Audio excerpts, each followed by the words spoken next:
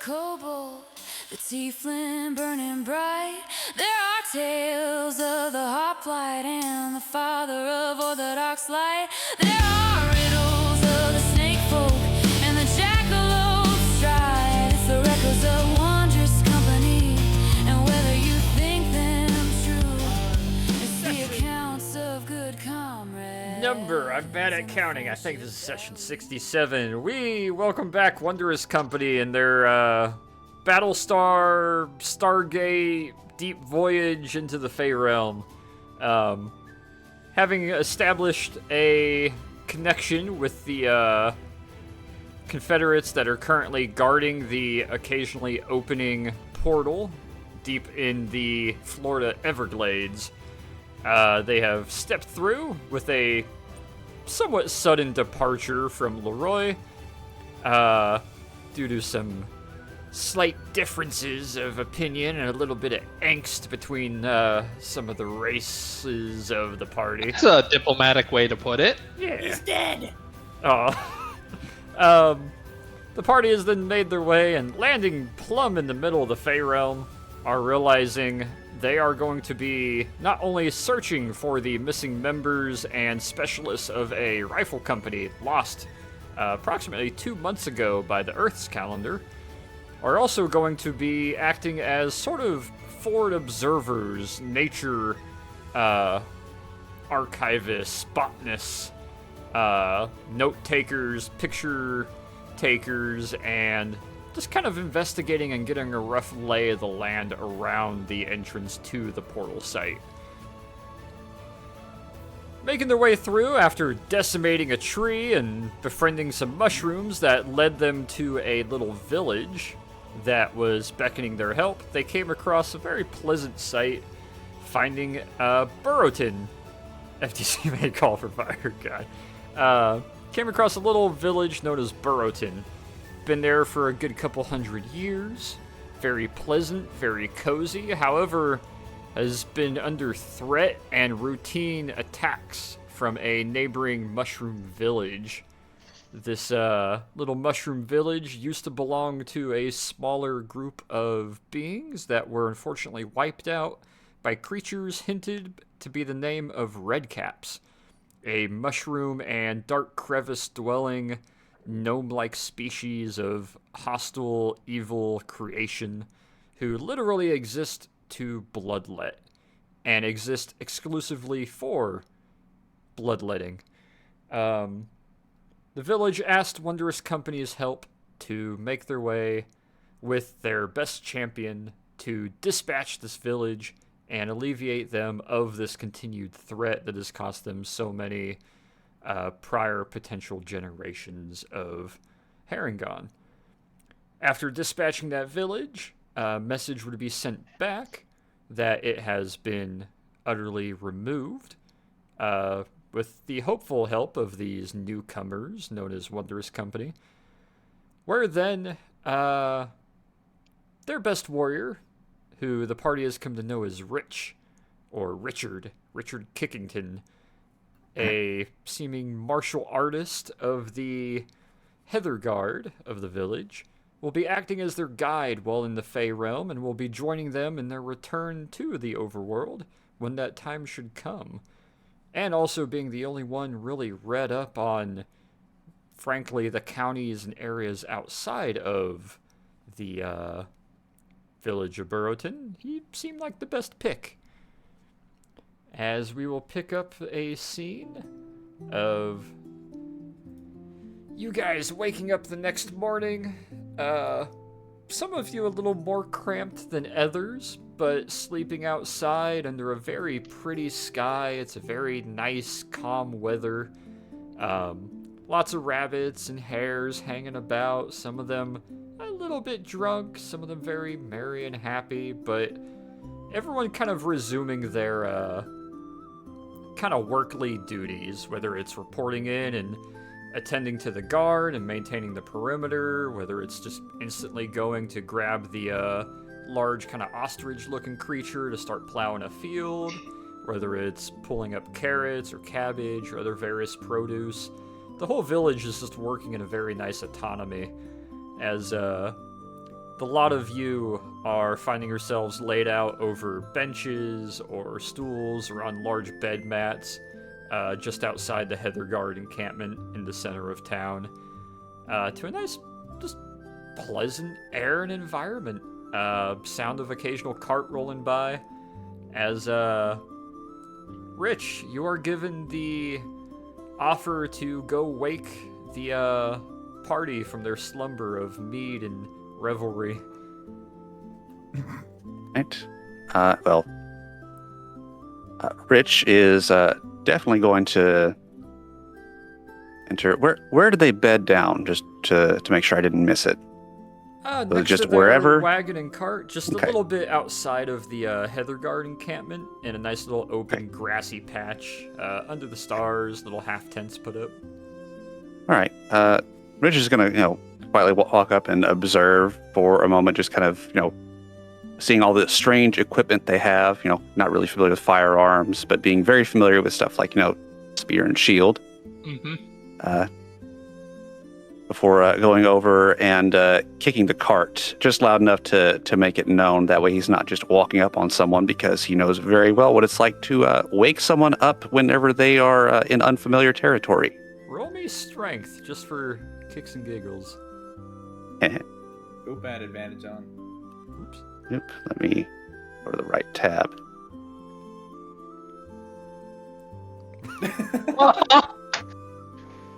Peter, give me your perception roll.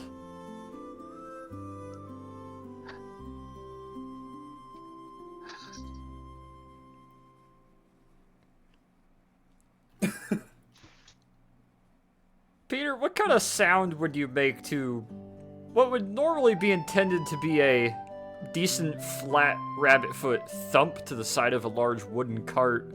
It's not so much the thump, it's... Peter, what sound do you make when the, because it's a four-wheeled cart, the two front, slats that hang out in the front that you hook up to your horse, kind of, not aggressively, but you kind of get punched in the side of the face by the end of one of those wooden dowels that attach to the horse's saddle as the cart scoots forward 2 feet and just kind of pop hits you in the face. Shite. Just Yeah, look everyone, around. you're gonna hear a nice Peter. Attenva? Good morning. Where'd it go? I'm calling it. That Torrance threw me not off. waking up to either of those. He's gonna walk around, realizing that he might have definitely just clocked someone by accident, not realizing that the cart moved like that, because, who knows their own strength. Early in the morning, especially. Looks like I'm still sleeping off getting my ass kicked. Yeah. He's gonna kind of walk around and appears and think, good morning to you. Hachu is wide awake, head periscoping out of his large coil beanbag, just... What the hell? Like to imagine that's why Nikos and Torin haven't woken up, is they're sleeping inside the Hachu coil. No. No, that's gay. Torrance probably like sleeping on the machine gun or something. Just laid out backwards across the machine gun. Like 5 feet in the air. Torn's back broken over the water cooling tube, and Nikos has his shield pulled up like over his chest like it's a blanket. Just He's curled up fetal position underneath it. Like, when you do with the couch cushion when your buddy doesn't give you a blanket and you're staying over. He's like, there, Nikos left his shield. No, okay. He's gonna greet Peter, and he's gonna kind of look at Torin. He's like, how's the other two doing? They'll wake up eventually. Mm. What time would be best to attack these red caps? Well, Kind of only time alternating we've ever- between rubbing my eyes and rubbing the back of my head. He's going to watch this just being very amused, knowing that if this one doesn't have a hangover, the other ones probably would. Because sugary drinks are fucking phenomenal for that. Well, It's okay. the only time I we've have a really... spell for that.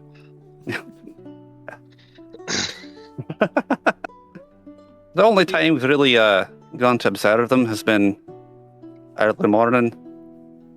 But given the time, I'd say morning, evening. If you need time to prepare, I'd definitely say in the evening then. Just before or just after dark, depending on how well you do in the dark. Do they have normal sleeping habits? Hey, DM, are they normally diurnal? That's what I'm gonna DM you here real quick. I'm gonna climb up on the... Well, you think about that for a minute. I'm gonna climb up on the wagon and I'm gonna pull Torin off the machine gun. He's not actually sleeping on it. He's probably sleeping like with his back against the slatting or something. No, I like to picture you as just totally like hung over like a clothesline over the machine gun. That, or you're completely like wrapped around it. Like a freaking chameleon. Yeah, you're just like hanging on to it, just cradling it. So we're just gonna kind of idly tap a foot and rotate an ear a little. It's like, they tend to always attack middle of the day, middle of the night. So who knows? They actually sleep or not? The wee bastards.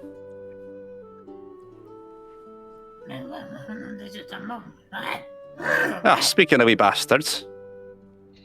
Bastards. Is that a headache or a hangover? How does you heed?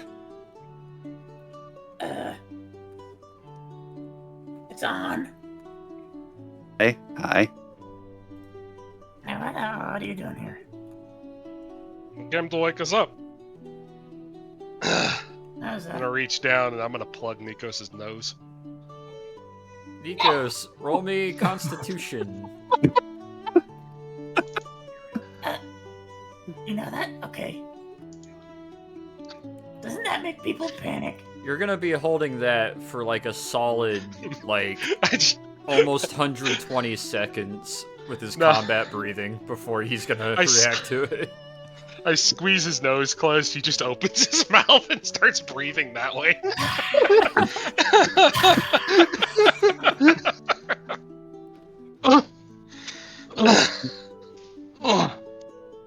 Was that necessary? It was funny. How are you feeling after yesterday? I'm feeling better now that I've slept some. Truly, a long rest cures everything. Uh-huh, I agree to that. Aye. Morning? Barden. You know, we have actual blankets. You don't need to use your shield. It's fine. Who has coffee? I don't know what do this you are. have coffee? Was that included in our rations? It'd be with your rations, yeah. Nah, I'm making coffee. Yeah, consider Torin off to the side. Roll brewing me Oh, coffee. investigation, Torin, and Hachu, roll me perception. 17. Yeah, with that 17, you start digging through some of the supplies, and you find the coffee grinder, you find the bag of Confederate coffee grinds that aren't fully ground down. You get a couple scoops of it, toss it in the open-top wooden grinder, and you start cranking it around and getting little scoops of it set up and putting it aside, and you're able to spend the next couple minutes just grinding away, being a coffee-nista. However, as all you guys are waking up, Hachu, you feel a little bit of a stir from inside the coil. And then you see a paw kind of poke out between two of the folds. And then another paw, and then a body starts slinking out and kind of drops onto the ground, reaches back in, lifting a part of you up, grabbing a breastplate, popping it on over their chest and buckling it. Rich What? is going to start tilting his head a little and start squinting. What? Kind of looks at you with a bit of a smile, looks over and sees you, Rich, and you realize it's one of the volunteer guard, who just kind of does a quick look left, look right, awkward smile, and then is going to bolt and dash up over the perimeter fence to go man their post. Hold on, just a sec. What? Can I dex to grab him by his collar before he escapes? Yeah, roll me dex. Okay. Shit, I closed You down the could- tab. You could at least ask. Do Nah. no. You try to grab them and they just go bolting and dash up and over and disappear. I'm gonna charge your Please, rent God. next time. Can we scar? I'll be telling you all about this. You'll be hearing about it later. Okay. Floozy sleeping around like that. I swear to you would. Anything to get out of doing work, right? It's like as soon as they get a little promotion, they tend to try and get out of all the duties they gave them before. Someone inform me kind of what we're doing here this morning. Please excuse me. Yesterday, my head hurts. You want me to deal That's with a that, normal or would you reaction. rather suffer the consequences of your own actions? It's not a hangover. Most people I've put my foot across their face tend to have a wee bit of a headache. I can make you something for it if you like. I'll make you go all the way away, but take the edge off. Kneeling in front of a coffee pot, Torn's just gonna kind of like squint, glare over, and then look back. Roll me a sleight of hand, Rich is- Torn. Oh, that's a really bad roll. 12.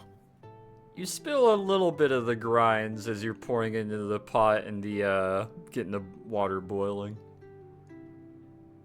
But you managed to get the coffee, like, working proper.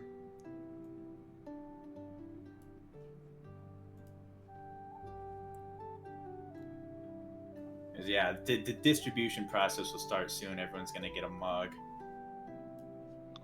Thank you. Is it a mug or is it one of the metal tin, like, field cups? Whatever the fuck they are. Yeah, it'd be one of those metal tin field cups. The, like, GI green ones. You ever had coffee?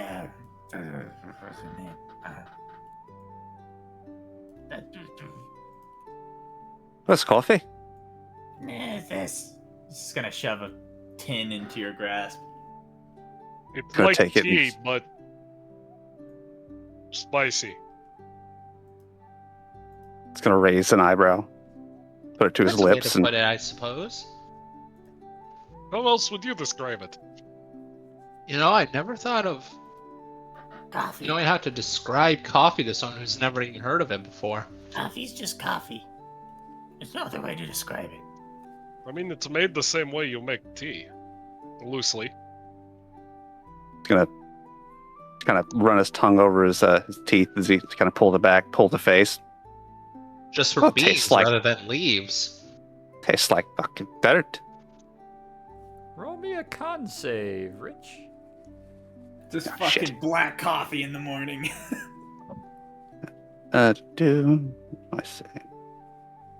The best Georgian blend, Colombian strain, Confederate coffee, black out of a metal tin. Yeah, it does not taste really great. It's pretty bitter, kind of really warm. You don't really see what the appeal is to this. However, add 5 feet of movement for the next 24 hours.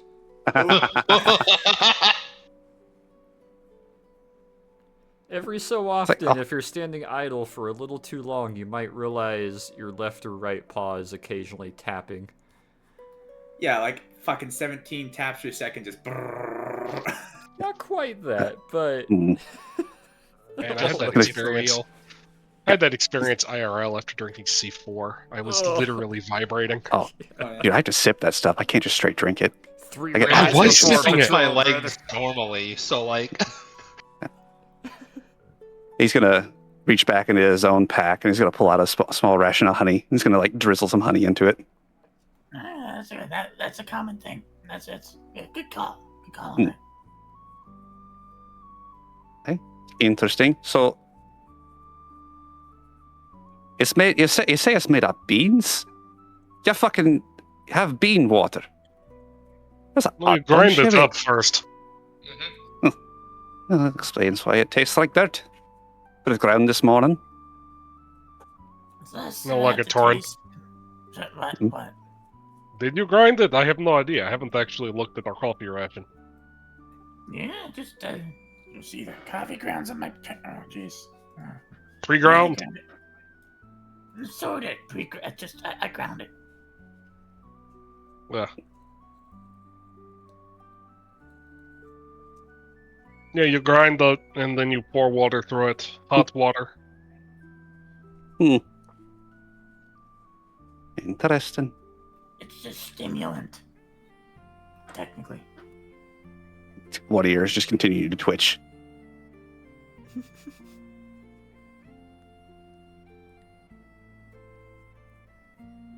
Alright, so what are we doing? It's morning. The sun's out. Yes, it is. We were discussing our plans to attack the Red Caps. Oh yeah, I can't wait to do that.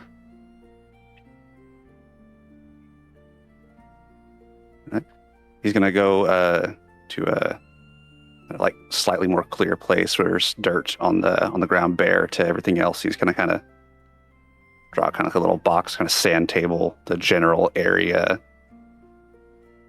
Kind of put a rock where they're at currently. So as you'll be out there here has asked me just to make sure we're all on the same page. I don't know if they sleep whenever y'all sleep. They attack the middle of the morning, they attack in the middle of the night. They're at all hours whenever they do attack. So I don't know if you can handle moving in the dark very well, or if you prefer to go in the morning. But either way, the elder is pressuring me to push you guys to get this done as quickly as possible, because they're due for another attack within the fortnight. They tend to do these things on a semi-regular schedule. Do they always take the same path? No, they learned that the first time. If my father is to be believed. do you have any idea on the numbers that they have? He's gonna kind of do a whole like hand side to side thing. They tend to hover around like maybe 40 to 50 or so fighting force. How many belts do we have for the 1917? How many rounds are in a belt for one of those conventionally? 100-round belt, and I believe you guys asked for 1,000 rounds, so you got 10 100-round belts. Yeah. 10. Plenty, hopefully. That should be enough. You overused one of those before Thorin. Not one of these, but I mean, a machine gun is a machine gun at the end of the day. I've used plenty. Rich is just going to be fascinated by the whole concept of it, and he's still going to be staring at the machine gun, just kind of passively out of the edge of his eye.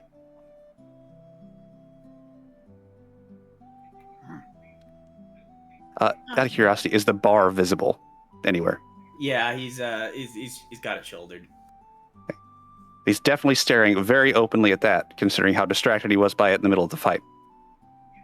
Well, I'm sure he took it off in the fight, but Well, I mean, it was held up. He's got the bar slung. I have my Winchester slung. He's looking Top at What a you. series of nat ones.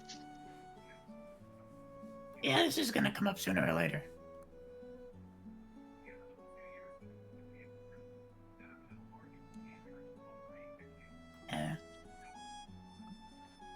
You'll see. Don't worry about it. You'll see. How are you around loud noises? He's What gonna with the kind of giant ears?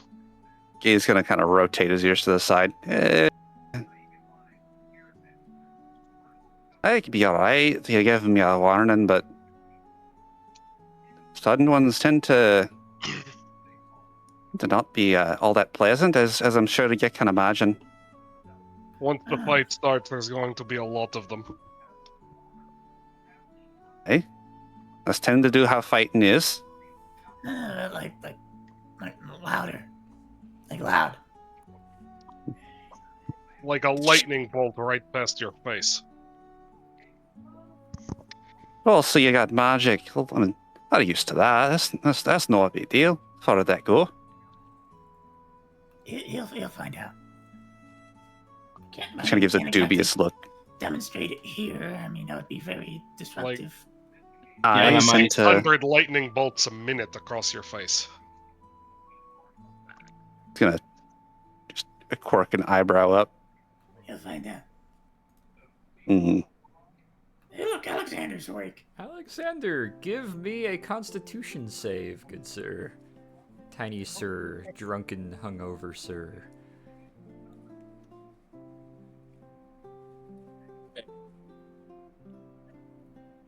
Oh, I just checked. They're 250 round belts, not 100 round belts, so we have 4 belts. Even better. Even better. 1 second here, trying to find my saving throws. There it is. You hear a little bit of a bleat as one of the nearby kind of gazebo tents that has the corners of it that roll up that can like drop down to cover the different sides. Alexander, your little goat-like head is going to be able to peek over the side of one of those rolled up corners of a gazebo. Somehow you ended up sleeping on top of the gazebo under the stars. You see the rest of the party down beneath you kind of assembling and waking up, drinking coffee. He's gonna drunkenly stumble out. Welcome back to the land of the living. I don't remember too much that happened last night. I just need a moment to kind of... He's gonna take a seat somewhere. Coffee. Coffee, probably. Torin's already on that. You're getting him like a coffee almost before you're asking. Or a tin cup, I suppose. Do you want me to try thank you. and cure your hangover? No, I'm alright. I'll be fine. Coffee is all I need. And he's gonna quietly sip it for a little while. You see, Richard, coffee is very important in our culture. Richard's just gonna nod to this. Aye. It seems like you treat coffee like we drink tea here. That's fine. Makes sense. See, You where got I'm the from, they dirty do the leaf. same thing. Ah, both. Both is good. He's visibly more energetic at this point, having finished the first cup of it. It's just like, I kind of like that. Can I have another? It's like, No, I think you're good. he's kind of continued to fidget with the cup and everything. I was like, oh, kind of reminds me of the time that my uncle had that white powdery stuff he made from the leaves of that one plant. Never would tell me where he grew it, though. That was a strange thing. Kind of smelled weird. Torin's rolling history. Yeah, roll me history for that, Tor. Is that opium? You know, it could be any number of various illicit substances that exist on Earth. But it does sound familiar to some, including the madness brought about by the reefer. Light powder? Yeah. Wouldn't be. Never mind. Were you, Kind of reaching They up and refer- rubbing Were his were you nose just beginning at the memory. speed? At the time, they referred to it as reefer madness, despite it being mostly cocaine and usage. But the overall scare was referred to, especially in the South, as reefer madness. That's interesting. So, okay. A lot of, I presume, to some degree, this place would have a similar fauna to, Earth. I mean, oxygen and all are based on that. I need my coffee. He's just gonna give Torin a very blank stare. Aye, there a deer here. Don't know what it has to do with nothing. So you do too. Right, so to business slightly. If your elder insisted that we should be getting to this sooner, I wouldn't mind getting to it sooner, especially given the fact that every moment that we are not finding members of that rifle regiment, they're likely dying or getting themselves into more trouble. So sooner action might be better. If they don't seem to sleep normally, then we may as well go in daytime when we have a even playing field. Okay. So, just because the elder is pressuring me to push it for action, he kind of gives a bit of a shrug. You cannot help anyone else if you get yourself hurt too. So, if there needs to be time to repair, I will pressure back and tell him that there will be preparations need to be made for an effective assault. There's no need to put ourselves in undue duress on our part. I'm good. I'm ready. I don't have any preparations that need to be done. Well, we need to finish breakfast, but after that... Yeah, who's on breakfast? I'm doing a lot better right now, so I'm good to shut off whenever you guys are. Torin has taken it upon himself to clean the 1917 in this moment. Rich is just fascinated by it. There's lots of ka-chunks and clacks and fucking oil and... Checking the sear, lifting the top off, and just cleaning it and scrubbing it. I'll start staging ammunition. Is there a place where we can offload our non-combat equipment? Here is fine. No one will bother your stuff here. Kind of gives a dirty look towards the direction in which that one guard ran off in. Everything I carry is combat equipment. No, but we don't need the extra 3 weeks of food. That's a good point, yeah. That said, do we want to bring the Tachanka with us, or do we want to dismount the machine gun? I presume there isn't much in the way of trails where we're heading. Presumably. Well, there is a small path into their village, but it's got tight turns on it. I don't know if you can fit this big bastard back there. And slaps the side of the cart far more gently than he kicked it earlier. That's the best. Nikos, your ammo bearer. All right. At least until we get into position. Sounds good. I'll go and pick up the ammo. Is there a good place overlooking their village for where you would put, say, a very skilled archer? Kind of pauses thoughtfully. A very skilled archer who can shoot 3 times as far as a regular very skilled archer. He's just gonna give a kind of squinty, like, the fuck are you on about type of look. It's like,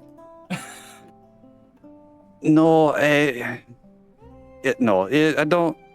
I don't remember there being anything like that. Is very heavily wooded up until the point you gotta get right up on it. Right. I can make do. What's the village shaped like? Yeah, shaped like a bell end. Classy. He just shrugs. I guess I'll be taking this with us then. 19 strength. Torin gives the most Master Chief, this is now mine-esque fucking twist and disconnect of the water-cooled yeah, you now have water-cooled machine gun with the, something you're kind of realizing. The ammo tin is locked to the tripod, so the long belt of ammo starts dangling as you're holding this in Oh, it hand. wouldn't have been loaded yet. Oh, okay. Yeah. So, yeah, you just In got fact, the... we gave Nikos all the ammo, so. Gotcha. Yep. Nikos has, about 1,000 How rounds many- and 4 belts How many over his belts? shoulders. 4 belts? Yeah, 4 belts. Belts 250. 250 each. You do notice there is a tube running from the water can down on the ground, next to the tripod, however. That should also be empty, too. It's not currently connected. I was about to say, Yeah, well, I isn't was the just- whole water can there so the dude can carry the water to make the machine gun dude's life easier until it's time to, like, have Hook water? it up to it, yeah. You, like, plug it into it before you start firing. Also, there's a hose that goes to the water can, so as you fire the machine gun, the water recondenses in the water can. Yeah. That's cool as shit. I didn't know that. It's a cool little cycling circuit, but the nozzles wear out pretty quickly. Yeah. That's because they had, I like, wonder why. asbestos seals back in the day. Yeah. Yeah, like leather. Yeah. No, they used asbestos. Yeah, straight up Explicitly. asbestos. Yeah, because of the heat. I mean, they also I gave think- you asbestos-like gloves, so... Did they give us any gloves for it, or just the machine gun? Gloves, it's just... Give me It's a machine investigation, fine. Torn. Looking I'm around also while gonna be shouldering looking, a too. gun the size of him. The glove is missing. You're seeing no oven mitt. No glove. See, and Ugh. Rich sees everyone looking around. What are you looking for? An asbestos glove. It's a perfectly safe material that's basically magic. I mean, Just blinks. unironically, all the problems with asbestos, and it still is basically magic, though. The fuck asbestos? Fuck the With It's a like, bestest glove? uh, Is this a very good glove? Because it's the bestest glove or something like that. No, asbestos It's a is glove rock made you can of- sew with. Yeah. Yes. It's a stone that you can break apart like string. Fucking weird shite is that? Just fucking... Hachu, you're the tallest. Give me a perception check. Perception? Okay, I got you.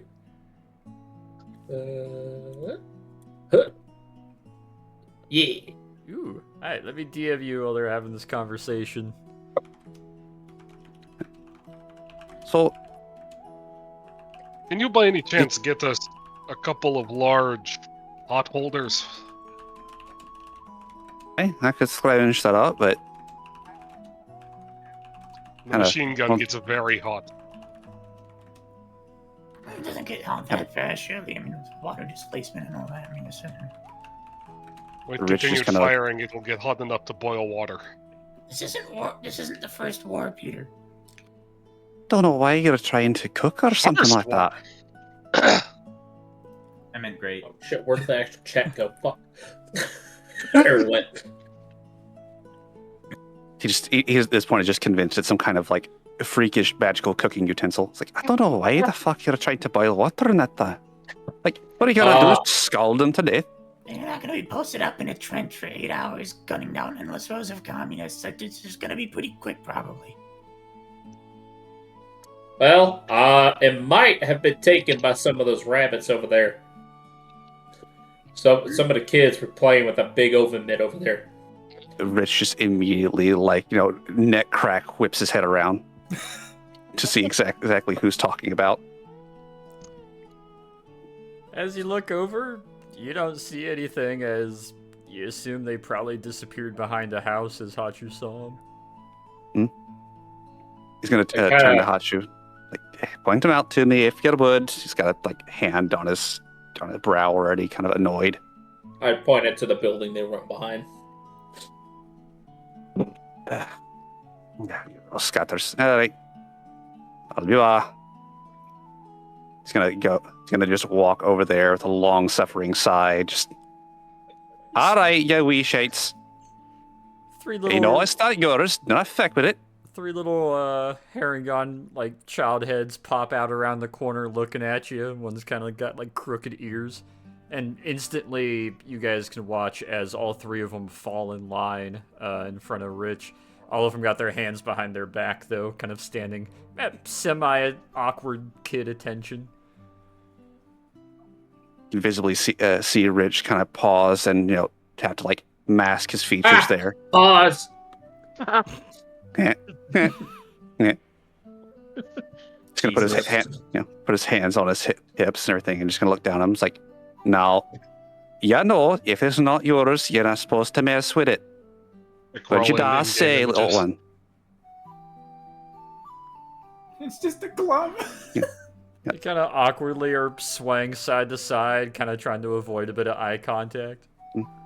It's like, you know you're done wrong. Now go give it back and apologize. You realize one of You can the just turn and third point. one and the small one eventually pulls the mitt out from behind their back and kind of starts sad ear walking over and will walk up to you, Torn, at the base of the cart. Hold the mitt up to you with both paws. Up over his head. I'm telling you, Thorin, it gets hotter faster than you think. Okay, yes, I'll take the glove. Thank you, small one. I just gonna snatch the glove back. Gonna pocket stuff it. Looks a little embarrassed and goes running back over, gets back in line with the other two little ones. Yeah, Rich is not going to be able to hide the smile now. It's like, all right, now. You're not in trouble this time. Now. Go on. Go talk to... Go talk to your mum there, little one.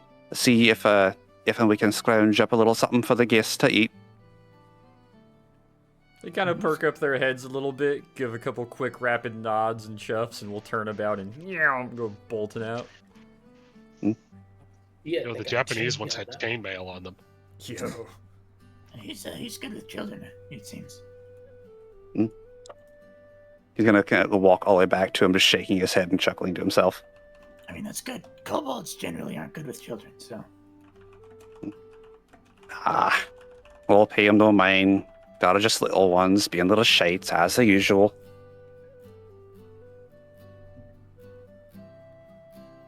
I mean, that glove does make a very effective oven mitt.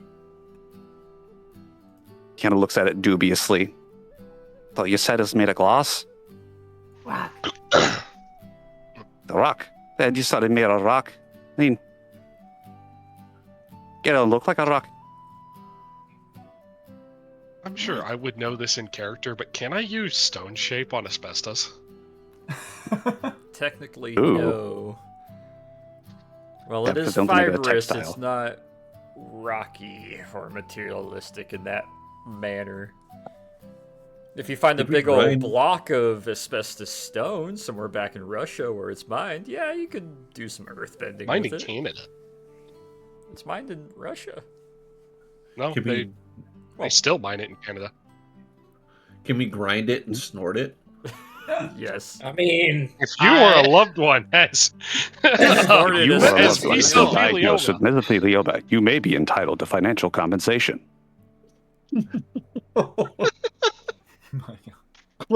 Meanwhile, the All the sailor ads in the for that. 60s doing an asbestos coke mix blow off the fucking asbestos coated heater in the belly of a ship. Just oh, asbestos was mined in the U.S. until 2002. yeah. I Yeah, thought it the still has a lot of primary- application. I thought the primary location was from the USSR. Ah, Well, That's it is where now. it's mined now. It was mined in Canada until 2020. yo, okay. That's dope. I remember that was a big controversy for them because it's illegal to manufacture or sell asbestos products in Canada, but they were allowed to mine absurd amounts of it and then export it overseas for a long time. Huh. Meanwhile, the Aussies had blue asbestos. I am already. It's a bit heavy. Oh.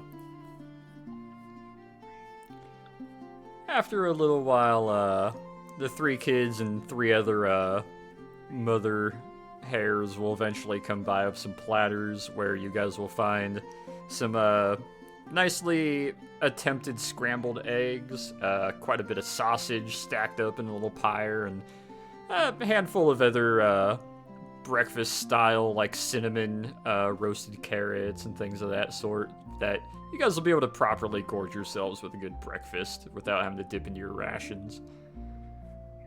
Thank you, Miss Ridge. That's kindly of you.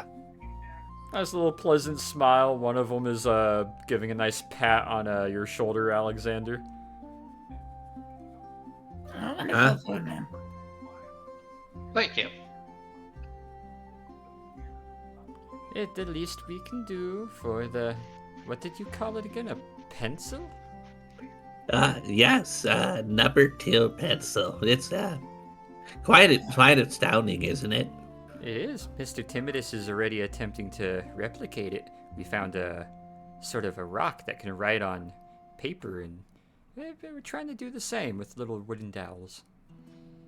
Yes. That seems to be the basic gist of the construction of it, I suppose.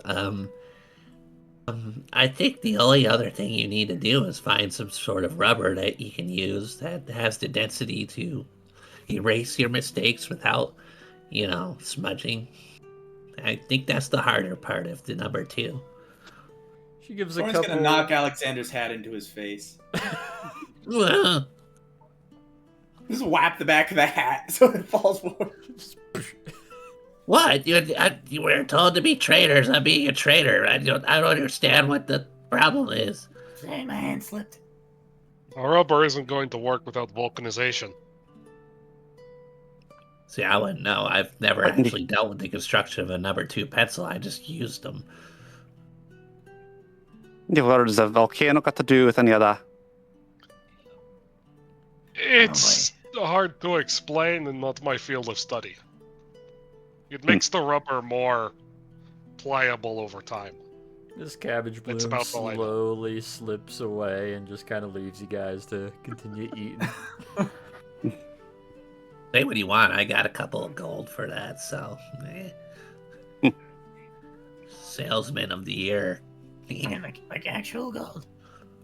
Well, that'll at least help some of the little ones learn the letters and what. My hat is amazing. Is your currency here actually gold? Torn and Alexander, give me investigation. 21. Ooh, nice. What, 9 plus 10? 21. 18. Now that you're kind of focused on it, and now that the sun's actually out and more illuminated, both of you kind of lean in, Torn a little bit more over his shoulder as you look at the little paw full of coins that he has, and you realize there's a normal gold coin. It's got some weight, got some heft to it, maybe 1/8 of an inch thick. These are about 1/4 inch thick, about quarter sized. They got a nice little imprint of what looks like sort of a carrot and a spear and like an X pattern over the top of it. But it looks really, really soft. And Alexander, not quite, but you get the feeling it's not really gold. Torn, though, I'm going to DM you real quick. Thorn's like, wait, are you telling me you got like 2 pieces of gold for a pencil? It's a pretty good deal. It is a very good deal. That's a damn good deal. Supply and demand. I'd take that deal. It doesn't actually. For a pencil, yes. I mean, the question is how many pencils did he sell, and did he, convert lower currency to higher currency? The I only pencil had you the one. had. The only pencil we had in our entire party. Mm-hmm. Wow. And it's strange. It appears to be gold, but I don't actually think it's gold as we recognize it on the periodic table. Could it be Well, electrum or some other gold alloy? Oh, That's, I have no idea, honestly, but hey, for a pencil, that's not a bad take. I mean, is it worth anything to us? I mean, I there's only one way to find out, but right here It's is probably value. not the... Its value as an unknown currency alone probably makes it rather valuable. You've seen those coin collector people before, haven't you? That's true. That's true. Either Honestly, way, it would for a make a good basic exhibit in pencil. your museum. I mean, to study it more later, I suppose. well, I mean, think about it. Part of the mission that we're here is to find new elements and other stuff as well. It wasn't just solely to find these people. So I guess technically I'm achieving our secondary objectives. So, la la. And I still have an ink and quill in my scholar pack, so it's not like we're out of a writing utensil. So, Yeah, no Thorn's gonna, harm, no foul. like pluck one of those gold pieces out of his hand, and I want to try Arcana on it. What are you doing with? There what are you ma- looking to Are find? there out? magical properties here? Like, is it? Ah, okay. Yeah, roll me Arcana. 19. You get a sense that there's a sort of, I guess the best way to actually put it is there is a arcane property that would work with this. It's not inherently magical itself, but it does seem like it would contribute to a arcane mechanical function in some way. From what you can tell, it seems like it would be good compared to some of the other more rare minerals and stones back on Earth. It could have a magical property, but would have to be purposed or refined in some specific way, it would seem. But as of right now, it just seems like a very light, shiny material. Yeah, Torn's gonna put it back in Alexander's hand and then step back. Like, Yeah, I think it would be very valuable back home. Gonna leave it at that for now. Yeah, I'm gonna put it in a safe place, and then I'll distribute it however I see fit when we get back, or maybe I don't know. Depends if they need it for research too. I'm not really a greedy person, so whatever. I mean, Save one for display at the museum. Well, now I was absolutely thinking that myself, to be honest with you. and given the context of our situation, I mean, we could use it as currency here. I presume that for Rich, how does this work with you guys? Like, is this currency specifically for your town here, or is there trading that involves this medium? Well, yes and no. We got some of the elves and some of the gnomes that come down and they trade for a mead and whatnot. And they get a little produce, we get a little seed there and there. I mean, elves can't make a fucking brew to save their life. Yeah, but Got a fucking piss water that the fucking gnomes make. But we use the same. Is this a universal currency? Here. Gold is high. Alright. That's all I need I almost feel like trading goods and services seems to be more beneficial to this side of society, though, from what I've at least gathered in the small time we've been here. Well, yes, of course, but the barter system is inherently flawed in its equal values of returns. That's why you have coins, specifically gold pieces, to denotate an amount of currency that's meant to be given in places where there is a deficit between trade and Very true, but that's also it's a civilization, you know. Who's to say that everyone here is just as civilized as this, rabbit race or whatever it is? No offense, but I don't. What do we call you guys? None taken. Harrigan. Harrigan. I like hair. Okay. But yeah. He looks up at you, noting the baldness. It doesn't say anything. Having absolutely thought you said you like hair.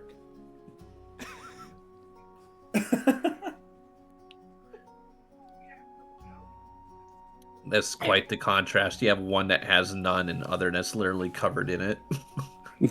Right, well, this is a perfectly peaceful morning to go out and, kill some things.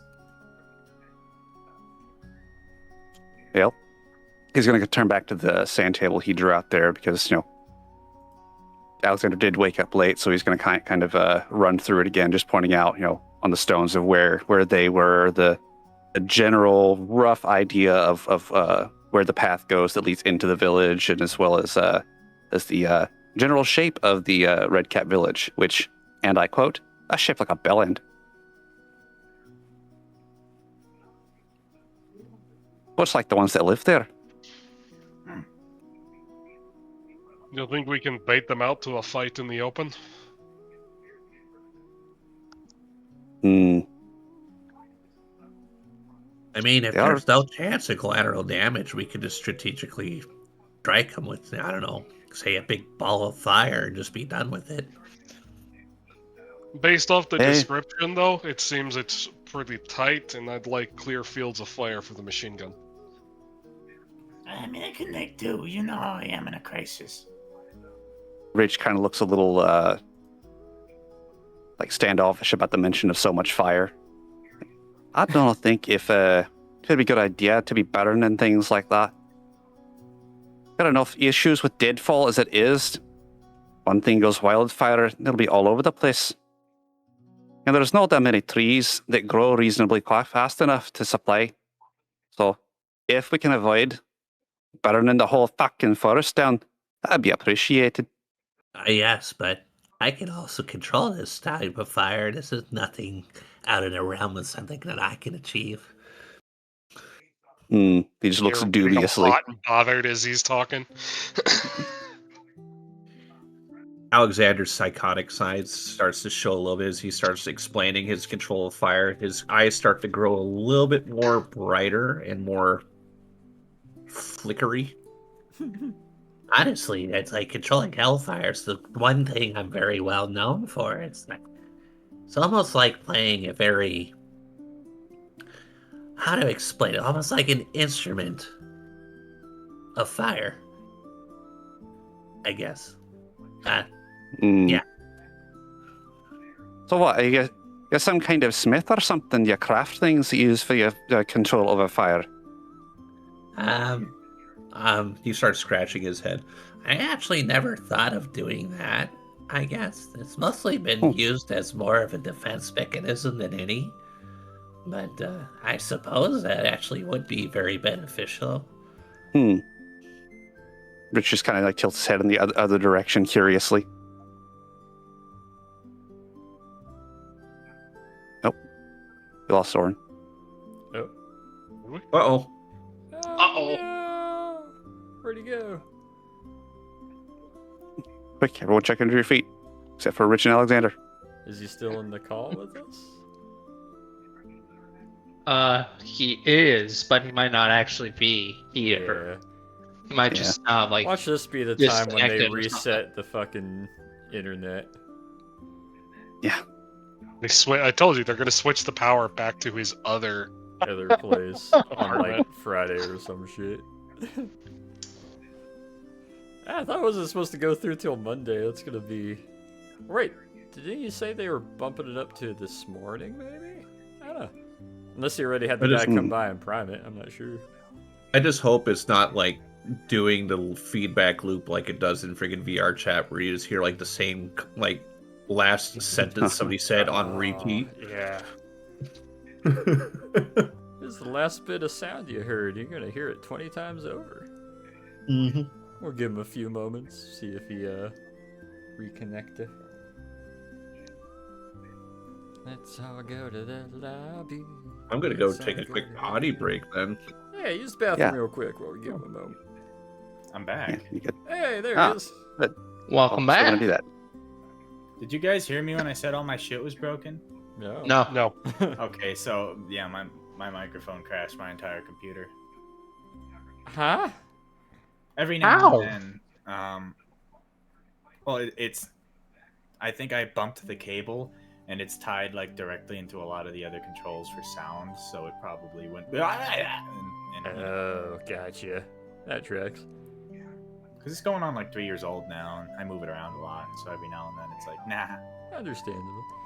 Alexander's taking a quick piss break, but yeah. You guys are able to finish eating your breakfast and kind of readying up your gear, getting the machine gun ready and man portable with your improvised machine gun team. And Alexander's back. Yeah, you guys are able to fully assemble, and you are now combat mobile. Fed, got some coffee in you. Did that coffee work for the hangover? For the most part. You still feel a little sugar hungover, but doing good. It's like you drank a little too much rum. By God, I paid for this machine gun, and by God, I'm gonna use it.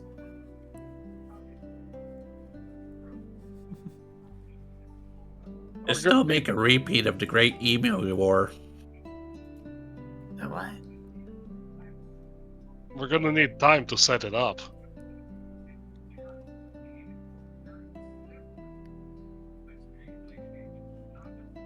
I'll explain the history of that one later. Hey. Yeah, you guys are able to get your gear, grab a little bit of extra food, and after a little while, the party will depart out the front gate. You get a couple of nice pleasant waves from the gate guards and the volunteer guard. As you make your way off into the forest, past the little watchtower that since then has cleared out a couple of the branches to have a little more ground visibility. And, yeah, let me find your guys' marker. I believe we were using the blue marker. Which... That's not it. That's not it. That's not it. Nope. The town moved. Oh, no. Oh, no. It's moving around. Hang on. Let me move this one to the front. There we go. Okay. Green marker. Yeah. Guys, make your way through the forest and through the glen, following that path. Who's carrying what equipment and parts? I believe the machine gun is carried by Torin, ammo by Nikos. Who's got the Yep. tripod? Hachu, do you want the tripod or should I take it? I'll carry it. Yeah, Rich would have volunteered to carry things, just, Maul. The tripod does weigh like 50 pounds. Yeah, you can. No, I'll take the water if Hachu's carrying the tripod then. Good. That way our guide can be unencumbered. This sounds like a plan. As the modified machine gun team makes your way, being led by the rabbit down the path, you guys make a nice little pleasant trip. It's a good, about hour-long walk through the forest. Able to see some nice trees, able to see some other nice patches here and there. And let me grab a marker here.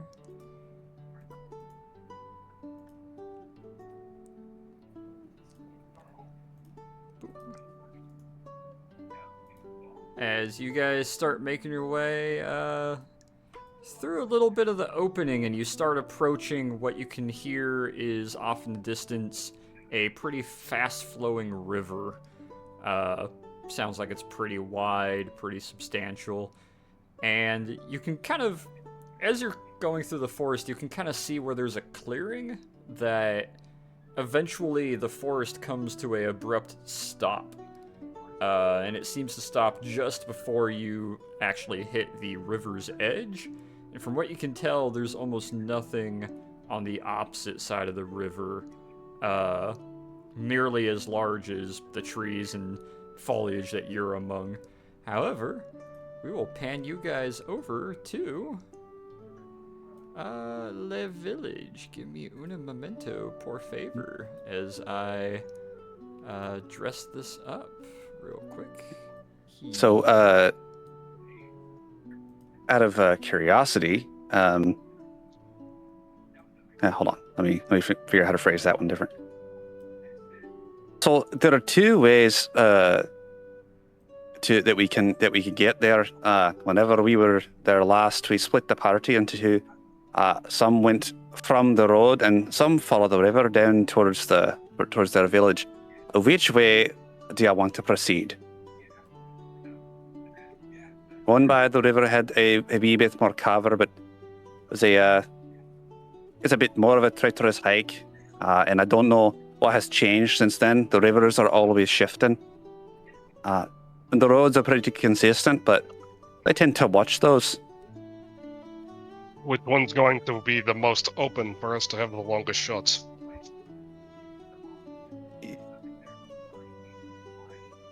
Well, there's no real good way to shoot anything until you're physically in the damn village of theirs. It's like they've grown the trees and everything around it somewhat thick. It makes it a problem getting Scout into there.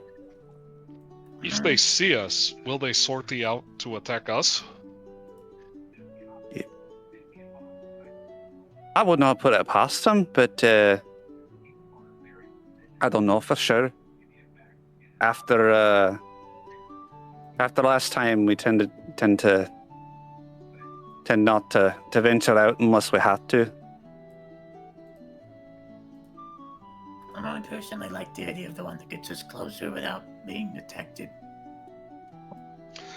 I'd like to set up somewhere that gives us defender's advantage. We have a machine gun. We should use it. We are also being offensive here.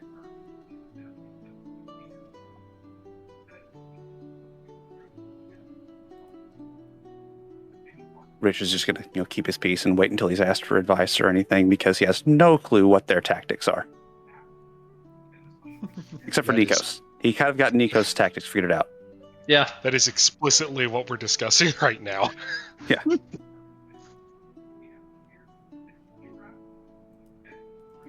How much magic do they use? Some.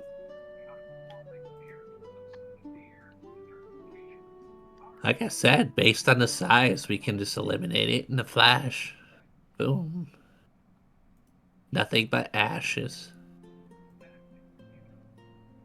He says that he lights his fingers on fire casually.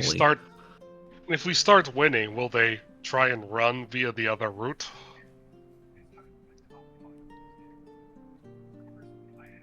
I don't think we've ever got in a position to put them where they might have routed like that, so I cannot say for sure. It is a possibility. They favor archery or more close quarters combat or a mix of both? They like the blood. So close. Got it. Oh shit, we got map. Yeah.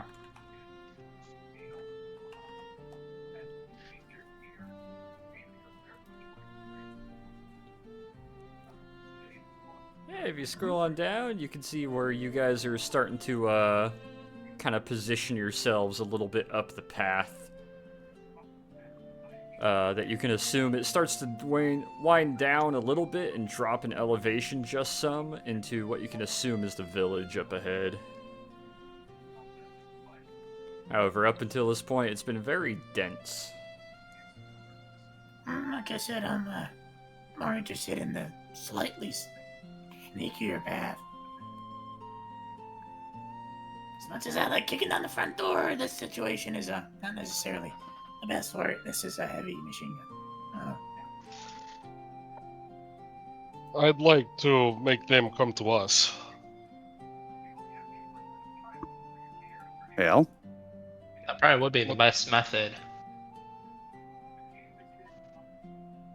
aye, that does have merit, but I don't know if they'd take any kind of bait like that. I suppose. Kind of pauses thoughtfully. I suppose. Were you ever spotted while scouting? Aye. Did they immediately try and chase you down? Well, I don't know exactly run whenever they started their shouting and whatnot. The goal of one of the last authorities out to here was to get in enough to see things and to see what's what, but we decided that if one was spotted, should act as a distraction and draw attention so the other party could take a look. But fortunately, I drew the short straw on that one. Kind of looks a little disgruntled. Fucking bushes. So, no, I do not know if they'll chase down. It seems likely, though. They're vicious little cunts.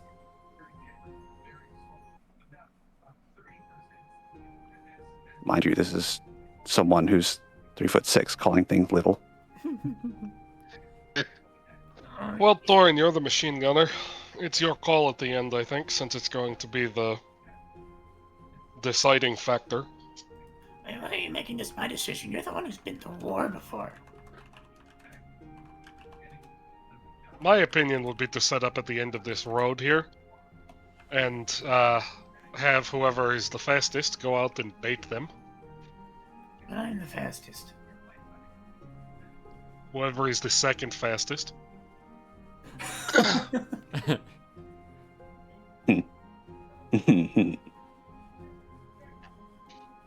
Rich is gonna just blatantly look at them like, you're asking someone to play rabbit as if I'm not right here. How much movement speed do you have? Don't put it that way. How much movement speed do you Totally have? would say it like that, 100%. Yeah, could I see your running stats real quick, please? Next time I pick up on a girl, what's your constitution save, baby? Well, it seems like you just rolled a 1 in charisma. Out of character, 60. So.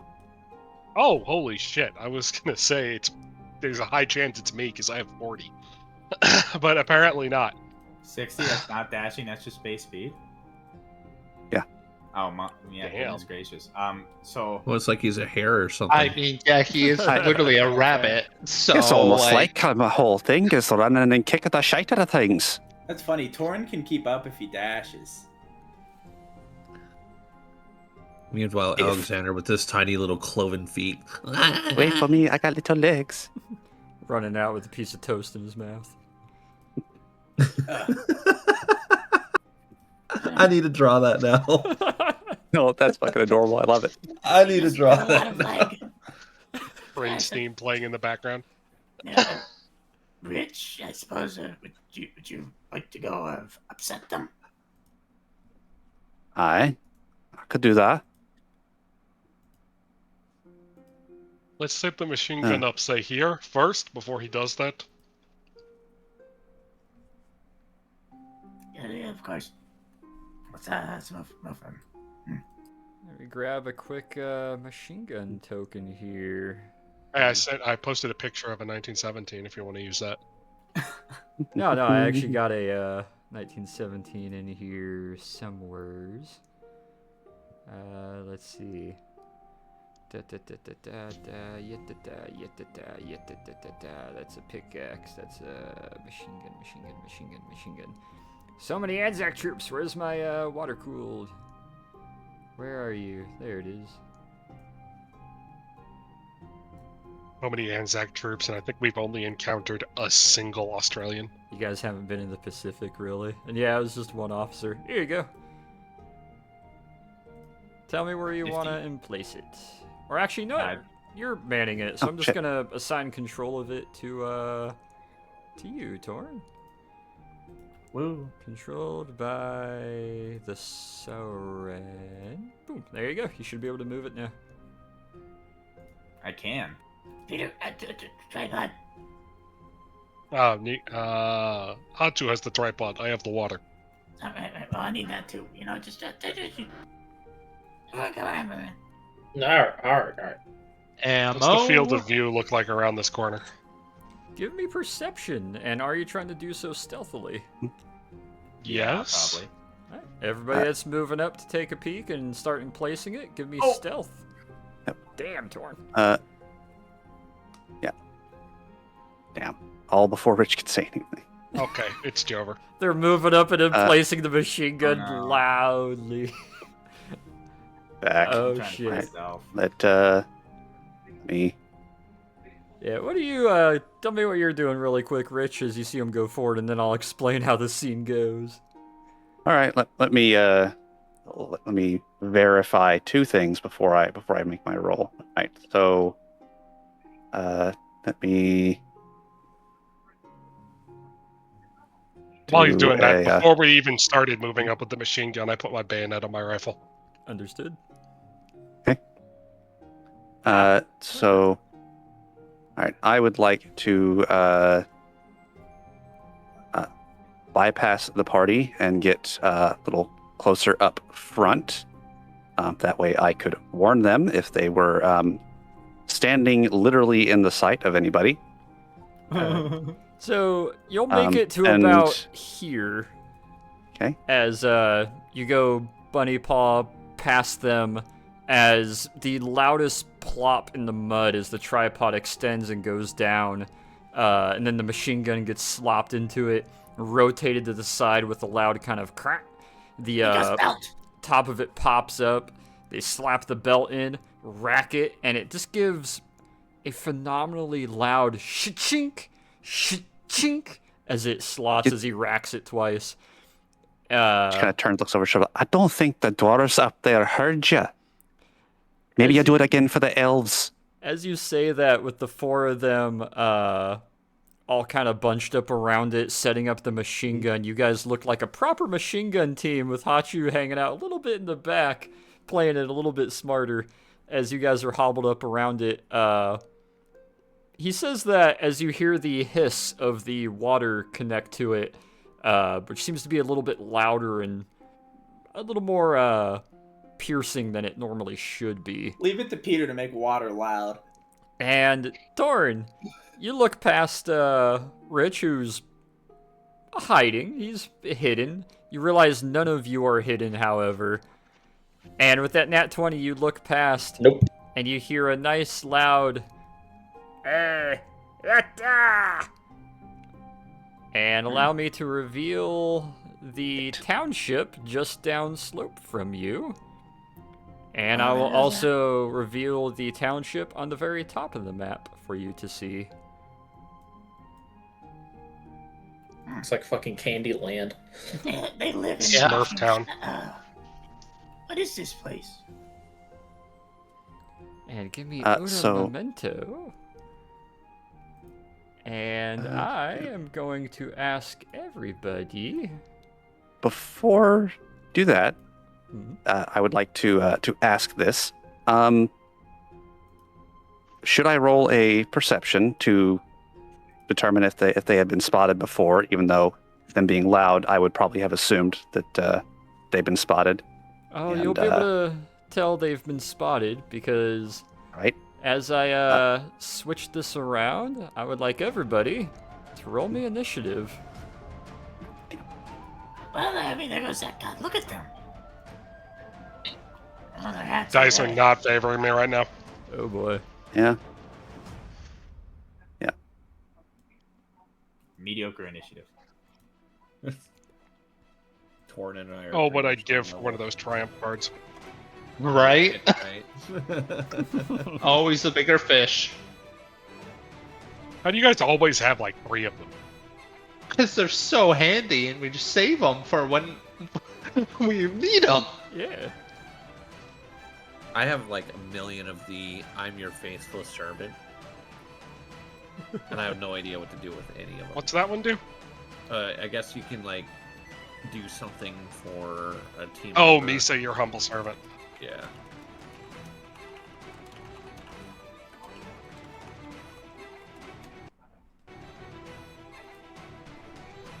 You guys ever so rarely do assist actions, so those don't matter. With the 4 of you bunched up on the machine gun, Rich up ahead, still hidden for the time being, and Hachu kind of lumbering a little bit down the path. First in the turn, Hachu. You look to the machine gun team as they're looking down the path into the town as what seems to be a couple of these small, grumbly, angry-looking kind of hobbits or gnolls. They're odd looking. They're wrinkly. They're prunish, and they got very freshly red, large hats on their head that look like they're dyed with 5 or 6 different tones of red. And they're brandishing kind of like small scythes and hoes and shovels and yard work tools and crude They iron. look like sickles to me. These really are communists. As yeah, Hachu, top of the turn order. What would you like to do?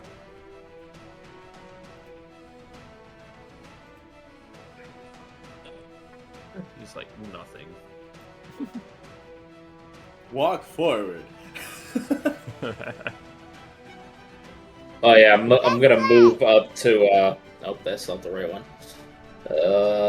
Move up to right there ish. All right. Like, yeah. Wow. And can I see over here from where I am? Everything that's illuminated, you can pretty well see.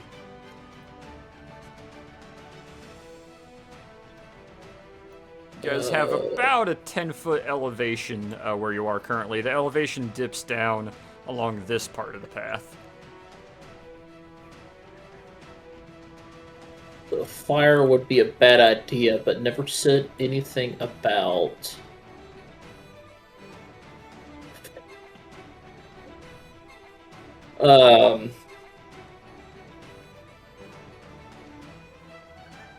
Is that the one I can? I'm sorry, I have so many spells. I gotta read. Spell management. There's so many of them. This is the pain of wizards. Get familiar with the ones you like and like put like a little spark note or a little red dot next to them or something. Just be like, I like these 3. Nah, I entirely feel you there. It's why Sorcerer and Wizard is a fun but very wordy class.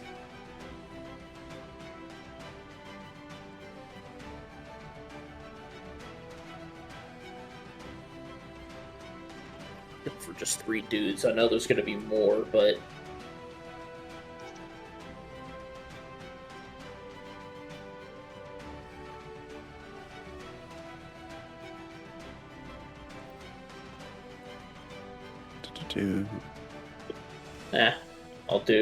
I'll cast this up to a 3 though.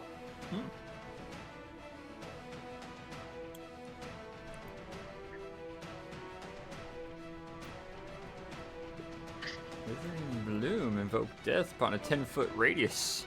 What is that 10-foot radius? I'm assuming over those 2? Yeah, I'll be over those 2. Like a con save. Ooh, okay.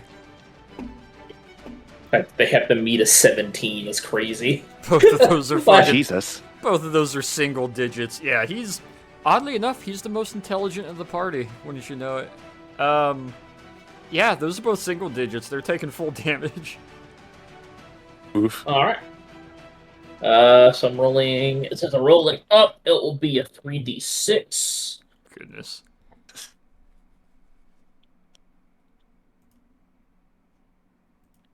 Ah, shit, I just hit the wrong button.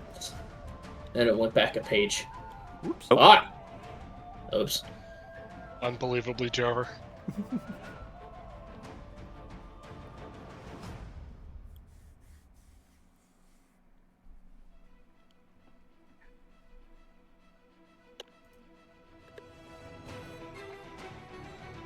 Yay!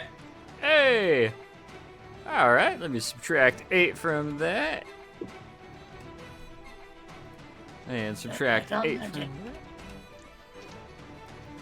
Yeah, you see him reach his hand out over the top of your guys' heads and shoulders, and a nice necrotic green blast goes shooting outwards, hits the ground, and you can see kind of smoky like wither start growing from the ground and grabs and lashes at the 2 of them as they try to start swinging at it, and it kind of degrades them a little bit, starts to melt them just a tad. They start to age a little quicker as, yeah, his weird necrotic energy is doing its thing.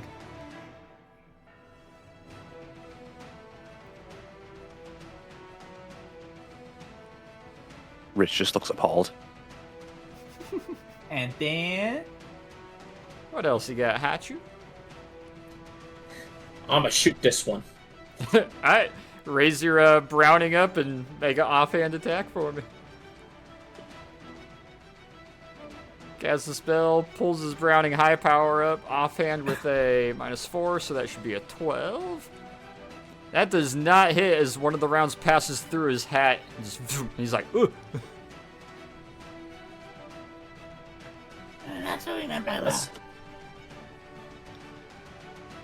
Rich just jumps at the sudden sound. Yeah, this is your physically. first time hearing a 9mm pistol just give a nice loud bang, and you're like, ah. A gunshot. And that's the into quiet the- one. As I finish setting up the water tank. You're not gonna want to be in front of this thing.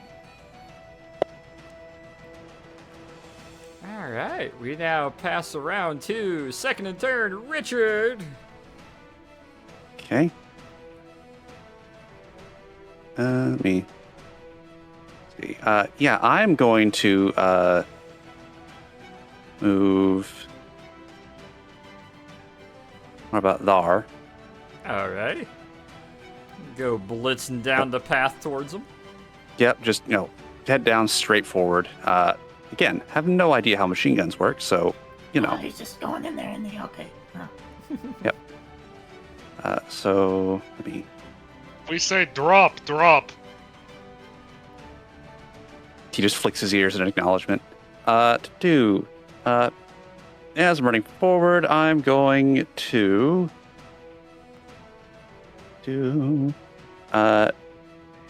smack the fuck out of this asshole with the stick. All right. He was running So- forward with his stick in both hands. Nice Yep, quarterstaff. Yep, and I'm going to yaunt. Oh, oof. He will raise his scythe up and catch that first one as it sticks up above his head with a loud thunk. All right. Oh, you'll Harry, bring this the should feel bottom casual. side down. That one will catch him. That does 14 damage as you clip him with the bottom end of it, socking him in the jaw. All right. Damn. Yep. And let me double check on that. Yep, I will do that again. That'll hit Nice. for 22 damage. Okay. Wait, why is it doubled? That's great, but why? Give me perception, Torn. Nah, he's laser focused. He Where's does the not see safety this. on this machine gun? Oh wait, it doesn't have a safety. Never mind. Oh wow, he's smacking him with a stick. What else you got, Rich? As you smack him a third time. I'm going to smack him a fourth time. All right. Ah, you'll bring What are the you doing? scythe down as I'm you go for another smacking. attack, and he parries it to the side with the scythe. Right. Do Or sickle, I should say.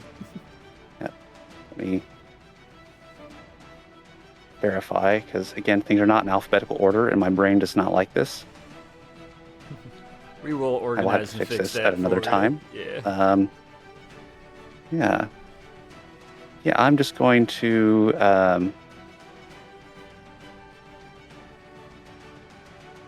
shoot. I know it's in here. Burn a key point and gain a whole another attack. Burn a Okay. key point as a bonus action. You gain 2 more attacks. Yep. So I'm going to do that and yeah, yeet. That one will meet, so he will parry it to the side, but it'll still make contact. Give me damage, but it'll be halved. So it's just normal damage. So it's just normal damage.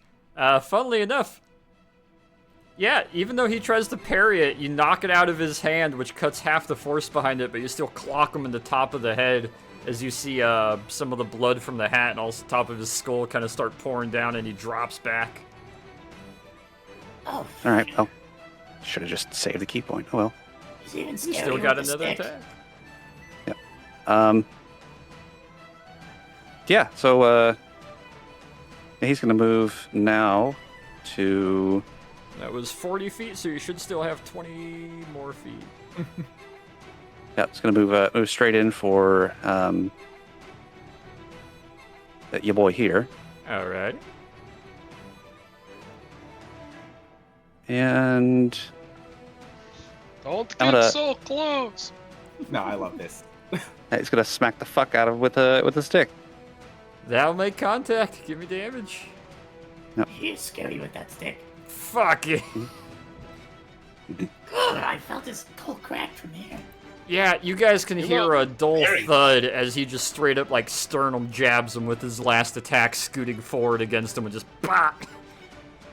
You know, when I said it was going to be like 600 lightning strikes passing right in front of his face, I didn't think it was going to be so literal. Don't worry, I'm a good shot. And I Okay. believe that is everything you got. That is the end of my Rich. turn. Alrighty. As we get to him, the first one that's still alive is going to let out a bit of a yell as this little hairball comes running down and just stick bashes the shit out of one and starts attacking the next. The one that's free is going to run over 5, 10, 15, 20, 25 feet, come to a big, heavy-booted, scooting halt, kind of frantic, reach up in the middle of a big old flower, grab something, and pulls a bell out and starts ringing the bell with all of his muster with both hands above his head. Da-ding, da-ding, da-ding, da-ding, da-ding. Oh boy. Oh. Give me Well- a moment to shift over our entertainment for the evening. Ooh, how close? Oh, damn, no, it's because staff's only got 5 feet. Damn. All right, never mind. As you all bear witness to various holes in these mushrooms and toadstools opening, spots in the floor opening up like Viet Cong rat holes, as springing out from many corners and many different areas and locations and pockets and shadows is the population of the former town known as Toadstool.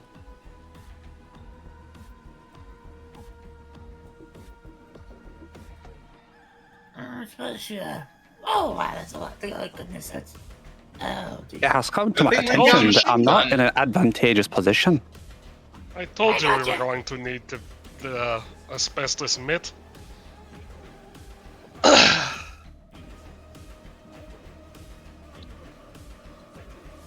And then running out of a large entrance in the front of the giant stump is a nice mass of more of them just pouring out in a rather fun fashion.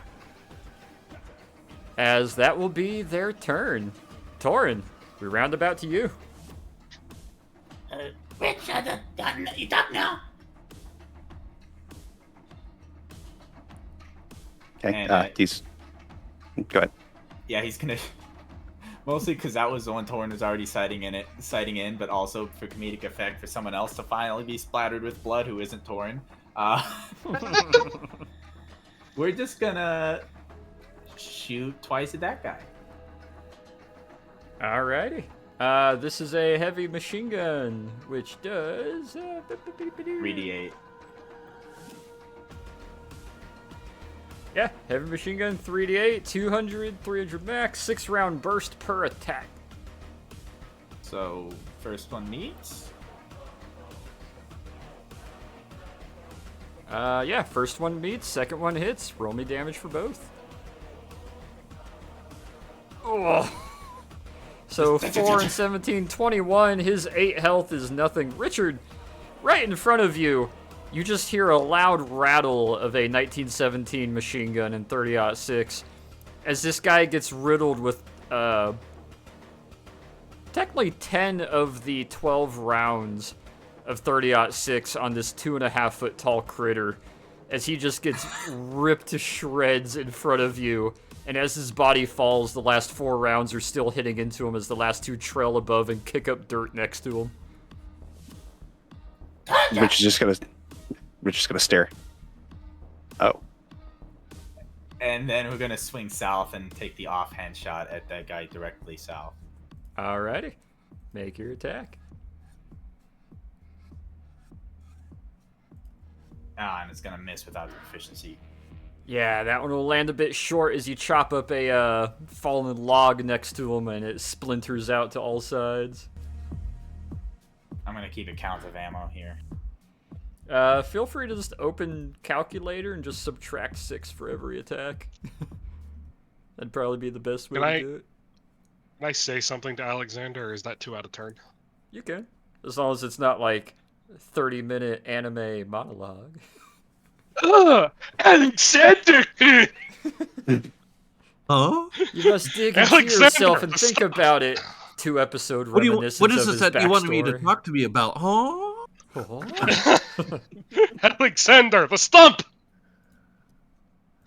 Okay, not that big, please. Oh, fuck. Okay, that might have to change on what I had planned. Oh, okay. Hey, there we go. That might work. Oh shit! Oh. Yeah, Alexander. I believe it is your turn, my sir. He's gonna cast Fireball. Where are you casting it, my man? How do I show you? How do you ping again? Yeah, we could see whatever that radius Hold was. down on the mouse click. Hold down on the That mouse. was Hachu doing it. Or, Oh, okay. if you go to the measure tool, you can go to circle, and you can do a Oh, that's much better. circle measurement. Yeah. Nifty. I was pointing at you over here. All right, then I will cast a Fireball in the direction that you pointed. I guess show the radius you're actually hitting it with, because I don't even know what the radius of Fireball is.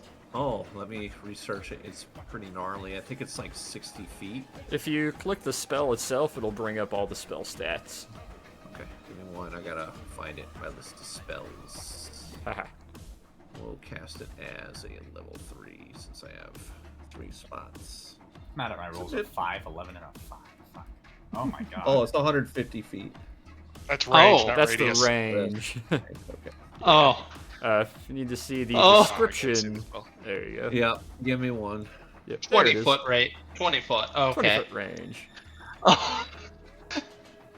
So That would get where all do you of them want right the there. origin point of it to land? Right there? Yeah, right in the middle so I can get all of them. All right, give me a 20. Yeah, that's all of them. They need to make a deck save to save on time. I'm just gonna roll 2 for the 2 groups of them. He's gonna like snap his head back at Alexander and just like, What the hell are you? You're gonna see a literal like wrist kickback fucking thump as a fireball goes launching forward. Both of them rolled single digits. So give me damage. Actually, I think of it more like I point and then just a snap of my fingers. he did roll damage. Yeah, it rolls damage when he first clicks on it. auto He did does 30. it. God Is it a spell dang. save? Okay. Let me do some math here. Oh. He doesn't even have that much health. He Just has one guy. even less health. He has even less health. Oh, just the smell, the sounds, just the. You ever get a bunch of burning mushrooms getting like scolded in a flash second? Like sizzling. I don't think they had enough time to make a sound. This dude's some of running them around with survived, fucking okay. hats on fire, just screaming in circles. Yeah, fireball erupts out, all the bushes get charred, all the trees lose half their leaves, the 2 toadstool houses next to it just get flash fried on the side and are smoking, and half of them just get knocked back and are just cooking in place, burning with almost a phosphorus-like kind of hellfire-ish fire that's draped around them and still burning some of the leaves and accents. The other ones are all charred and got little phosphorus smoke lines coming off of their shoulders as the handful that are still remaining just yell out. Damn, Alexander. What else you got? Unfortunately, I don't have any other actions. I need to find some way to get bonus actions. We'll discuss that later. Alrighty. That's what a handgun's for, like Hachu. Yeah, we need to get you a pistol. Oh yeah, did I get issued a pistol? You did I don't not. think I did. You were not issued a pistol. You were admin. Didn't we give him one? I thought I was Yeah, we issued asked when for I one. went in the field. I explicitly asked for one for him when we were getting I'm pretty equipment sure I from got the one when I Confederates. issued. Hold on, I gotta check my field gear. I could have sworn I had a pistol.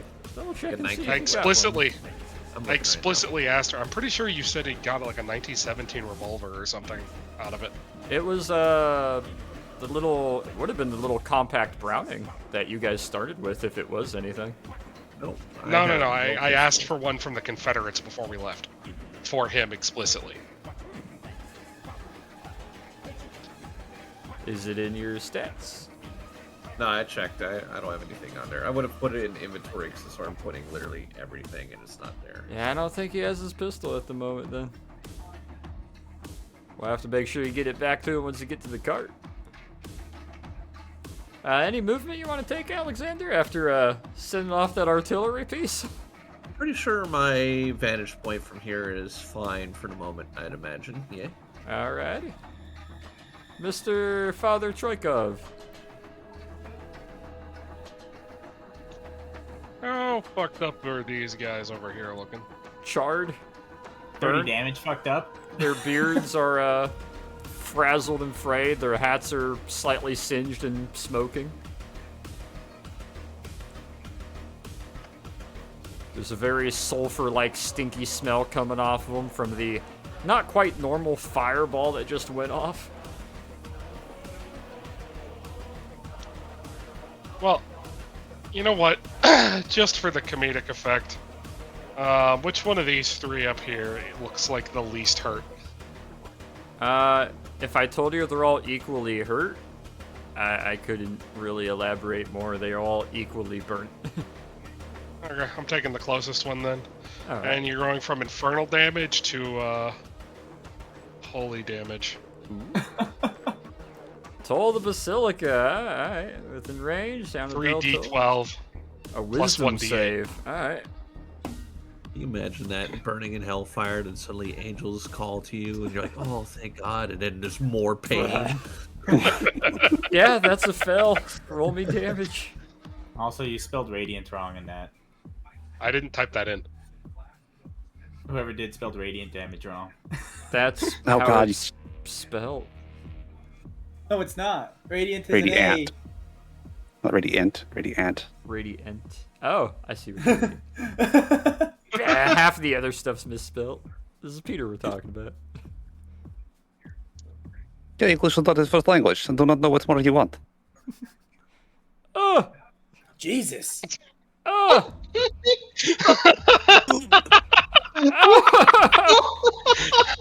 What, did, like the clouds open up and a god mage just fucking eviscerates him? Like, whoosh. Just absolute splat. I'm See, gonna... this is how Jericho fell. This is exactly how it is. Yeah, real. I'm gonna find a shift for the music because, my goodness. Here we go, some, Anybody? Is that what it sounds gonna be? some Slavic horror music. Somehow, through the skies, a breach in the clouds open up as a yellow radiant ray of godly energy somehow makes its way into the Fey realm. That 32 damage hits for 64 damage on the remaining 10 health of this poor guy as he screeches out and is eviscerated and just burns away. I'm gonna He just turns to dust and like blows away on the breeze. Yeah, he just It's like, I don't feel so good, Mr. Stark. feels so good as he is just hit by a rotary fan and a magnifying glass. Yeah, 64 radiant damage as he just Can we into take for a moment to non-existence. realize Torin crosses himself. horrifying- Can we take for a moment, real quick, out of character, how horrifying that scene is? Because the entire time while he's like being vaporized, his suit is like rapidly trying to repair him. When I realized that, I almost cried. Oh yeah. Not only the suit, but his powers in general are trying to like actually rebuild him too with super healing. So. I mean, you have that. You have plus literal hellfire followed by a radiant god ray of God with a magnifying glass. Oh yeah, no worries, Father. Zap. Anyways, yeah. That's what it's saying. You hear like angels calling out to you. You think that you're good, and it's just like no. No. Anything else, Peter? I can't believe you gave him Holy Toll of the Bell. You just left this guy's shadow imprinted on the ground like it's Hiroshima in 8 years. Just Can I save a bonus action, or do I have to burn it now? You can't necessarily save a bonus action unless you want to hold a bonus action for a certain thing to enact, but... Alright, in that case, I'm gonna shoot this guy. Alright. Razor tops it up for an offhand Burt. Winchester. Oh, Winchester. Alright, send it. Ooh, baby, that'll Hey, hit. there you go, fucking finally! He finally hits with the Winchester. Yeah, he finally got this with it. You hear a nice loud check, bang, and the one next to you, his shoulder and left arm just gets fucking flung off behind you, Richard, after witnessing the God Ray come down and scorch one's shadow to the dirt. After a phosphorus explosion goes off. You have not seen this much destruction in your life. And all this is going down over about 6 seconds. Fucking ready to that. Whoosh! Pow pow. Torrent shifting fire to the south as that's what the really ray of caused Torrent to fire miss was the scorches firebolt going off. The Fireball fireball. going off. And the fucking ray of God scorching him to the earth. My God. Nikos, Yes. having established the thing. Also, I Hang will on. say, you feel oddly not as ostracized seeing the small goat and Hachu both kind of reflect similar energy as what you're capable of, so you might fit in with these guys better than you think.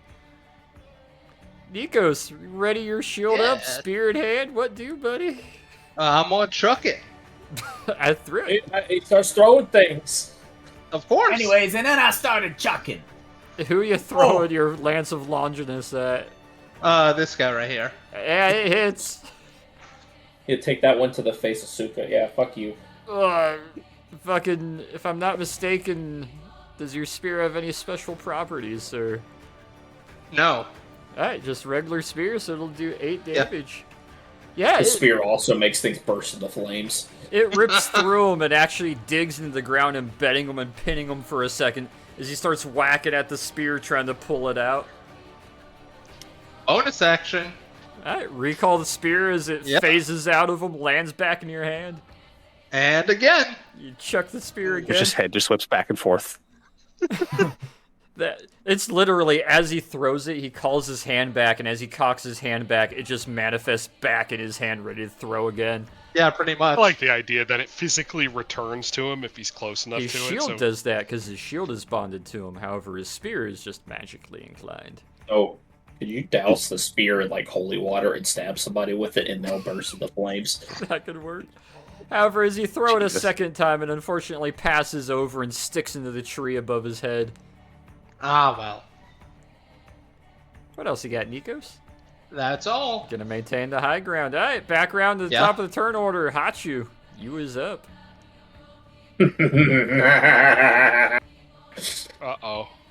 What are you So- doing? So I heard you like Minds gravity deployed. sinkholes. Oh no! Cast a spell for me so I know what I'm rolling against. Should have let Hachu use fire. Be more humane. And I'm Really? upcasting it to level 5 as well, so it's Yes. gonna do another extra 1d10. You sadistic bitch. Let me roll a con save for the group. That's a fail. Christ. Give me the damage. Jesus Christ. The upcast was overkill. Alright, so it's gonna be a 6d10, right? 6d10 Yeah. force damage.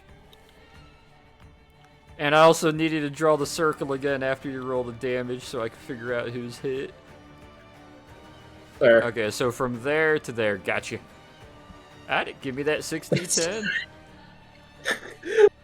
I don't have any clue how much health this guy has, but it's probably not a lot. Diversified. Yeah. 40-ish. It's diversified. 60-10 force damage, my gosh. Oh, that's not what? That's not what I fucking Rolling typed. 0.6 damage, alright. What the They fuck? all That's not spin what I this was fucking. separately. Can we take a Just quick did this minute? right. I gotta go get. Me and James gotta go bring food in from the barbecue. Go for I it. do? No one fucking Yeah, we told me. Give Okay. me, the, I was just told, so. give me the damage roll real quick and then go see to that. Because I gotta crunch numbers. Meh. Meh.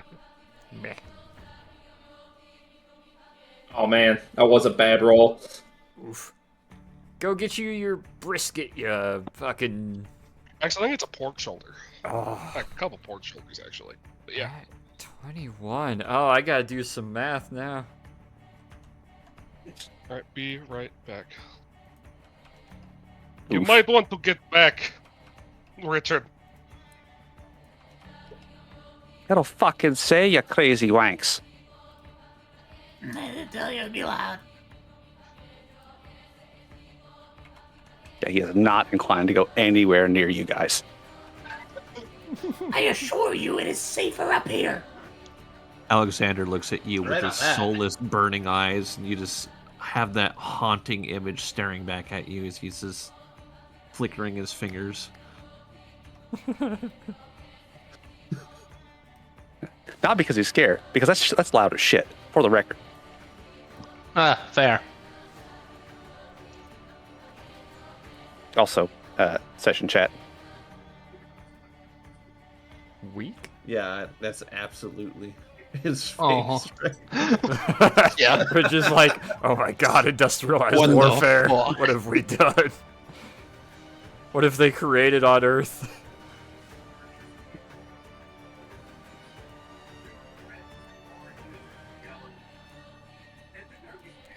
Wait, no, they're small creatures.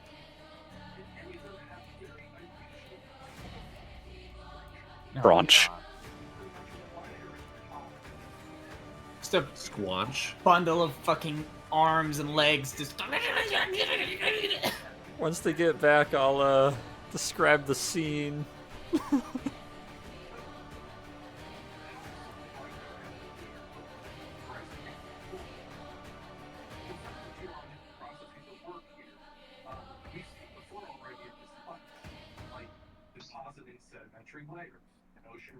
He left his TV on.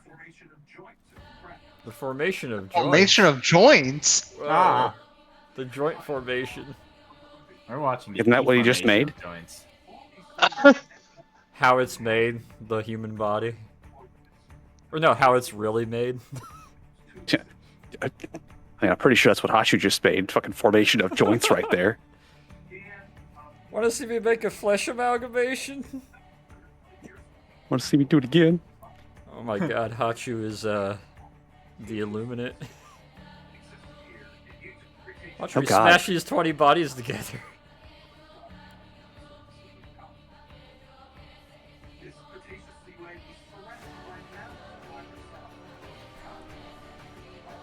How'd you turn the machine gun like that? When you click it, you see that little nub that sticks out just a little bit. You can click on that and you can rotate it.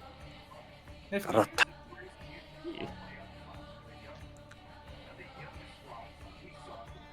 You know, I think that might actually be a really good the next party group shot. 1917 in the lower center frame, Torn behind it, readied up. Nico shielded up to his left, Peter to the right, readying his rifle. Hachu aiming over their shoulder, Alexander kind of peeking between, readying his spells. And Rich, like, kind of towards the front left of the machine gun, getting ready to leap forward. Actually, that would be kind of cool. I feel like that might be a cool group shot. Why are you Find someone rotating? capable of drawing that. Hachu is following the smell of the pork shoulder like a freaking cartoon character. Oh no! I just walked back and they're all fucking gone. They're not actually. Oh, They're all- Oh god, what happened? They're all on one tile, Hachu! Does that mean one machine gun burst on them counts as a machine gun burst on all of them?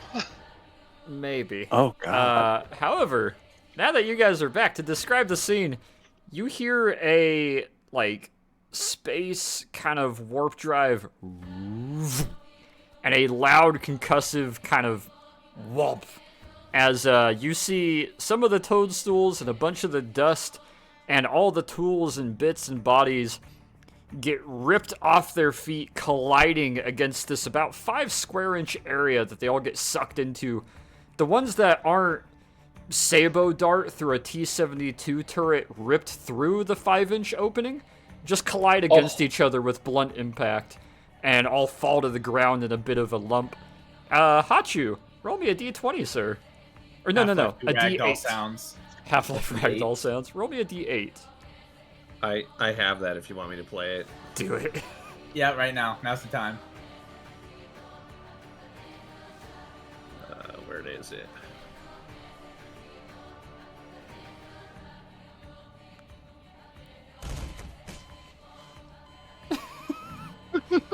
Yeah, have you ever seen I a have a better one actually. Hold on. Got a better one? Send it. I can't remember what I named it as. Damn it, you always gotta name it the descriptor. If you ever seen like a Sabo go through a contained area, it's basically the same effect. Yeah, there it is. Yeah, there we go. Yep. As they all just, at least half of them are ripped through a 5-inch area. And just all the crunching and fleshing involved with it happens. With that D6, I need you to roll me a D20, Hachu. Oh God. What's about to happen? Oh god, it's about to be horrifying, isn't it? You remember the last time you think used so. this in Egypt, right? I can Weaponized set D20. corpses. Yeah, nice I straightforward. mean, he is a D20. necromancer, yes. Six. But Louise. 6 feet away, over here, you can see the exit of the black hole, which is only, as you guys also found out previously, about 2 inches wide, as the 6 bodies and body parts that got ripped through the 5-inch opening come spewing out of the 2-inch opening straight upwards and just kind of confettiing and ketchup packeting over the top as, it's like a hole in space was open, just... That's fucking horrifying. Yeah. What else you got, Hachu? As you have just eviscerated and blended a bunch of these poor red caps. Schedule some therapy for people. Yeah. Crosses himself again. I feel like Rich is just standing there going, No. Yeah, essentially. What else you got, Hachu? Yeah, you posted your face thing in the Discord chat. Oh, Yeah. God.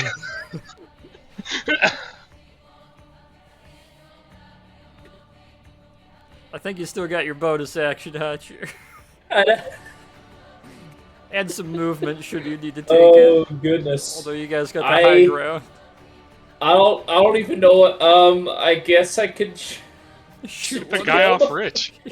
Yeah, sure, I can shoot him. Why not? Raise your pistol up and just kind of bang. Hey! Oh, that'll hit.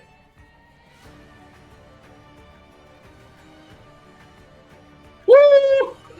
Woo! 4 damage. I've Enjoy never seen a weapon hit more consistently than that one. the Brownie Eye Power with its less than 6 damage every time. Yeah. After the black hole opens up and Sabo Dart sucks half of them out, only to fountain them a couple feet away, as the others are piled up against each other, you see him just offhand raise with his left hand, fire a shot, and it just rips through the opposite shoulder of the guy that's already missing an arm from the 30-06 shot. Or no, the 7.62x54 shot. Yep. Rich, horrified as Yeah? it is your turn, my man.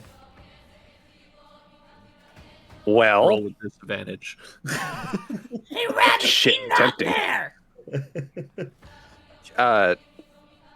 and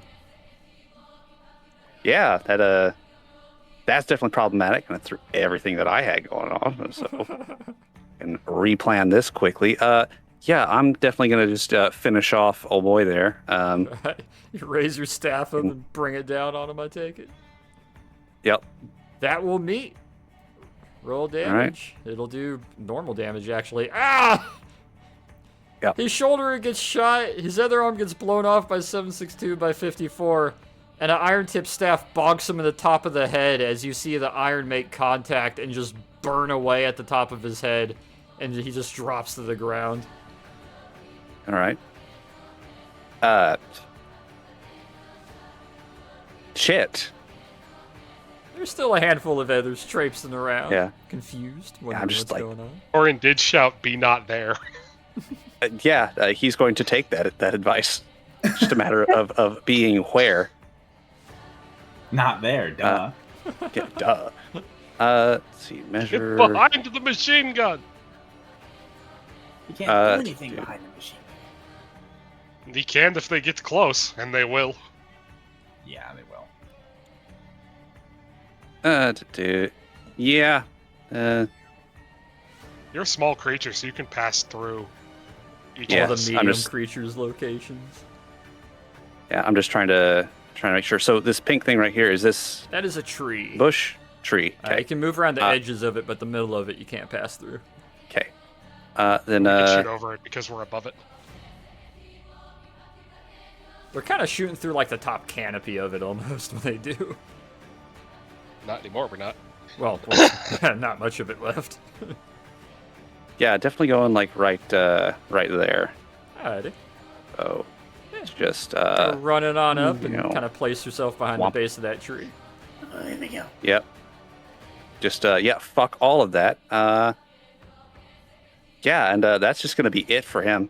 Sorry He's just about the gonna blood. dip the fuck out of there. Yeah, absolutely drenched, like ears to paws in blood. Yeah. Yeah, having a gnome like cut in half by fucking 30-aught in front of you will do that. Yeah. 10 out of 12 rounds of 30-06 at like under a 50-meter range. Just da da da da da da. Just blah. Yeah, we now get to their turn. They let out a yell, and let's do some movement. What is that? 5, 10, 15, 20, 25, 30, 30, 30. You know, it'd be even funnier if I did it again. Want to see me do it again? That would be horrific. They're over here forming a battle line, and Hachu's just like, Uh-uh. Uh-uh. I cast No, you don't. Nuh-uh, you can't cast nuh-uh. I cast nuh-uh. Well, I cast nuh-uh, and you're nuh-uh. machine Lamau gun, said shift the fire, snake. left. Basically, proverbial I counter cast spell. Magic missile. Oops, that's a I cast non-magic missile. I cast Like an AT4. missile. That's basically what Panzerfaust is. Yeah, Yeah, that's their turns. However, the two up in the front are close enough. They are both going to attempt to throw at the weird contraption of the tiny dragon. They're going to throw their garden trowels at you, Torn. That'll be Throwing their fucking a gardening tools at us. 12 and an 8. Do either of those hit, Torn? No. No. What do you fucking think? A garden trowel and a hand tool come flying at you and pass over or just bounce off the machine gun as they fruitlessly try to flick them at you. Which ones do those? The two front and center right here. Torin is just evil eye whipped in on them. Traverses machine gun, brings hate. You know, if you hadn't said they were horrible, bloodthirsty monsters, I would almost feel bad. Tord, it's your turn. Can I make an Honestly, I argument for still kind of Overpen do. in this scenario? They're small enough in the angle you're firing at, I would say no. At the ones off Okay, in the fair. distance, maybe, but for those two, not quite. Okay, fair. The closest one on the right is getting the 2 burst. Alright, giving them the double tap, because you are still bound to your 2 attacks being on the same target. Yep, that was the thing with it. Focused fire. Yeah. Only because he's too overpowered to allow him to shoot multiple people at once. That is very Wow. fair. The first burst kind of walks up the dirt as 6 rounds kind of stitch up towards him, scaring him for a moment. However, the next one catches him square and center, 16 beating his 15 health, as 6 rounds stitch him from big, ugly, booted foot to the top of the head. Just da-da-da-da-da-da. I like to think he just sweeps to the one to his right without letting off the trigger. Alright, make your bonus action. Wow, why am Ah. I rolling 3s persistently? That one goes a little bit high as it stitches above and he ducks down, seeing his buddy just get riddled in half by 30-06, being the size of a fucking dog. That's it for the turn. I'm getting mad at the dice. Hey, you've never fired a 1917 before, and also the lack of iron sights on it is bugging you. Okay, statistically, I'm getting mad at the out of the 8 rolls or 9 rolls I've rolled, fucking 6 or 7 of them have been like 5 or below. I understand. Reload the page. Alexander's That could about to About to commit a war crime. Alexander, what are you doing, buddy? Fireball Already in the did. center. Fireball in the center. Draw me that circle again so I can see who's affected. Let's cast it at level 4 and submit. Hold on. There it is. Oh my fuck. Oh my A goodness. whole extra 1 damage for that whole upcast. extra 1 damage Rip. with that upcast. But 21 damage is still 21 damage. 20, so that is that guy to those Wait, what? guys. Okay, let me roll a save then, see how much they've taken. Wait, also. Wow. Wow. Okay. Oh, okay. Alright, you can remove that. Let me subtract 21 from what is left of them. Oh, you know what? I'm just gonna... Yeah.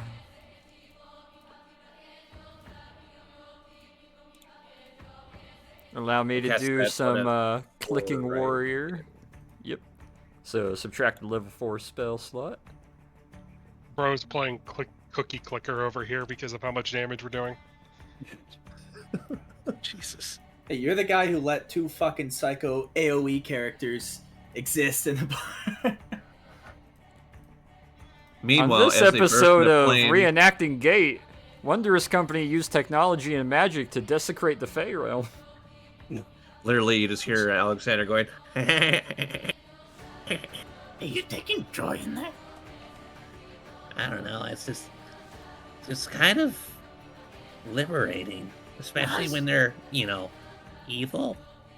How does so much fire come from such a little thing? Magic. Peter's got He's the got you Vietnam there. War veteran with the M60 smile whenever Torrent's firing the machine gun and cutting them down.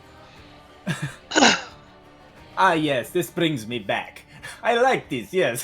3 of them are still standing as you see a fireball as he flicks one of his paws and just woof, a phosphorus-laden fireball cooks off like a Willy Pete grenade almost and just cooks all the guys that were getting up from the black hole that weren't sucked through it, and all the guys that have previously been stitched or shot or already burnt when leaving the stump.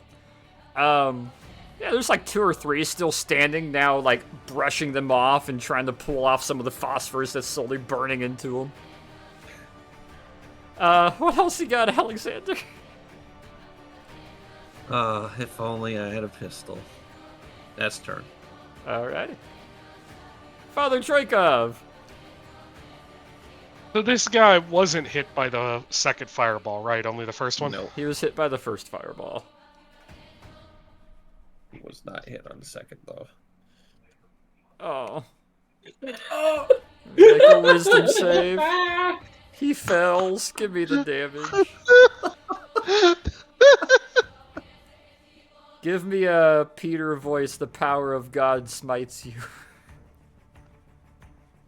The power of Christ compels you! Woof. Christ. 62 damage for the 15 health, 13 AC. Oh my god. As a second shadow is baked into the soil forever. As a ray of God just fries him. This is horrifying. What else you got, Peter? What Let do me we do do, a quick- about that? Like, what? Genocidal redcaps are being genocided. That's it. With I'm gonna prejudice. activate the Genobomb. You can't activate the Genobomb. Beep, beep, beep, beep, activating Genobomb. I guess this guy's the closest, so I'm gonna take a shot. Alright. Raise up your fucking lever action with a check. Ah! That will... Ooh, nope. -4 from it. That will just barely miss as you'll put a round through his hat. His lever action passes through and almost takes the hat off his head. They're so small! Oddly enough, it's like you're so used to aiming for a Baker target that you aim for what should be a headshot. You realize their heads aren't as big as their hat. What else you got, Peter? That's it. All right, Nikos, buddy, pal. Alright. bonus action, get the spear back, and we'll chuck it at the guy Peter just missed. All right.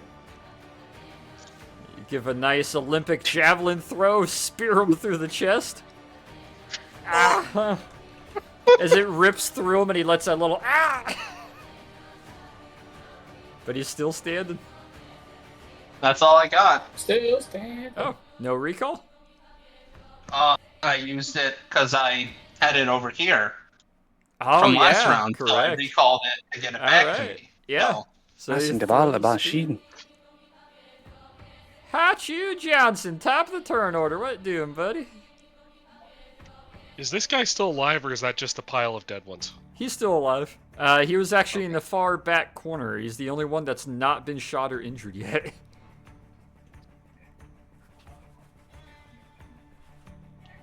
Run. Ba, ba, ba, ba, ba, Ba-na-na-na-na-na-na-na-na. What you got, Hachu?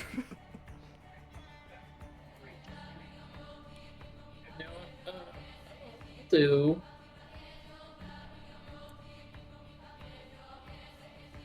Hold the dead on like that one. That one right there. Alrighty, let me make a wisdom save. Ow, that's a fucking 5. Alright, send it. And he's definitely hurt, right? Oh, he's hurt. Okay, make sure. I don't think I needed that. Oh, This time, instead of a ray from God's magnifying glass or the hammer of dawn, you see a smoky green raise up as a kind of hellish church bell, just bong. And slowly from the boots upwards, mid-step, he starts to do kind of like the Terminator scene where the guy gets frozen and starts to crumble as he walks forward. You see him from the boots upwards just rot and mildew and mold and just fall to bones and mush as he just flops forward into nothing and turns into fertilizer before you. Ugh, necrotic powers are so freaking Necrotic creepy. powers are fucking bad, dude. What else you got, Hachu?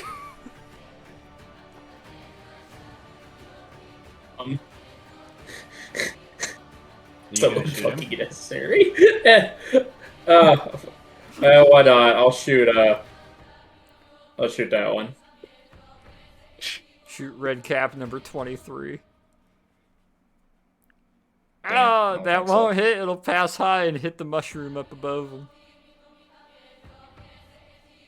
Alright, we pass down to Richard Kickington. Mr. Kickington, Dick Kickham. What you got? There's a field of cooked and mutilated bodies PTSD, in that's front what of he them. got. Yeah, it's immediate trauma is what what has been gathered from this right here.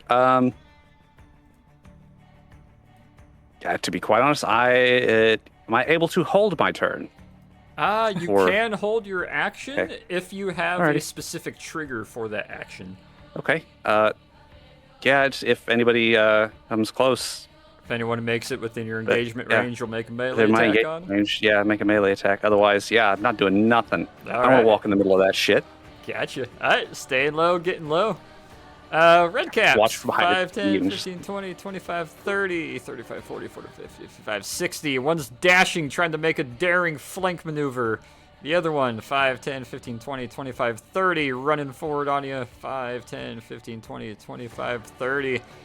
They're bypassing Should've you, moved where I Rich, thought I but was. they're all trying to make their way towards the machine gun and Peter, yelling out with a garden trowel and a sickle above their heads, just ah! Little snaggle teeth, ugly, fucking corrupted gnomes. Torrid. Yeah. The closest one. That will hit, actually. That will also hit. Oh, and then it'll jam. Ooh. We'll consult the jam in just a moment. Give me the damage for the first 2 hits. I didn't roll the other one. I only. Oh, wait, yeah, that was, You only I was rolled looking at the 2. 14, my bad. Yeah, the 19 17. hits, the nat one doesn't. 17 will kill him, because he only has 4 health. As he stitched him with 6 rounds, roll me a d6, sir, for that nat one. I just oiled you. Too much oil. Ooh, let me look at table. Ha! The first 6 rounds go off without a hitch. However, the 7th round in the next burst gives a clink. Give me perception.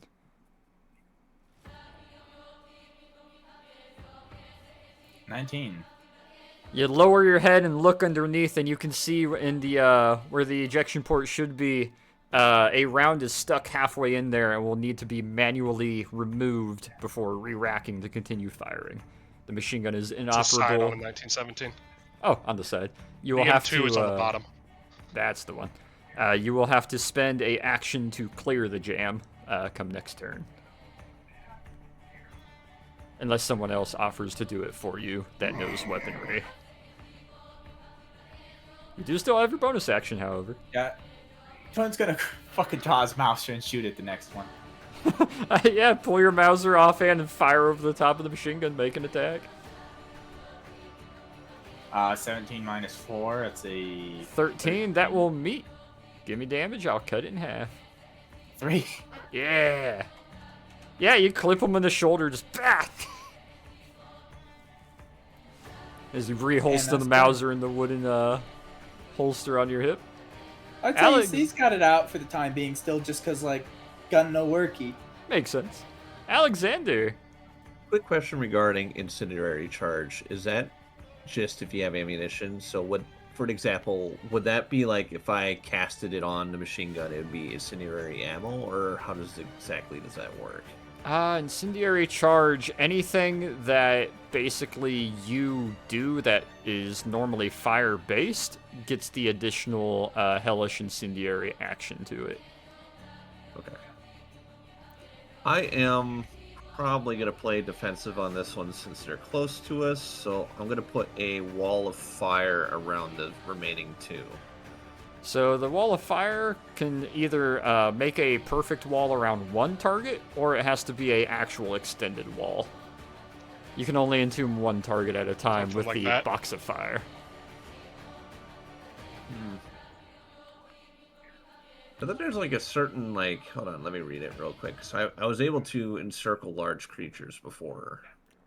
A large creature can also be encircled. However, the restriction to it is you can only encircle one creature with it. Other than that, it has to remain a single wall. Okay. Yeah, something like that. It's also cast I it don't know how on their much. position, too. I think it's a 30-foot wall. If you want to do the maximum length. 1 second here. That would hit us. Or I could always cast it behind them. Ah. It still hits me. Maybe a little further back. There you go. I'm gonna do another fireball. Christ. Snaps his paws, reaches his hand out, and bah! Yeah. Get one right over me! Come on! Let me roll the saves as you snap your fingers above Torin's head. Wow, Put they my both are hand gonna on Torin. fail. Put my hand on Torin's shoulder as it passes over. Could be worse. Could be a French 75. Well, the 22 cooks his 19 health after Torin shot him in the shoulder. And the other one somehow survives, but he gets scorched as his entire backside is just hit with a phosphorus-like burning hellish flame that just explodes, flash frying all the mushrooms and plants and grass around that area as another just woof of flame rockets outwards. There's a little 3 spells, so down 1 there. Okay. What else you got, Alexander? And holding position. Alrighty. Father Troikov. Oh, let me make There's only one left. save. And he's hurt. That's 6. Oh, Christ. Not again.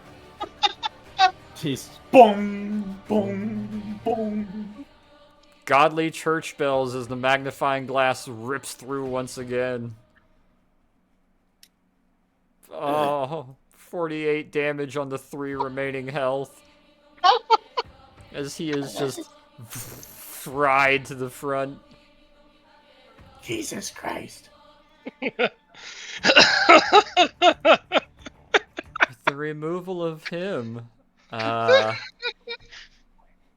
before we continue Peter's turn, you guys look outwards, not seeing any movement, seeing a bunch of smoking, smoldering mushrooms and hobbles that have collapsed in on themselves. Everything is scorched. There's little phosphorus, like bits of hellish brimstone still burning that will continue burning for the next month. Shadows of the poor bastards. Shadows of bastards just caked to the sides and burnt to the ground. As you hear a rumble and then a couple smashes, and what would likely be, assumedly, maybe the chief, considering he's got a rather large sickle, comes stomping his way out of the base of the giant tree stump, retching himself, raising both hands to either side with the two sides, looking at all of his commune that have now been massacred, I looking told you over they were at you communist. guys, raising the two sides above his head, and letting out a nice yell as we continue the battle. However, the boss fight now begins. Clear the jam, clear the jam. As Peter, Can I it use is my still your bonus turn. action to help clear the jam? It will. You can use your bonus action to assist. However, it will take an action to clear a jam. So you can offer an assist to Torn, but it will still take a full. What does somebody's the full assist action. do in this? Gives them context? advantage. Yeah, it'll, assist action will give advantage. Yeah, I guess I'll kneel down and grab the belt. Alright. As hey, Gunner. When you go to clear the jam, you will have advantage, Torn. However, Nikos, roundabout to you. Right, well. A bonus action, and let's chuck the spear at him. Alright, you recall the spear and you fling it at him. That'll hit. Ooh, baby. And that's all. I can I math. wish I'd known these guys were radiant damage. Would have brought some of those holy grenades. They're also communists, your sworn enemy. Yeah, you throw the spear, it sticks through him, fucking lets out a ah! As he kind of rips the spear back out, lets it drop to the ground. What else you got, Nikos? I wouldn't. Nikos, I know you're thinking of charging him. I wouldn't. You could, though. Not with that lap going on next to you. Yeah, no. You gotta hold your position, Nikos? Yeah, I'm All staying right. right here. You're freaking me out, man. Would you stop that?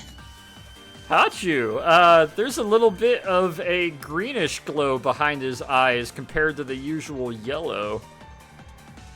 What do you got, Hachu? Well,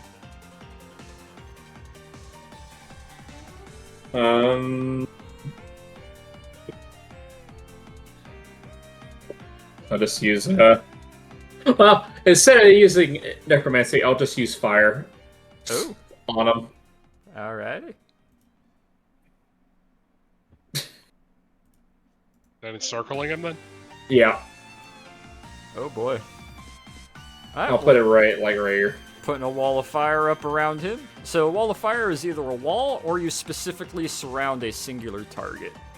I'm surrounding him in particular. Alright. So 5 feet space However, around him will go up yeah. in a nice kind of greenish necrotic hell flame that pops up from the ground. You guys realize 2 people in the party can do this. As he'll let out a yell, getting singed and kind of burnt a little bit. Let me make a dex save. Remember that time in Syria, Hachu used it on the dynamite guys? Oh yeah, and they exploded. And you were very annoyed with us because we trivialized the encounter. I was gonna make it really cool where you had to throw the dynamite off frantically, and instead, I'm just gonna blow up 3 of them in place. And then they also, all their bundles detonated together, which was like, what was it, 24d6 dynamite explosive damage? Yes, yes it was. We have Alien screenshots of it. damage or something. It was ludicrous. It's somewhere up in quotes. Yeah, a wall of fire goes up around him as he thrashes his arms side to side and starts catching fire. Look at him, he's dancing in the fire. What else you got, buddy? Browning as usual. That will hit.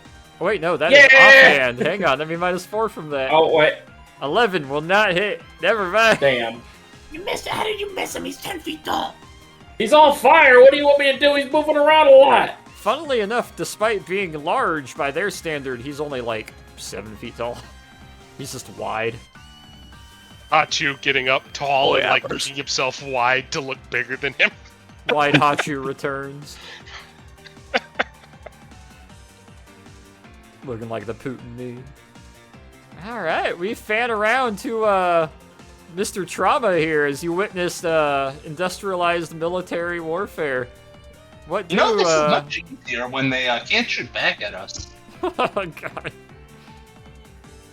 Party's having a delightful time getting practice. Meanwhile, Rich is like, this has taken us 100 years. You know, I don't really feel so bad about kicking you right in the fucking giblets. I mean, what are you saying? These guys are like horrible monsters, so. I feel fucking. Yeah, the bamba shit.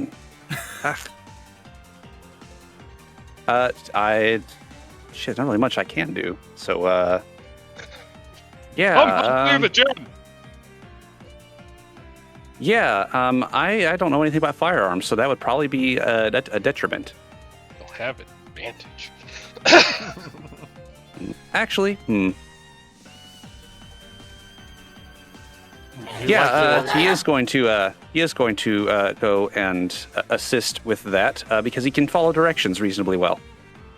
You go scooting underneath the barrel that's got a little bit of warmth to it and the water hooked up, and you reach up to where Torrin's trying to also look at. You see the Pull the thing out, pull the thing out, pull the other thing. Port on the side where the little brass is sticking out halfway, and Peter kind of points at it with Peter's assistance. Roll me, Sleight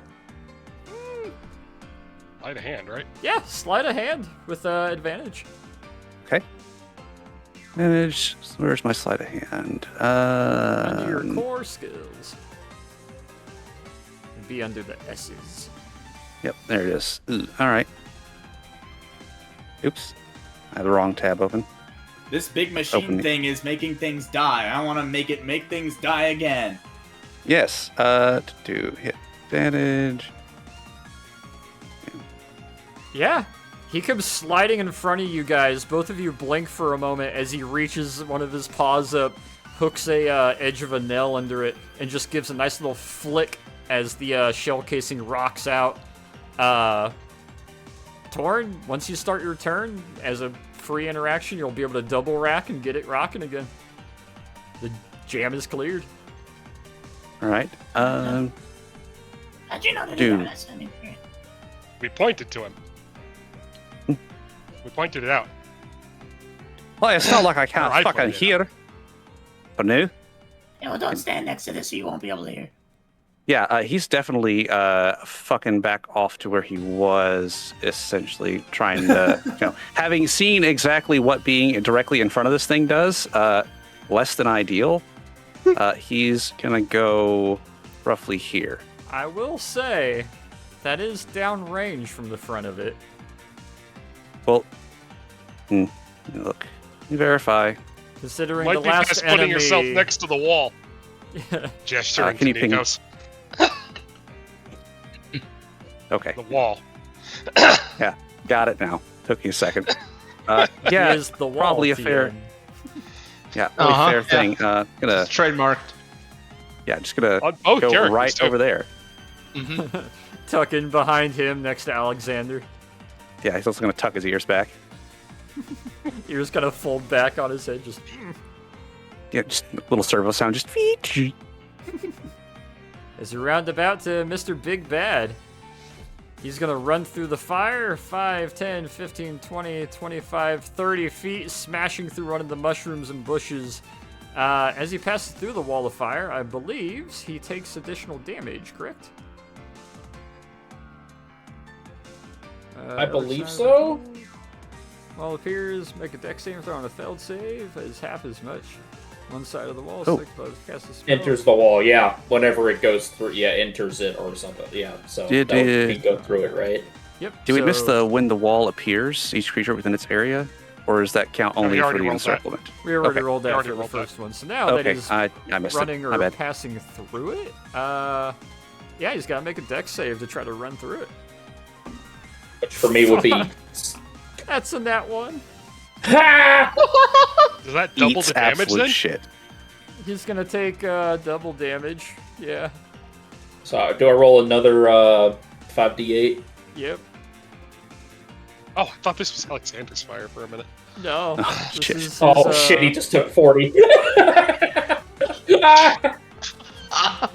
You see his hat start burning off, his arm is getting singed, one of his boots quite literally starts melting off his foot as he trudges through with heavy dwarven energy forward, just getting burnt away at. However, he is outside of the fire and kind of crushing his way through plants and bush towards you. You know what? He's gonna spend his action to dash. 5, 10, 15, 20, 25, 30. As he comes running up on Hachu, the wall, and our our buddy. However, he has no action to take. Torin! Machine gun, shift fire, left! Oh no, I've broken things. One sec. Oh, good. Quickly rotate said machine gun. Kind of traverse it full left. Yeah, he does like a little hop, spin thing. And Hop over one of the tripod legs and just give it a quick shishink, shishink, and then ooh, that'll hit. That'll also hit.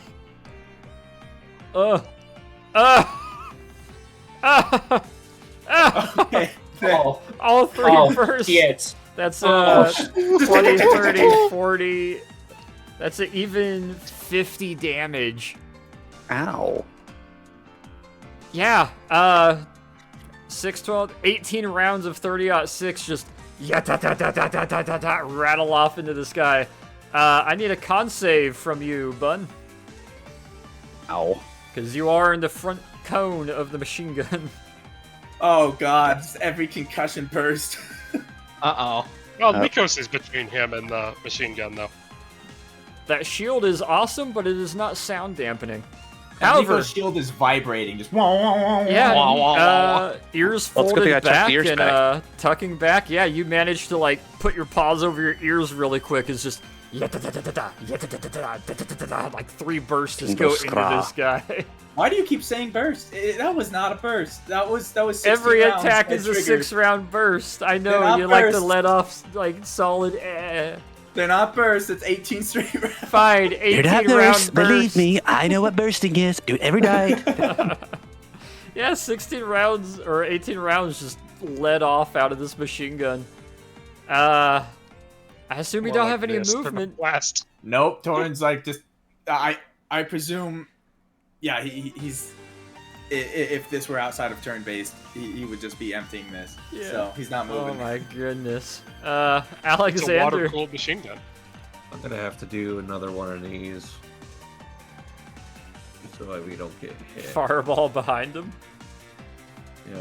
Alrighty, fireball's gonna go off behind him inside one of the trees.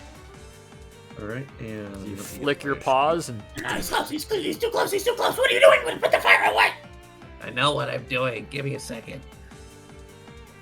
as he reaches a paw out, flicks his little fingers. His little hooves. 1 second here. Let's do this, and let's cast it at the. Hold on one Actually, second. no, he's got little fuzzy paws for his friends. He's got hooves for He his does. feet. He has 3 little fingers on his fuzzy little paw. I have level 5, so let's cast it at level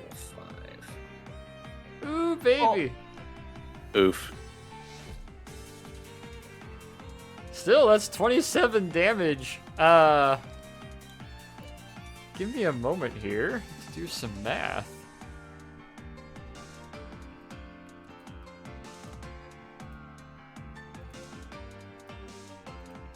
Let me find where. Alexander, would you like to give a description as to how you finished the boss?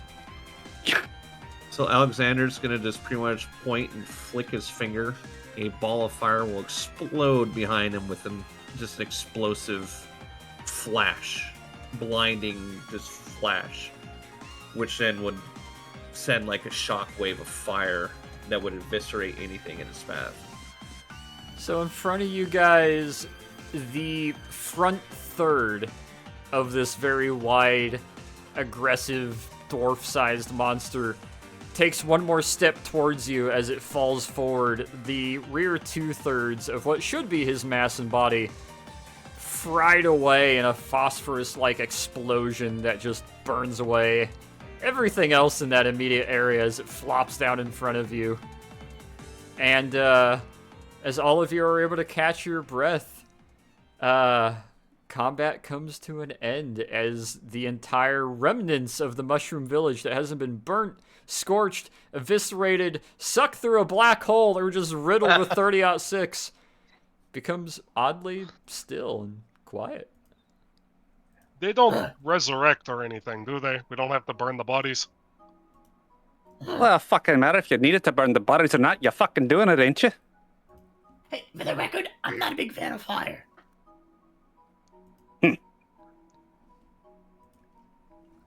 I am. Clear. Yeah, we fucking noticed. No. Yeah, wee scary bastard. The last I'm one gonna was go a bit ahead. close, don't you think? I know what I'm doing. Trust me. I've unfortunately fried colleagues before to learn that lesson in the past. Wonderful. That's great. That makes me feel so warm and fuzzy inside. I On fire! I mean, he didn't hit us, did he? It's true. I have it under control. By the way, I'm going to be casting Control Flames to put out the residual fire to control this. You guys, as you're kind of looking at him a bit accusatory, he raises both of his paws up to either side, extending past the edge of his giant hat. And you see all the fire kind of start warping. Some of the brimstone and phosphorus cubes that are burning away kind of start rolling across the ground as a collective about 90% of the fire and ambient fire in the area starts kind of swirling and flowing and then gathers into one area and tightens in space more and more, including yours, Hachu, before it lets off a little and turns to kind of a smoke that rises up and starts dissipating in the air. While he's doing Wish you had known how to clean up after yourself. I'm gonna go through and just in case, because this is the Fey realm, I'm gonna go around putting a finishing blow on each one of these guys with a bayonet, with blessed strikes, hitting with each of them. Funnily, So as you go up to the hitting first them. one, give me perception, Peter, as you go to bayonet the first one. Of course. Well, you stab the hat, because hat, but the rest of the mass, unfortunately, of this body, you're not really paying too much attention as you just kind of stab into it, more so stab in the hat, and start walking over to the next one. Right. Considering he's doing that right in front of me, and I'm actually paying attention to what the fuck's going on, because I am absolutely terrified of that stick that he has in his hand that makes very loud noises. It also has a knife on the end that's glowing with godly energy. Yeah, also very concerning. Roll me where'd it a go? perception, Rich. Well, actually, it's a proper like sword bayonet. So yeah, I have a sword stuck on the end of my rifle. You look at him stab into the slowly gray coloring red cap hat on the ground, and you realize as he's walking towards the next body and goes to stab into it, it doesn't really make the body kind of like stabby, fleshy crunch sound. It makes more of a soft kind of mushroom material sound as the blade goes in and rips out. And as you kind of look outwards, they're not, at least not the ones that were eviscerated or burnt away, but the ones that were just shot or mutilated, normally, in quotations, are already rapidly starting to turn to mulch and soil and just blood, and the occasional red cap mushrooms starting to rise out of the ground. and wilt a little bit. Hey, Mr. Beard, I think you might be wasting your time with that. Look. It's like I'm sure sugar they're- and water is melting. You're sure they're not going to come back somehow? They're not going to grow new red caps? The fuck if I know how they reproduce the wee bastards.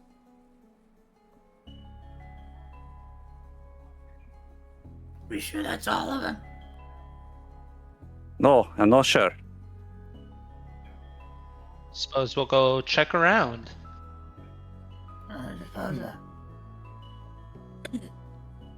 I'm gonna go around still stabbing anything suspicious. Why that big guy's eyes look different? Because he was their, like, boss or something? Is there anything more left of him?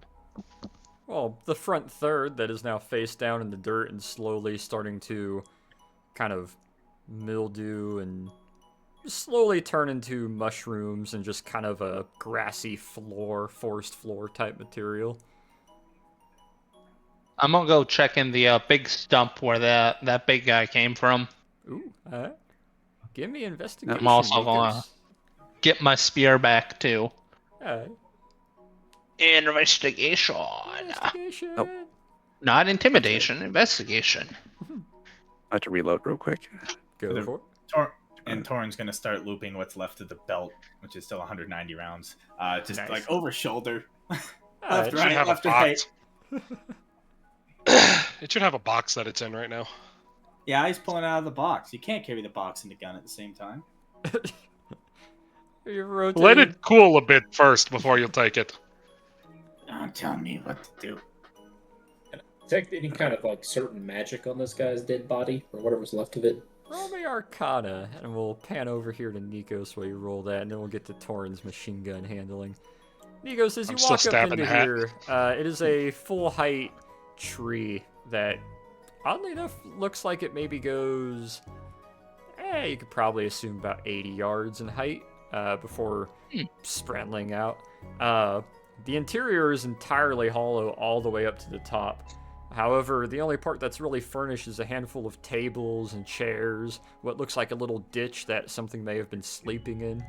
You look around, you can see where there's some food, there's a few tools, a few items, a bunch of stacked plates, and you can see in the back corner a little chest sitting kind of haphazardly with like a blanket halfway over it. It's a mimic, don't touch it! Well, let's go see what's in the chest. And you approach it, it's just a little 2x1x1 chest, rounded top, made out of wood with little iron corners. Got a chest in here. Is there like a lock on it or a latch or anything? Doesn't seem to be any lock or latch to it.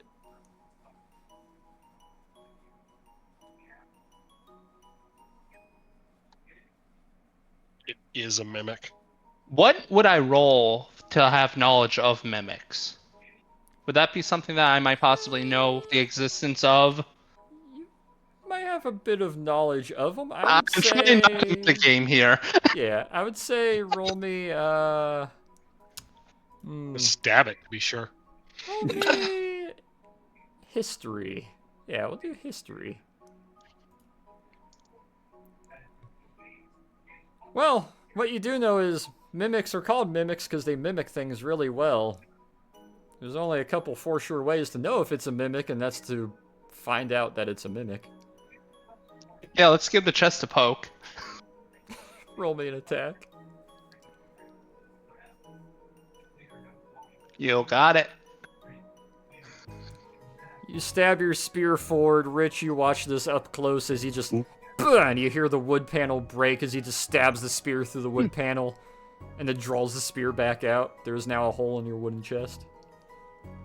Reasonably what I know, Okay. what he was just doing there as far as trying to do a mimic check. Not a clue. What the fucking hell you doing that for? There's a perfectly good box there. Oh, I guess. You're just shoving your spear into So- that perfectly good box for no good fucking reason. It's It's like okay, I didn't I ask can for it or fix nothing it. like that. So back on our realm, there are things called mimics, as I'm like opening the chest, that can take the appearance of regular objects very well.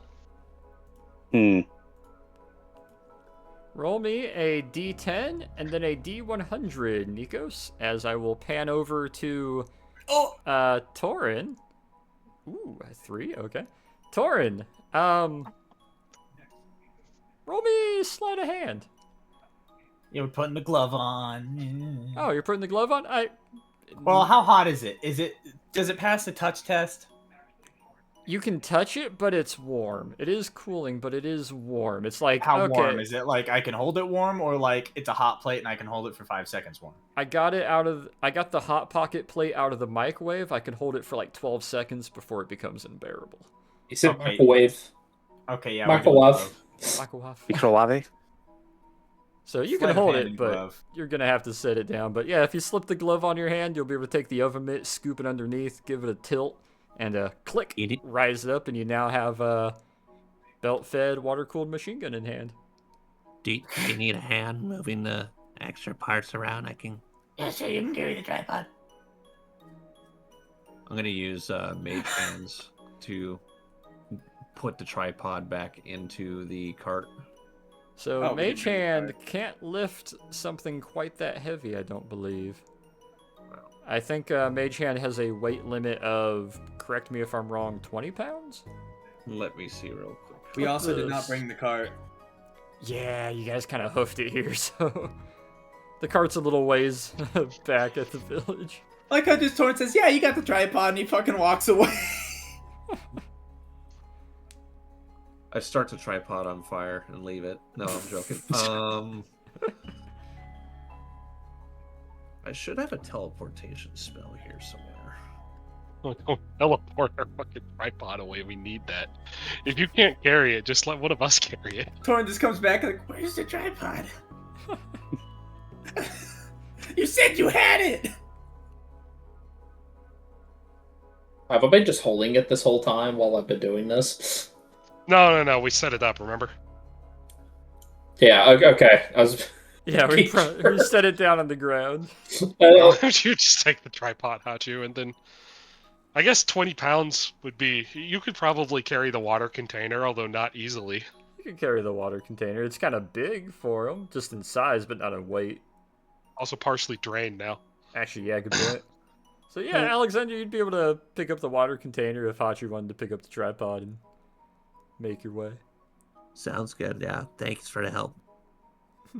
Pick it up and you hear the kind of slosh and the cables kind of hanging over your shoulder. And Hachi, just take your hands and scoop up the tripod, click the little lever, fold it together, pop it over your shoulder. Peter continues bait-editing more mushroom piles. Do I encounter anything of interest while I'm stabbing their hats on the ground? You're not going to notice or see anything of interest other than the occasional iron tool that's very crude and jagged and looks like it was hammered by a fucking tinker toy.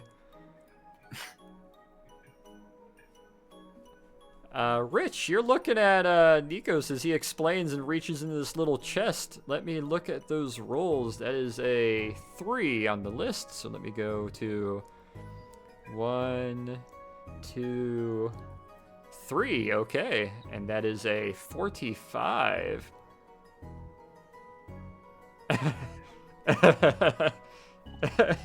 You know, sometimes people also do other things to chests. Oh? Famous last words. Oh? Nikos, you reach down in there and you find what you pull out is a, according to the table here, it's a, unmovable, almost mannequin-style wooden hand with a screw on the end of it that would connect to, like, a hook hand attachment. Roll me history. Oh.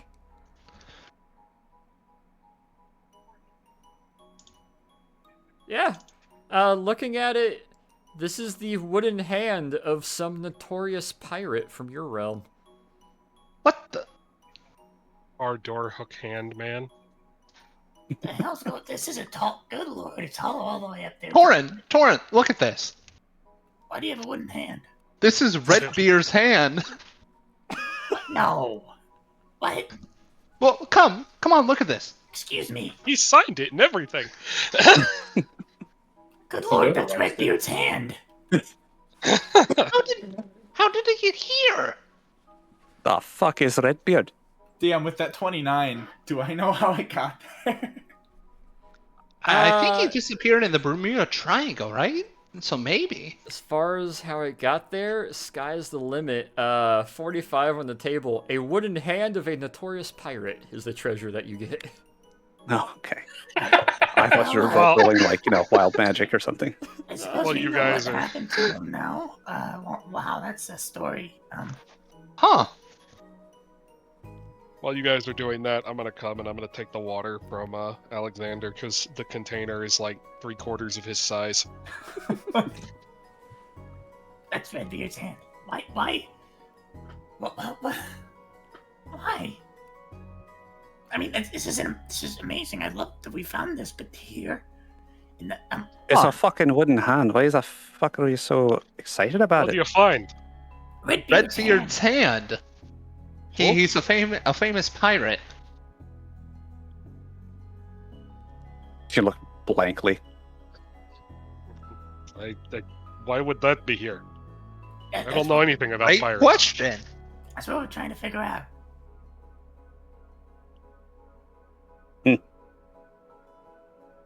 Well, anyway, I get. I'll make a donation to the museum because I don't have a need for it. I would love to, with some more verification, we'd have to make a paper trail in order to make a proper exhibit for it. We can't just claim it is what it is, even though we know what it is. We have to have, the general public needs to understand what it is. Yeah, I'd appreciate that. Yeah. I'll pass off to him. So how are we gonna make a paper trail of us finding it in the Feywild? I take a picture of you two standing around holding the thing, going like, "Oh my god!" in front of the chest with the hole in it. Towards Jack pose. shouldering a fucking machine gun and taking a wooden hand from Nikos. Girl, if you needed a hand, you could have just asked. Right. I'm sorry, are you attempting to be funny? Was that a joke? When the other people from our realm got into a fight, did they not fight like us? Without the magic. Do.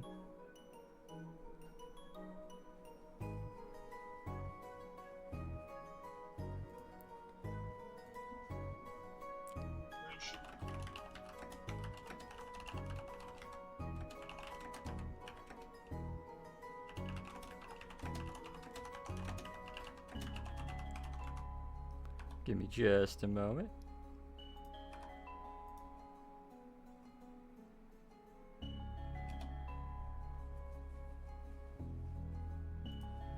There we go. No, well, fucking else. Know what I heard now, but no, I never, didn't see it. It was always from a distance. They're just loud. He just looks at Torn flatly and twitches his ears. Okay. Is your hearing all right? You're not hearing any ringing? Be fine. And the first time got the bell wrong, but be fine. Yeah, like if He kind of reaches up and kind of like rings one ear.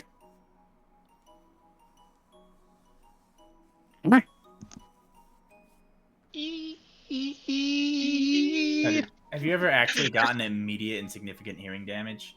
Like Yes. So you know that it sounds like your ears are a broken cardboard speaker from a '90s Dodge Dakota for like the rest of the day. Yeah, but unfortunately, Rich isn't going to know what a '90s Dodge Dakota is or a speaker. Yeah, but you can tell you're hearing it right, and I can. If you're not hearing properly, I can see to that. Yeah, for the rest of the day, it's just. Nah, his hearing's doing good. He made the save, so Yeah, he's I not was about to say, noticing I made the any save. I don't difference. think think any beyond just like some immediate tinnitus that'll go away with, like a couple of minutes in the quiet. Yeah. It wouldn't be the first time been next to something loud, just fucking hell, it's not that loud. Sorry about that. So I suppose that handles your red cap problem. I don't know. What do you mean, you don't know?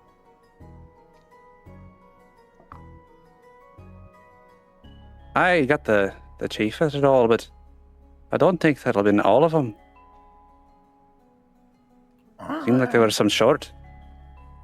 When I was last in here, I counted about 40 to 50, but How many did we kill? that was like... You said they were planning to attack the village. Let's get moving. Shit. Yeah. How well do you trust your guard to hold out, or do we need to run? Well, the rest of the Hildegard are there along with the militia. They should be fine. But Let's say we run. Can I would you not. run with that machine gun? DM, can we run? Rich just holds out a hand. You got half movement as long as you're carrying it, at least at your stature. Well, it's actually statted as 20 foot, but 20 feet, yeah. so we can like jog. You can jog with it, yeah. Steady jogging pace, you guys can make your way back. You walked here in a couple hours' time. You could jog back pretty swiftly, I would think. Okay. I need to make like a con save or something. No, this will be athletics. Oh right, yeah, it makes more sense. If you guys decide to wrap up and start making your way back, it'll be a collective athletics roll, if that's what you guys want to do. Works for me. Yeah. Is there anything that I would find significant here? Any relics of or trophies or anything from Harringen? Or from Burrowton? Give me investigation as you guys are making your way out. See if you spot anything of interest. If it'll actually pull up the right page. Nope. Kind of looking over some of the growing fungus and mushrooms where the bodies fell. Yeah, you don't really notice anything that sticks out of the ordinary. Like, there's a handful of garden trowels that were obviously stolen, but you have better tools than the condition they kept them in. And that, you don't notice anything offhand that would be needing to be returned or stolen or used. All right. Probably just snatch a couple of the decent looking ones. Just, because they can be scrapped. Alright. Yeah, you guys have liberated the commune. We've come to the conclusion that we haven't killed all of them, and the fact that they were planning another attack leads us and Richard and everyone to believe that perhaps war parties have passed each other in the woods. Out of character. That's why we leave a calling card. Yeah, we burned their fucking homes down. You walk out and see Alexander, like using the mulch they've turned into to paint a never return onto the side of the stump or something.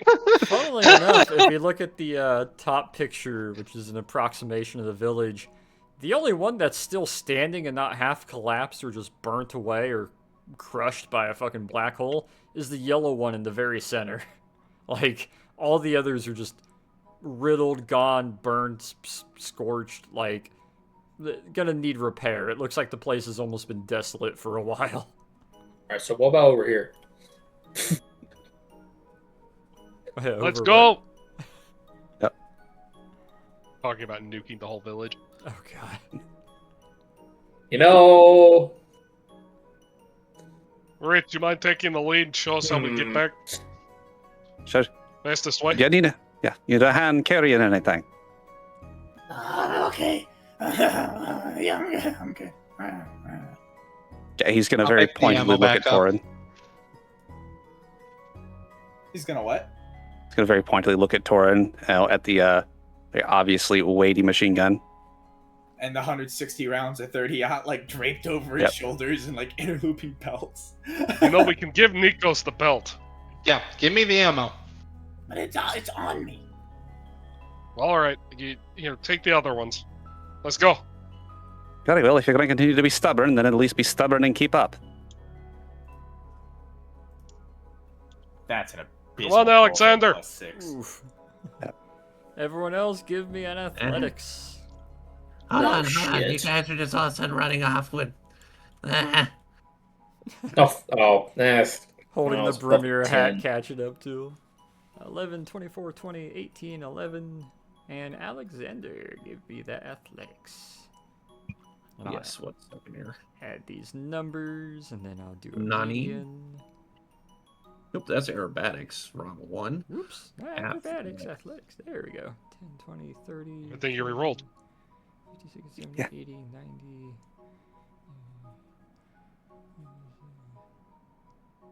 Yeah, that's more than enough. You guys are able to get a nice brisk pace as you start making your way back towards Burrowton. And we will shift you over to the Fey map. I'm fine. I'm fine. As you guys are making your move along, following some of the same path that you took to get here, although much more hurriedly, as the path is opening This is more what you and get more. for smoking, Thorin. Ruins your lungs. Becoming a bit more traversable, a bit more used. I don't want to hear it right now, Peter. He says as he lights a cigarette. Little did you know your cigarette was already lit. Oh no. Peter he and Richard. pops out the Zippo to light it, and he's like, Who did this? You took away the most satisfying part. Who did this? Peter Snickers. and note that Peter and Richard, who don't smoke, rolled the highest athletics check. Yeah, just saying. Very true. And Nikos. As you guys are moving along, you hear a kind of moving in your like 6-person squad order running through the path. You hear a sudden and quick sort of swoosh sound pass overhead of all 6 of you. And who do we say is up on point? Who's up in the front? It'd be me, Rich. Rich, give me a dex save. Okay. You see Rich's foot catch, and he flips forward, and you're going to land on your chest, hit your shoulder, roll forward, and come to a knee, having been tripped up for a moment. Something fuzzy and orange having passed in front of you in a blur and disappeared in the bushes to your left. Goddamn orange cats. The hell is that? And single brain cells. It's Two. Lorex. He's mad at us for setting everything on fire. Please have it voiced by Danny DeVito. I speak for a tree. Oh no. Yeah, he's gonna. His ears are gonna rotate and flick, and then he's gonna stop for a second, consider, and then hold up a hand, or when to stop, and then look in the direction it came from, just and the direction it went. This is impressively whimsical music for attention.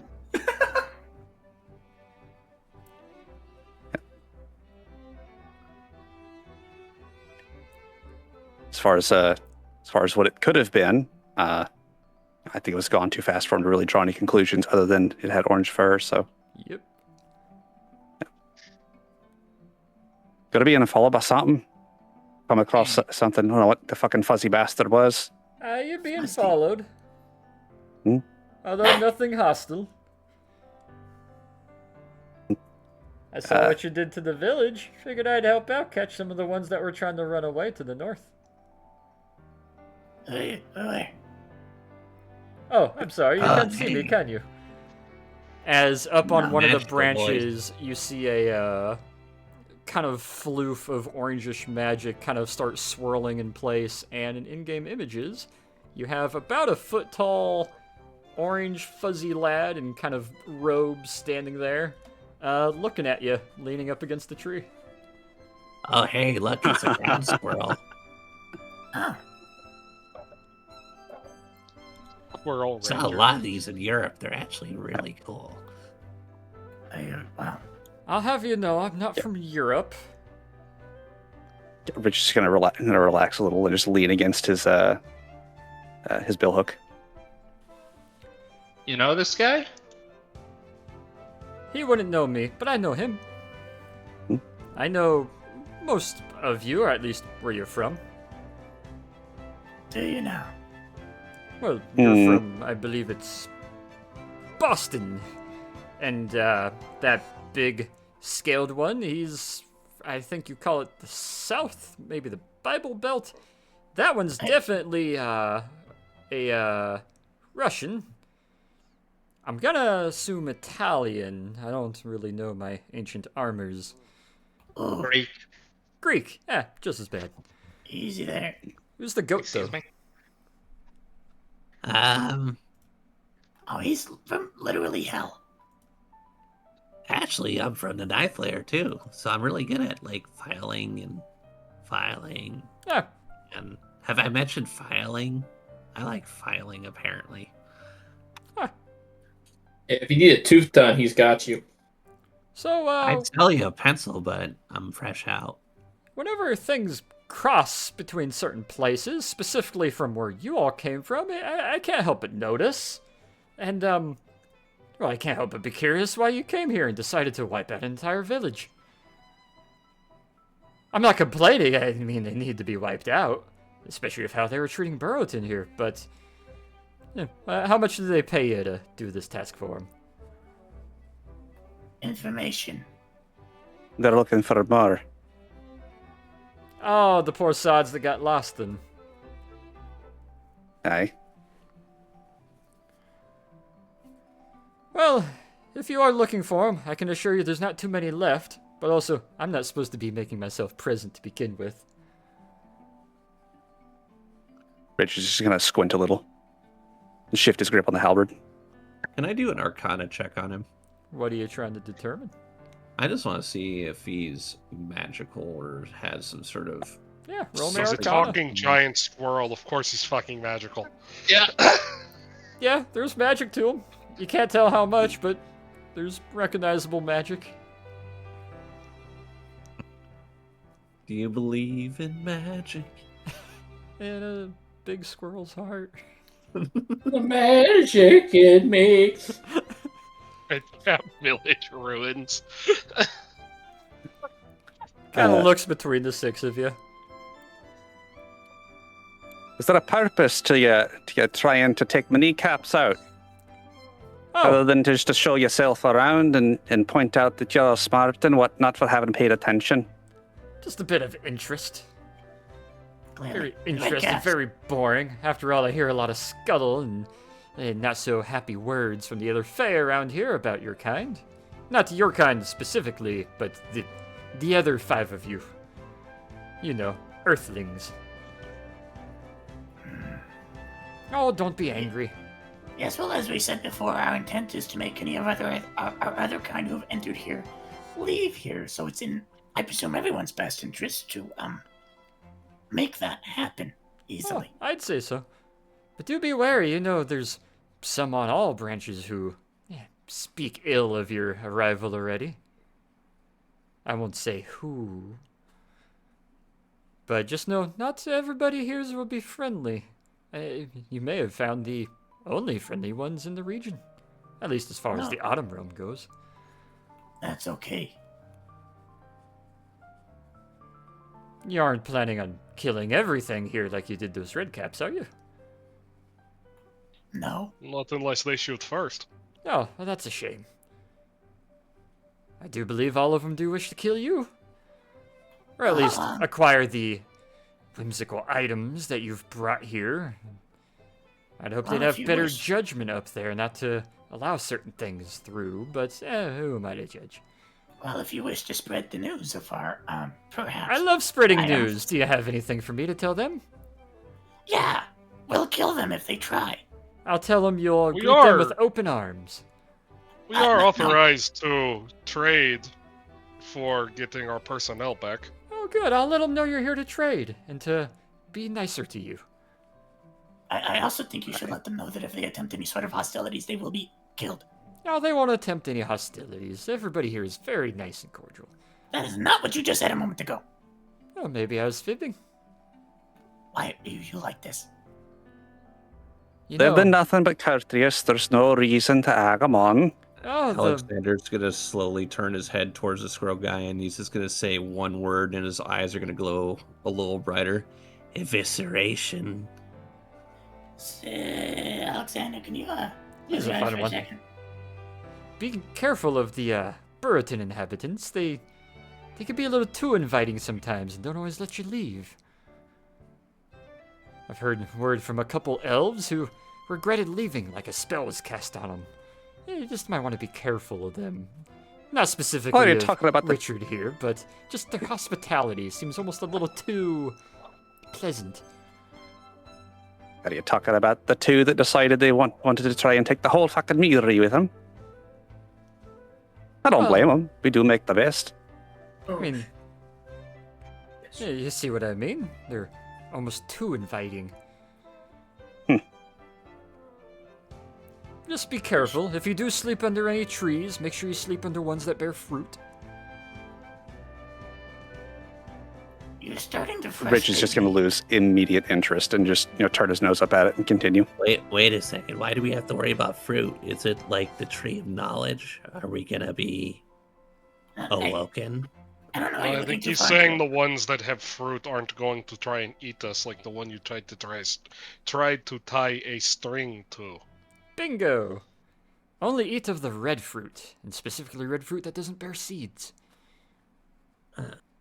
Well, I like strawberries. Unless it's a berry, but only eat the blueberries, don't eat the red ones. Alexander's gonna start writing this down. Come on, we gotta get back to Burrowton in case they're under attack. Do be careful too, anything you write down in this realm does tend to manifest as true. Now shut up. You literally told me facts, so wouldn't they already be true? Perhaps Well, I you should didn't write write them down that down. squirrels didn't talk. That's a good one. Oh, but I do. Who says I'm a squirrel? You look like one. And he looks like a European rabbit. grounds. You look like a European ground squirrel, to be specific. And you look like a goat. Or perhaps you're a sheep. We're moving, let's go. Goodbye, small dragon. How do you know he's from Boston, but not... Never mind. How do I know your country doesn't exist anymore? Word travels.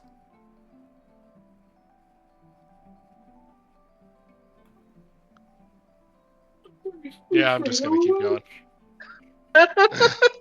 Ooh. Oh man, I can see that glare.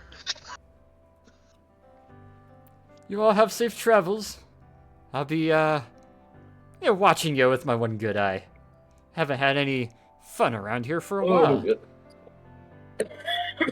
Thanks for the convoluted and almost entirely useless information. Oh, don't trust the thing I say. Or do. Oh, Wasn't planning on it. Yeah, let's go. Ugh.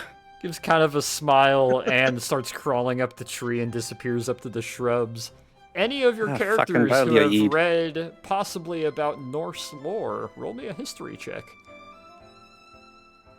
Well, no. voyeuristic moron. Damn! Damn. Negos don't I was about to remember. He ask, but I prioritized reasonably. Greek. Yeah. I did a cursory glance at it, but Fortunately, Rich, you would have would no I? exposure. I don't know if you would have read about Norse history or lore. Peter. Not necessarily about Norse, but just, the fact that this is a creature in the Fae and anything is similar to it kind of thing. My score is higher than your nat 20. I'm gonna say yes, Damn. because I probably would have studied various and sundry religions as well during my time at seminary.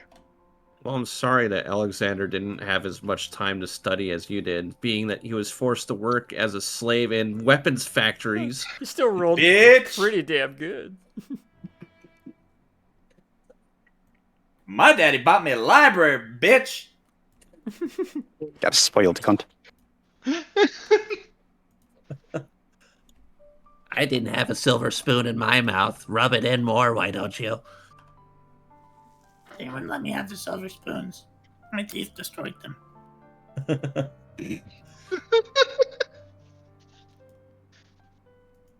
Let me get a little bit of information here. Because the three of you that did pass the rule, Torn and Alexander especially, Peter will get half the information.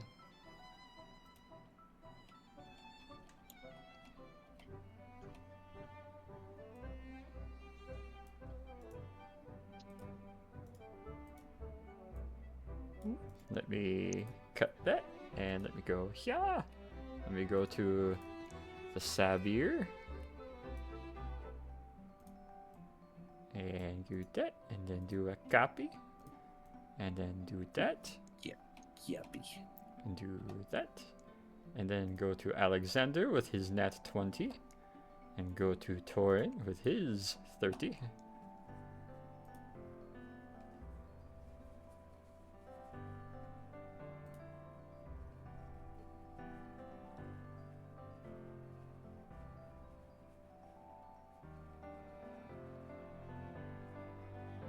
Pagan nonsense. Tricky buggers, always everywhere. Let's go. Honestly, I still say European ground squirrel that can talk and has some magical ability.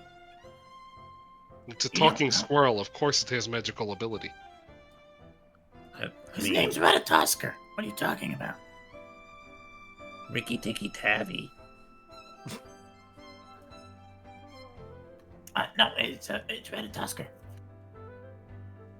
Can't say I've ever heard the name before. Should have gotten him addicted to cigarettes because it would have been funny. No, he's a Fey who's notorious for keeping war in play, essentially. Exactly why it would be funny to get him addicted to nicotine. And then not let him have any nicotine from here. That would be kind of funny.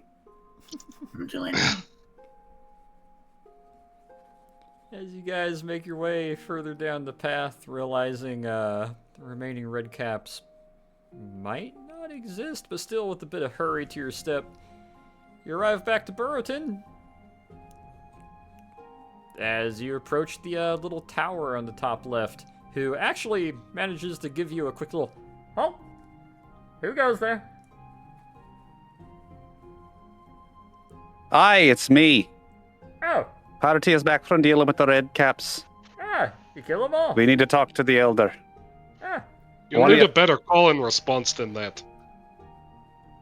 Usually how it works. Aye, we do. We'll work on it. I just have no patience for it at the moment. One of you cunts, go grab Knock. Will do.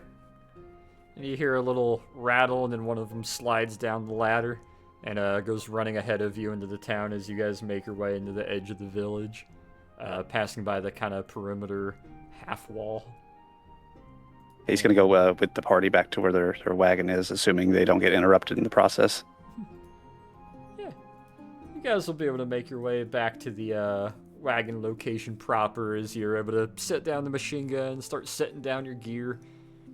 And after a little while, the rabbit and the smaller stature gnoll will come walking up, lantern staff in hand. Kind of a pleasant smile on both their faces. Well, I'm assuming it actually went much better than intended. Fuck, that's one word for it. Like you only expended a little bit of supply to do so. It went fairly well. Spent 60 rounds at 30-06, so I mean, not bad. Evisceration. Richard is kind of take a little bit of a half step forward so he can give a report. Well, Torn's gonna knock Elder. Alexander's hat in front of his eyes again. Elder. Let's get the MG cleaned up. The Red Cap village has been razed. They've killed the chief and about 30 to 40 of them. I do not know if that has been all of them. They tend to have the scouts out. So keep the guard up. I don't know if they want to try any retaliatory effects. The tribal leader Floppins blinks a couple of times, looks up to the Knoll, who gives kind of a content, like he knew it was gonna work, smile. Steps forward, brings you into a big ol' hug. This is... Wow, Rich just wheezes out. How do we repay our new friends? Kind of whispers into your ear. Well, they want information on the other group that came through the portal not too long ago. Also, there's some queer squirrel circling around, trying to stir up nonsense, talking about how other places are not hostile. You see the Knoll kind of rub his brow for a moment, and Knack looks over.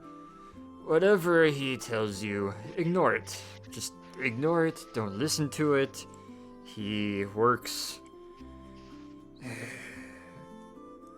I kind of figured he's a bit of a blowhard. Kitsune on the surface, just ignore him. Anything he tells you, in one ear and out the other. He likes to instigate fights. Although on a rare occasion he does tell the truth. So, up to you. Just enough to keep people doubting everything he says, but not enough to make them not completely not trust him. If I ever see him again, I'm making a field goal with him. I wouldn't recommend I still think we that. should get him addicted to cigarettes. I also would not recommend that. I soul trap him. Well, that's going a little I far. don't know if that works here. Nat gives That's why we try it. Nat gives you a little bit of a look. Are you suggesting soul trapping a entity of your planet? I think it'd be funny. Rich just kind of looks at Hatsu, just like an eyebrow up.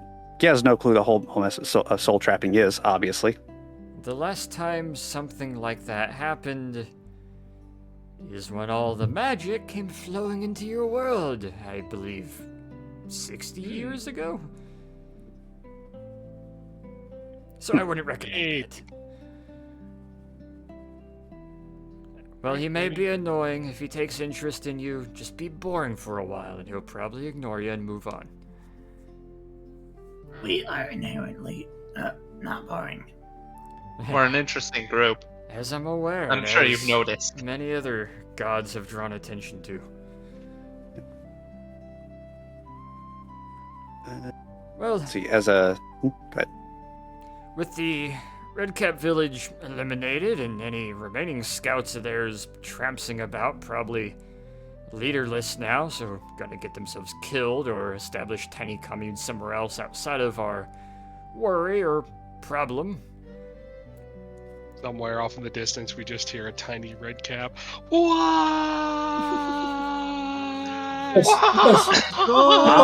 my god! Oh, hey, blow it up! No, you bastards! To the ground! My family's dead! What do I do?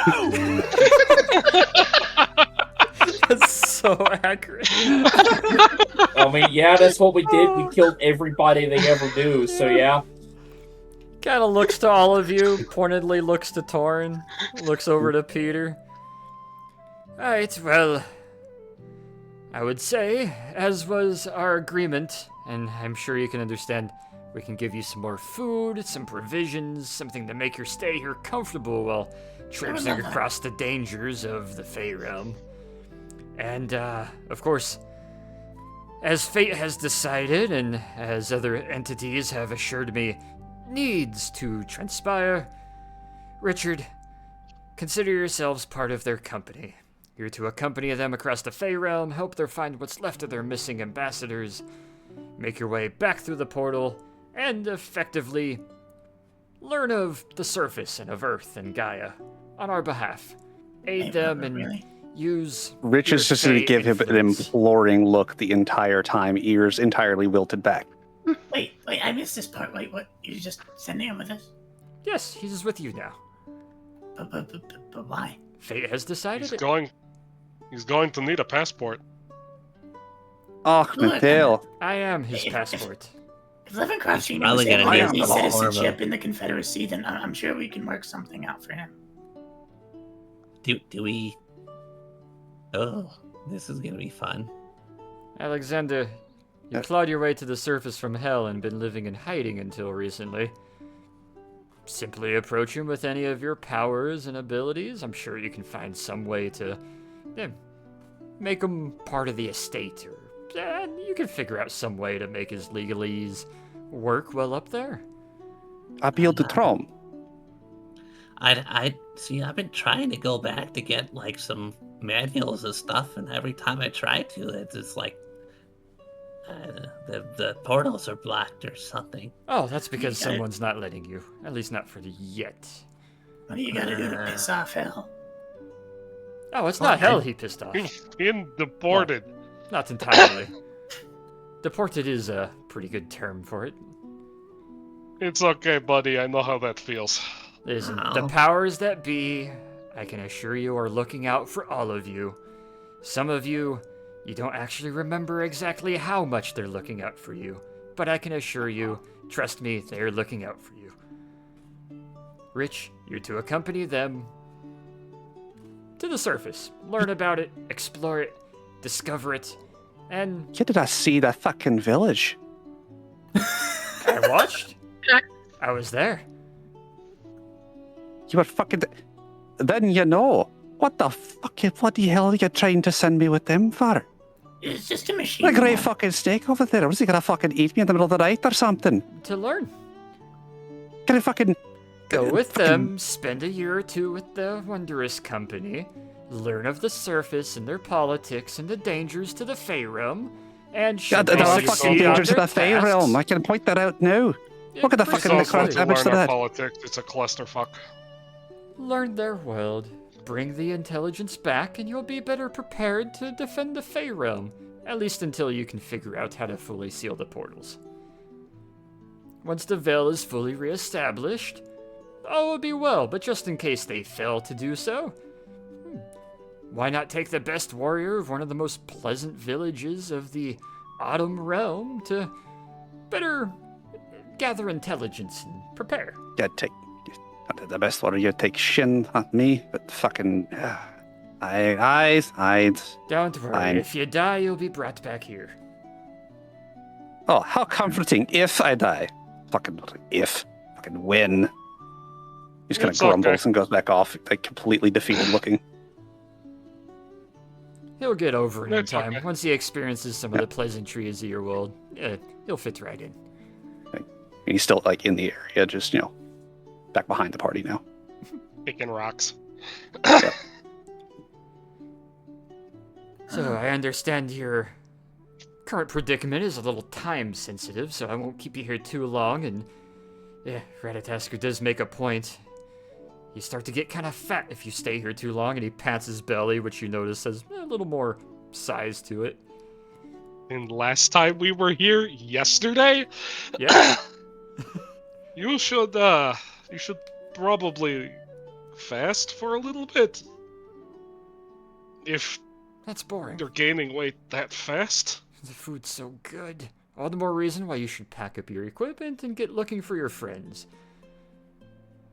See, this is why we practice asceticism. I do have one thing to do here before we leave. Of course, take a little bit of time, but do be departing before the end of day, I will assure. As far as Ratatasker, just ignore him, and I can promise from this point forward until you return back to your realm, my interference and problematic visits will be minimal to none. As far as the village, I can assure they won't be more safe than they... how do I word that? You've assured their safety for the next 100 years. Assured. Well, the only threat to him was the Redcaps. The Autumn Realm is quite peaceful compared to a lot of the other ones. You're talking about medic. You're fucking sending me with them. That's problematic. You fucking. That's fucking.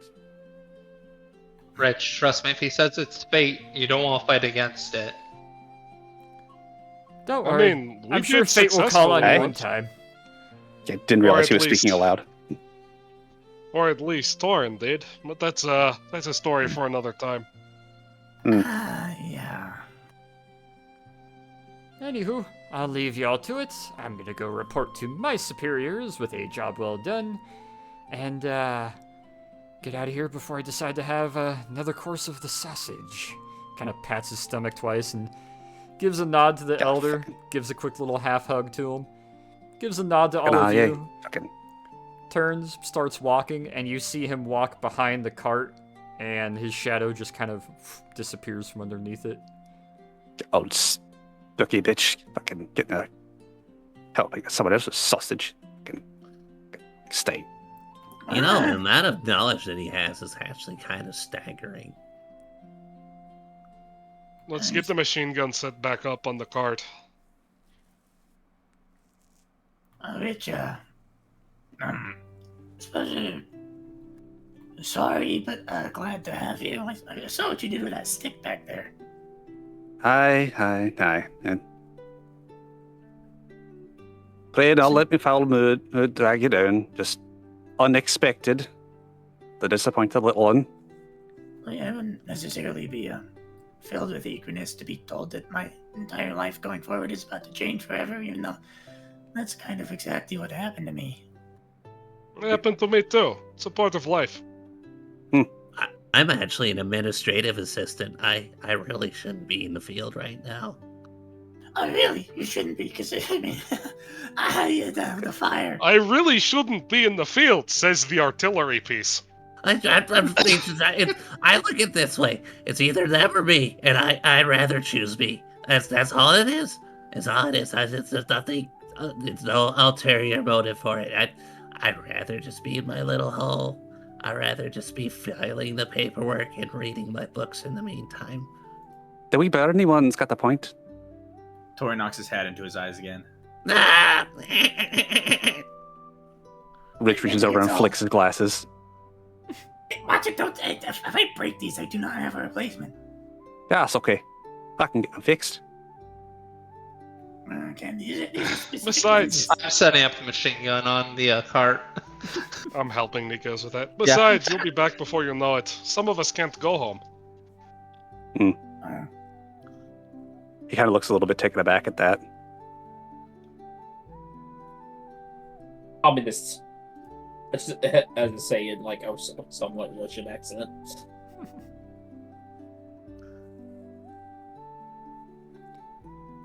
As you guys reestablish the machine gun, rehook up all your supplies and packs to the side of the wagon, kind of get everything mounted up and ready, Rich, you're able to take a little bit of time to grab what supplies you want to bring with you personally. A few more rations, your glaives, some spare ankle and hand wraps, another set of clothes, a field jacket, and you're kind of able to get all your main items, which are pretty minimal considering Hitherguard are very monk-like. And you're able to add it to the Getting- stash of equipment. We're getting that 1917 revolver to Alexander. Yep. Add that to your inventory, Alexander, and then if you got the stats for I it. remember what happened. You did give it to me, and I asked you to send me the stats. You never sent them to me. That's what it was. I completely remember now. I remember getting. We got 2 of them, so we can either give one to Nikos or give one to Richard. Because I insisted on getting one for every member of the party. Do the 2 melees need guns? Yes. Do they not need guns? They've shown. Is that there they've any not reason? needed it so Is far. there any reason that they shouldn't have them? It's immoral. Oh, I see. about it. I see no reason for them to not have guns. Nikos or Rich, do either of you want to have a handgun? And it might help Rich not be terrified of them as a concept if we Yeah. teach him how to use one. I mean, Rich in general would just at this point flat refuse, but he wouldn't object to like being around them, just not while they're being fired, obviously. Guess I'll take it for now then. Alright, I'll DM both of you guys, or I'll just hop on your sheets and add a pistol and the stats to it. Should be able to copy him straight from Leroy, because didn't he have a 1917? He did. Yeah, I'll be able to get Leroy's stats and copy those over for you. Yeah, alright, Nikos gains a weapon. Oh no. And Alexander's got his little revolver. Well, not little. Yeah, Medium-sized revolver. The stats, please, so I can plug it in. Will do. I'll get that for you once the session's over here in just a moment. But, yeah. Aw. Guys, acquire all your kit and gear and caboodle. You fully mount up and ready all your rations and remount the machine gun to the wagon. And, find yourselves hopping back on the wagon. It's only about noon. Oh, Torin would have taken time during that probably to speak with someone in town. That's what I was gonna say. You had Okay. you mentioned you wanted to go do something. What was it you were wanting to speak about or do? Well, first he wants to speak with the Elder and ask if they have any sort of alchemist or alchemist adjacent. You know, the guy who likes fucking with shit. Tribe leader Floppins kind of looks to you. We have blacksmiths and well, tool makers and different smiths. We don't do too much magic. So who's the one most associated with the dangerous things? Our guard force. Yeah, but no, like working with dangerous things. Kind of squints a little bit, trying to determine what you're asking. Good with the ingredients, but not the food kind. Materials? To a degree. This is just, the smartest person you have who is always looking for new things to apply and to discover. Do you have one of those? Think I might. Yes, I think I would know. One moment. I go hopping off, and after a little while, comes walking back with a somewhat older, slightly wider, little bit fluffier, little bit older female Herringon. Comes walking up, has the nice apron on the front with like little farmer gloves on their side. Hello. Hello, ma'am. What is it that you do? You do here? Preservation of farming and crop rotation.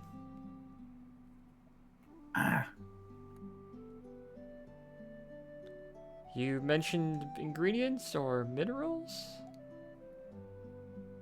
Yeah, you see, I was looking to teach someone here the specific combination of, say,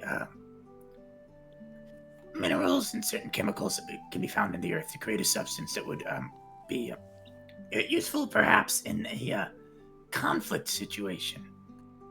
Well, don't you know? I just heard that you took out all of the redcaps nearby. They're gone. I don't believe we need any further defensive measures. If anything, half of our guard can now return to farming. So those are the words of a society that is not prepared for the next intrusion upon their borders. Peace can only be maintained through preventative measures. Which is why we have the Heather Guard. No, but... Look, I like this place, okay?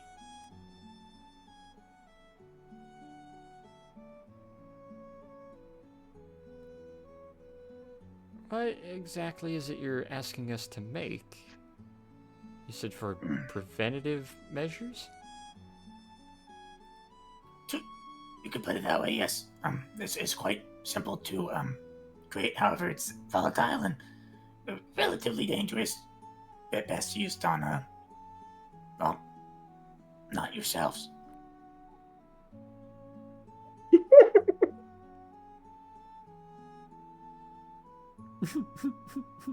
Marma, what?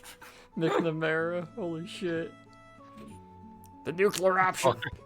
Or in McNamara Levencroft. Damn. She kind of looks to you, looks back over to the elder, who gives a little bit of a shrug. We think we're fairly prepared, but I mean, if you know ingredients and can teach us or at least give us some sort of written guide, we can try to follow that. Well, look, I'm sorry. You say you're prepared, but you had to rely on a bunch of outsiders to come in and kill what is essentially a bunch of Neanderthals with hoes. So, I'm sorry, but I don't think you're as prepared as you think you are. They were the only threat to us and have only ever been the only threat. Yes. Well, things change. War definitely changes. War never changes. It isn't about protecting yourself from the threats that are currently posed to you. It's protecting yourself from the threats that may be posed to you. And I don't know If you what's out want there. peace, prepare for war.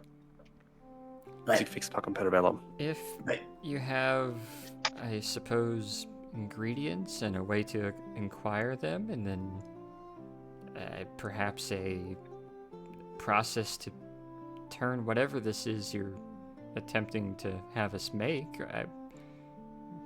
we could follow it. We could assign some of the guards and myself to look into it. I do, and within reasonable time, if it's possible to obtain, I want to try to perhaps oversee the first batch, as it were, with your company. I was under the impression you were leaving. Yes, quickly, if that's possible.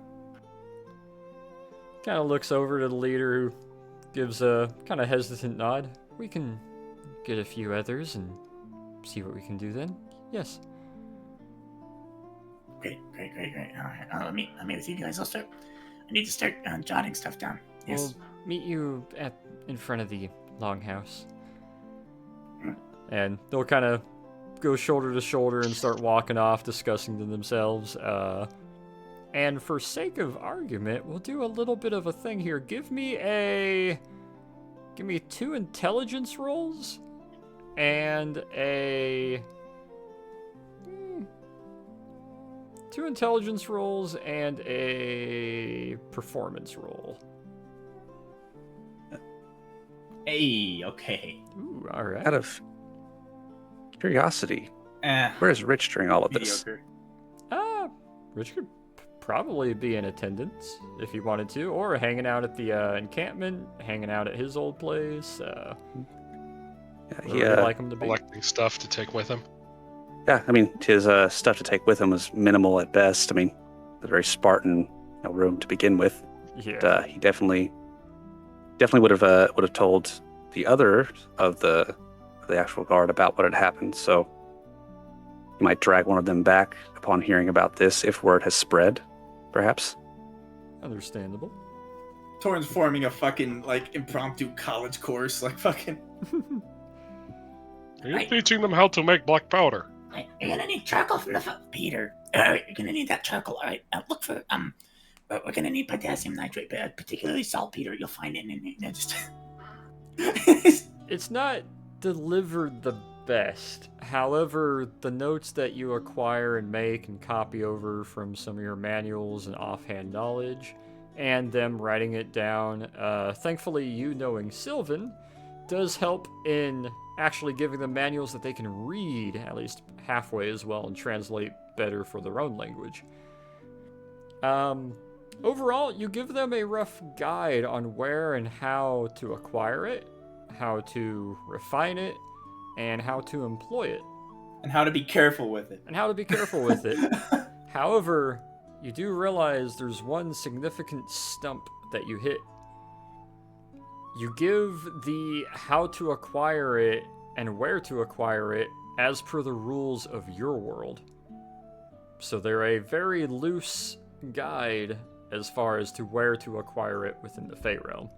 Yeah. But in Minerals theory, are minerals. it should be in certain areas under certain things that they should be able to find it and how to kind They of should be test able it. to make charcoal. Yeah. Oh yeah, no, charcoal's the easiest one. And saltpeter's the problem. Yeah. Yeah, That could be saltpeter's the a harder big one for them to find, but they have a rough enough understanding that should they invest time into it on their own time, they'd be able to find it and start working at that, or at least hopefully find it. Turner's just sitting there listening to him. We don't have any threats. We're perfectly safe. He's like, you fucking morons! You're too fucking nice! As you kind of educate them and give them that course, Peter kind of stopping in from time to time, and then Rich, you're able to give a pretty nice kind of hand-me-down assignment to the second best warrior, who kind of understands they're now going to be the primary leader, going to be the primary kind of front man for the group, and you know they're capable, you know they're able to do so. I mean, Shin's pretty reliable. You know him well enough. Yeah. But also give him kind of a potential employment from a purely tactical and defensive perspective on what Torin's actually teaching. Yeah. Give him a rough idea of like, here's how this works, here's how that works. It's a nice... Describe line tactics. Line tactics, line troop tactics. How to repel it. Yeah, it's a nice couple hours go by. You're able to brief up, give them a rough idea. They got their notes and books, the hand down of tasking and village warriors passed down, and everything's mounted up fully. Good couple handfuls of the hares are standing out by the front gate, giving idle waves and kind of smiles and little pleasantries as you guys are able to mount up and eventually find your way rowing back out of Burrowton. A couple are kind of sad to see Rich leaving, but also understand the fortune guide Noel said it happened, so they know not to question him.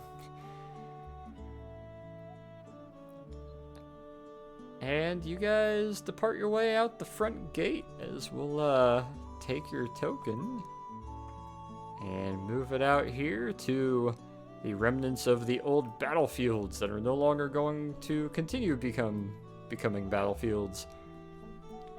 And with that, we step back into our process of give me a direction and where you guys would like to go. You have... They were supposed to give us some the information. advice on where to go. The advice and information lies in your guide. Hence why Fate decided he's the one that would lead you.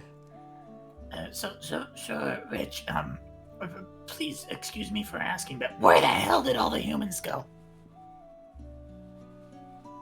Well, I know that they made camp across the river. From there, I'm not entirely sure as far as that goes, but I know for sure they made camp across the river. Well, that sounds like a pretty good starting point then. Probably the best place to cross would be the Great Peak Crossing. That's the natural ford as far as that goes. Well, suppose meet us there then. Okay. So he's gonna start leading him in that direction out of the town. Give me a... Alright. That direction. Gonna want to lead them as you exit the northeast, the front part of the town, and are you wanting to take a northwestern loop around the lake to take them there, or are you wanting to take them south and a little more directly to it? It's easier for our cart. Yeah, that's the thing that I'm looking at is the cart. Well, I have to introduce you. This is One Ton. She is a good horse. Gives a couple of head bobs.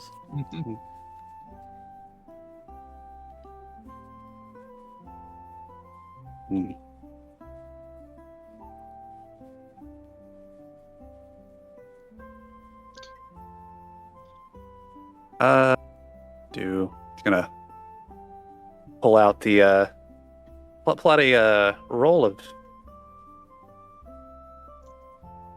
vellum that seems a little chaotic, to say the least. Looking at it, he's gonna hold it and then kind of tilt his head left and right a few times, and then tuck it back away, and then start leading them almost directly south towards where the crossing is. Wait a minute. Let me see that. Let me see that. I got it. He's. I mean, Are you gonna let him see, or are you? hold on. I was in the middle of typing something, and I was talking, so I'm trying to Okay. disorganize words that was typing with words in head. Torn's like rolling his own map he's been scrawling out. Like, no, I gotta compare this. He's not gonna let the map out of his grasp. He's gonna I think that the map that you've created there are more likely to be accurate. After all, I don't think the town is worthy of half the fucking page.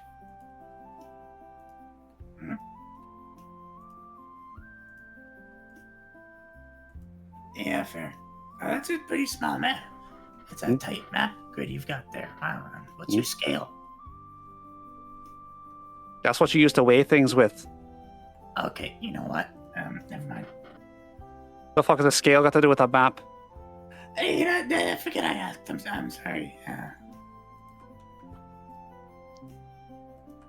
He's gonna look Torrance is slightly like, up "Ah, at shit." Torin. Scale can also refer to like the size of something. If you're making a map, the relative size of how much something takes up versus how large it actually is can also be called scale. Oh, well, fucking hell, so you could have just led with that, you wee cunt. So, I mean, fuck if I know what kind of scale you used. Ancient ass fucking map. Normally, the scale would be written in the margin of the map. We don't have to explain these things when they come up. We can't just leave them in the dark.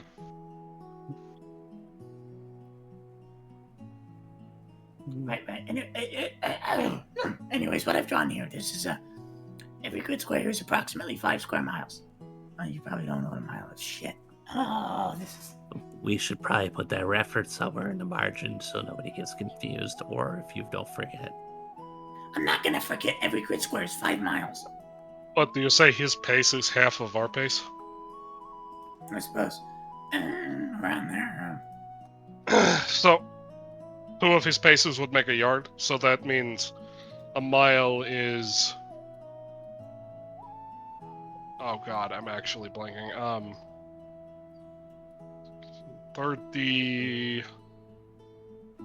37,000 paces? Or 3,700 paces? So I mean, he probably walks about as quick as us, doesn't he? I mean, very, very visibly has to slow himself down.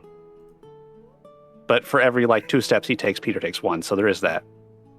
Yeah, that's why I'm using paces. So, I mean, I guess every hour. You don't even know what an hour is. I don't even know where to begin with this. A mile's about 37,000 paces for you, or 3,700 paces for you. Kind of stops and just does the math in his head for that. All right. So, okay, he visibly has to stop, and you just see the gears turning. I would like everybody except for Rich to roll me perception. Yeah, he's not noticing shit right now because he's just hard locked into doing First math. is whether or not we can hear the gears turning in his head. As you're looking at Also, him... why would you be walking? Why not ride the cart? As you're looking at him trying to adjust and figure this out and mentally calculate what you're describing to him without any real reference to it, all of you roll high enough to notice as the general question and idea is, yeah, how does time move here compared to there? And you look up and realize the sun is still in the exact same position. You guys have been What an traveling answer for to what that. feels like a couple hours, and it has still not moved. This has confirmed everything I thought in elementary school. Time that's isn't real. concerning. I mean, in reality, time isn't real. It's just a conception of Hush. literally. But no, it's very much real. It's just our own perception. Hachu, with your height advantage, I'm going to DM you a little snippet that you noticed that the rest of the party can't quite tell.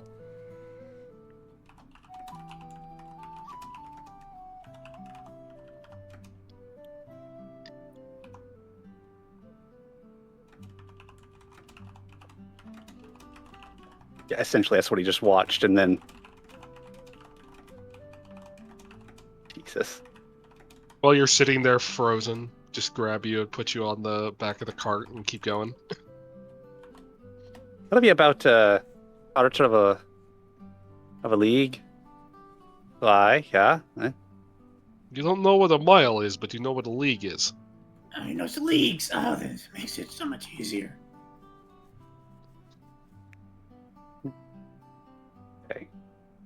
Well, I know we're about. It should be about 5 miles north. This village should be like 5 miles north of us, but we've gone like on maybe 2 or so, something like that. How do you know that? You're doing this because the freaking Korriban thing, aren't you, you bastard? Who's driving the wagon? It's gonna be me. Give me perception, as Hachu points that out. You're able to get a rough estimation of like how far you've actually moved or walked by the rough grid and idea that you guys are assuming as far as the map goes. Since leaving Burrowton, you should have moved along at least about 20 miles. But oddly enough, you think Hachu's actually onto something. Why does it feel like you've only moved 2 miles?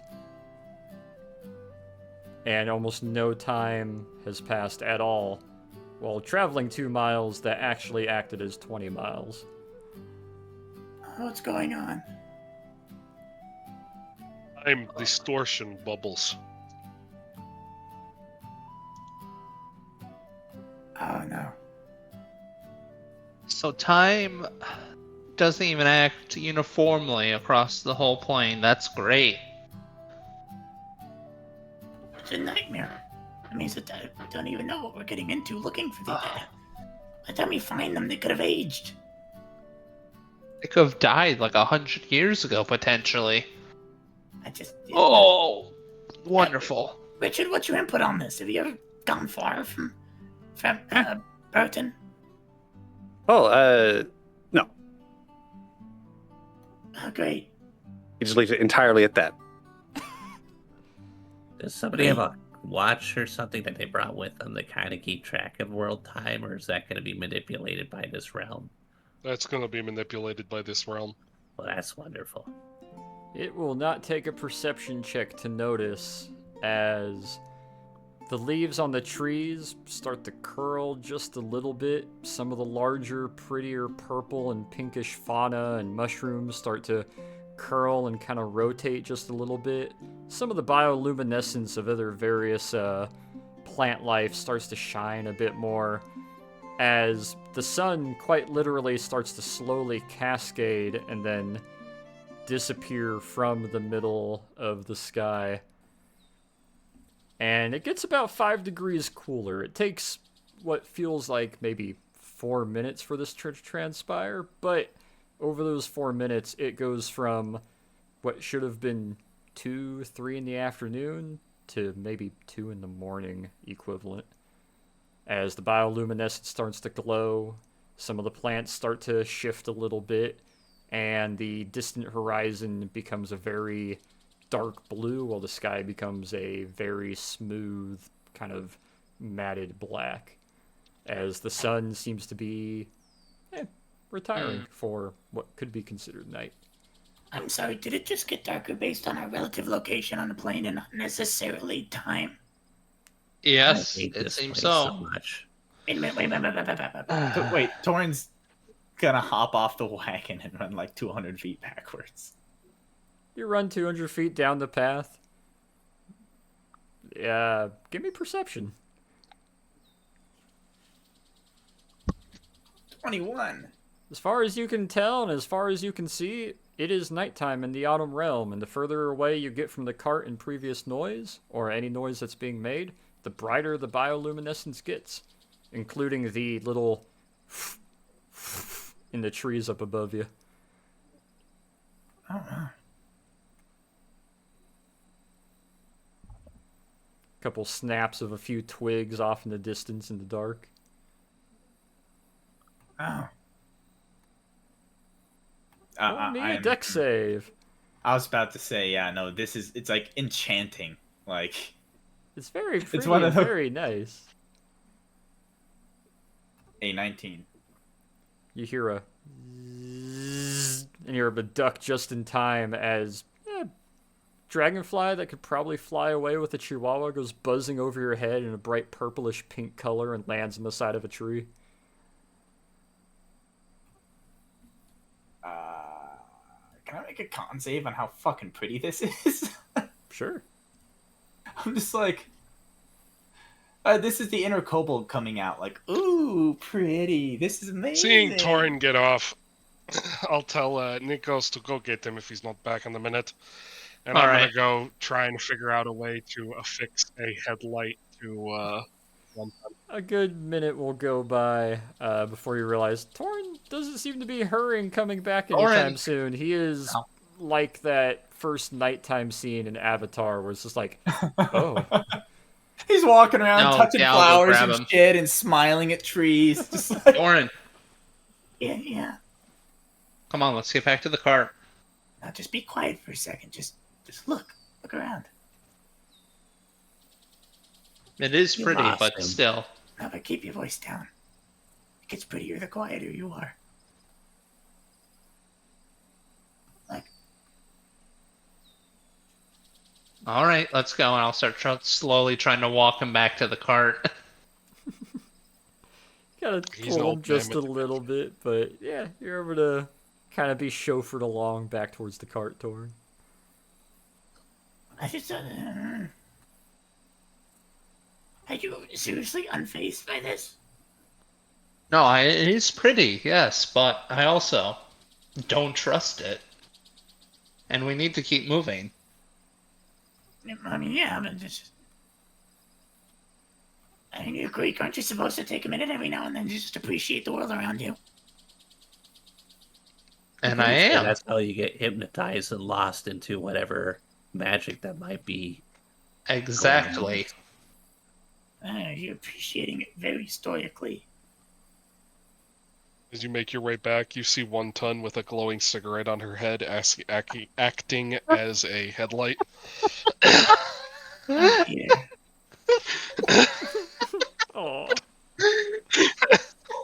Would you stop using those for lights? We have a limited number. It can be reused. I don't think casting light makes it unsmokable, so... I mean, that is a good point. Like... How's 1 ton reacting to having a headlight? Seems pretty okay with it. It's better than having blinders and not knowing where they are.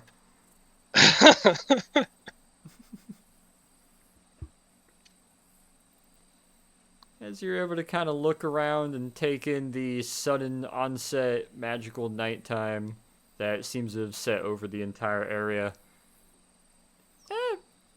might be good to set up camp unless you guys want to try to proceed further along. I mean, how tired are we?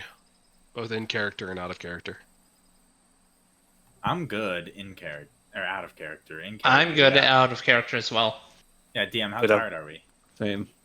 In character, you guys had a firefight, but it wasn't necessarily a intensive one. You expended a few spells, so there's a little bit of magical tiredness, but as far as... Except for Rich.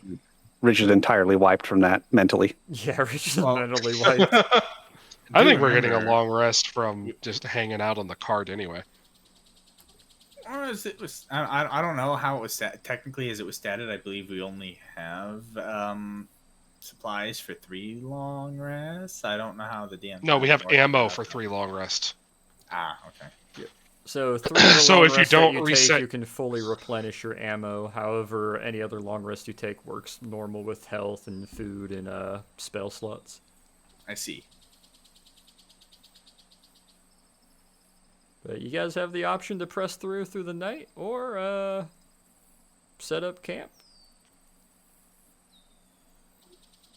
Out of character. This is probably going to be the deciding factor for me. I want to keep going. Do you guys want to keep going? Fine Does with it. anybody not? Yeah. Fine with that. I'm down. I'm here. You I'm have work up. tomorrow morning? Yeah. I see you get some water. Okay. How much longer do you think you'll be able to do, James?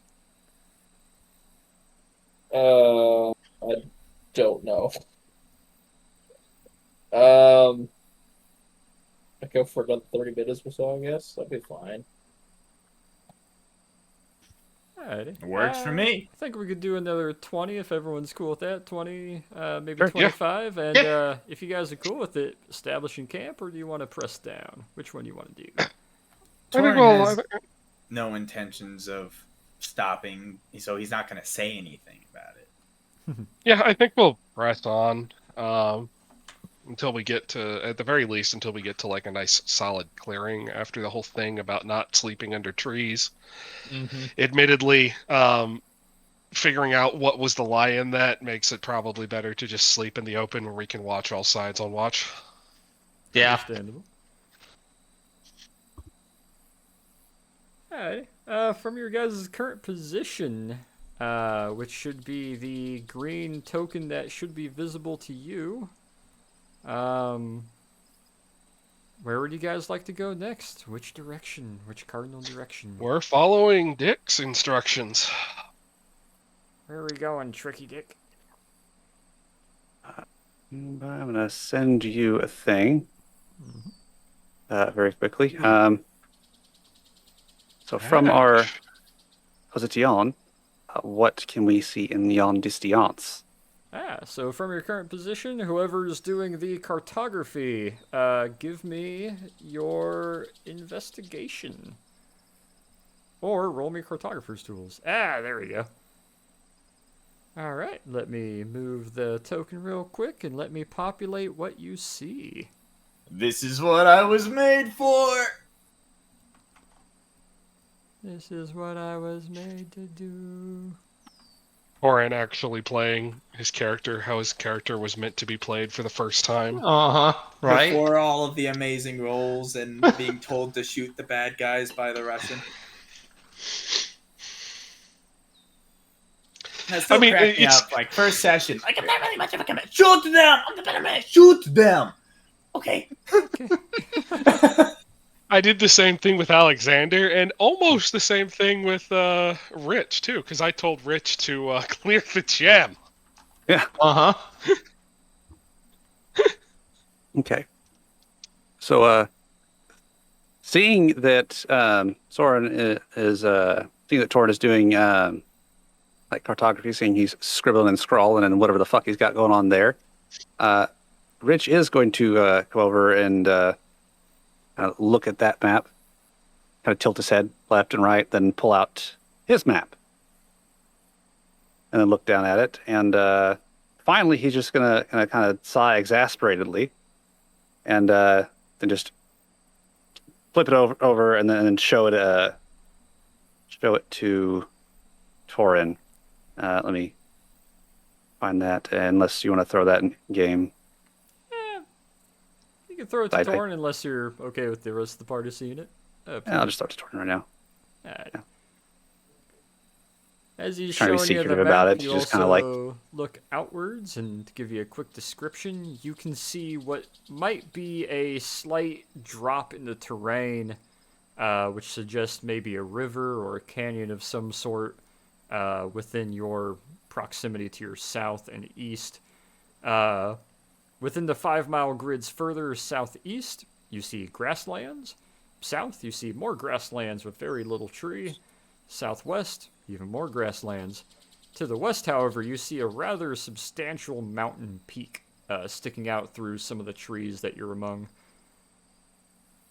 And to the northwest, oddly enough, nothing. The terrain seems to drop down. There's no real visible, at least not in the dark, terrain or trees or mountains or continuation. If anything, it seems to be a significant drop in the terrain level.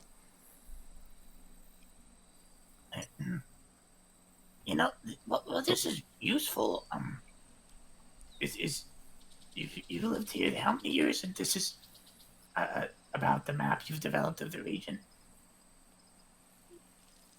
Kind of quirks an eyebrow. I was like, well, this is the original map from Harrigan himself. Harrigan himself drew this map. Oh. My apologies. This is oh, I take no offense to it. It's a piece of shite. Oh, yeah, I mean, yeah, kind of. But, yeah, it makes it a little more difficult for me to try and describe places because I have, traveled a little around the village and whatnot, but we've not really had cause to leave.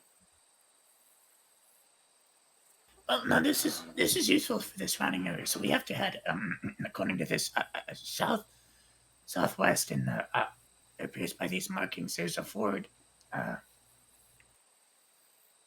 Torrin's got like the magical compass out that he was given and everything, and like he's like trying to deduce direction. You're plotting like little back azimuths and whatnot. Yeah, as you hold up and look outwards, despite it being kind of dark, you realize going roughly southwest from your current position, you should come across a possible ford or a narrow crossing area, or maybe even a bridge of some sort, perhaps, if the map is anything to go by. Hey, Nikos, have you noticed that our Yeah. party's average height has been going down? Yeah, right. Quite a bit. Ever since we lost Wilhelm, it's just been taking a nosedive. Well, I'm not going to start walking around on my knees. You think that'll keep you here longer? Oh no. Just had to go and point that out. Hachu, what do you think?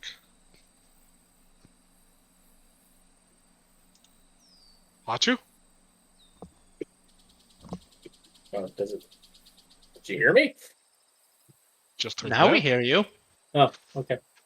What do you Weird. think? You notice that the party's getting really short all of a sudden? No. Like the average height has gone down quite a bit. Wait a now second. you Are mention you? it.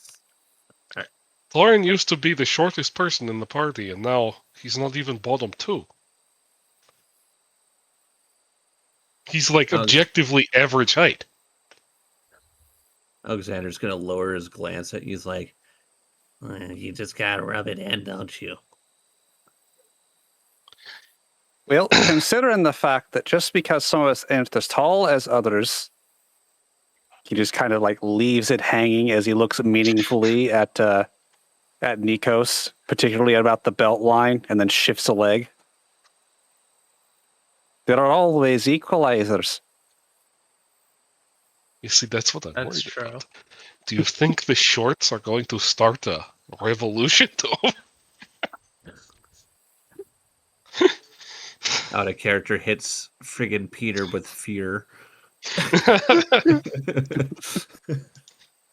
Oh no. He wouldn't do that. Not yet. I'm not so worried about them of revolution. I'm more concerned that that might be an omen for the rest of us. That could also be true. You are the one who somehow managed to spurn your fate. That's true. I mean, listen, help. Let's hope it doesn't happen again. Yeah, well, I can't do it again, so. To be fair, the 3 smallest ones in our party are also, animal in nature, I guess, in a way. Yeah. It's mostly off of species more than anything, honestly. Did you not notice the literal snake? No offense, Hunter. So yeah, that's what I'm saying. I'm saying, in comparison, the 3 smallest ones happen to be anthropomorphic as well. So Hey, Peter, does it feel strange being the only true pure-blooded human left in this particular organization? It might have if it wasn't for the whole killing an eldritch god thing. That kind of put everything in perspective. Ridge kind of looks over at Nikos, going, what the fuck that word is? It's a large word. I'm such a small person. Anthropomorphic? Yeah, that one. It means animal-like, but human Well, shape. I know what it means. I just find it amusing.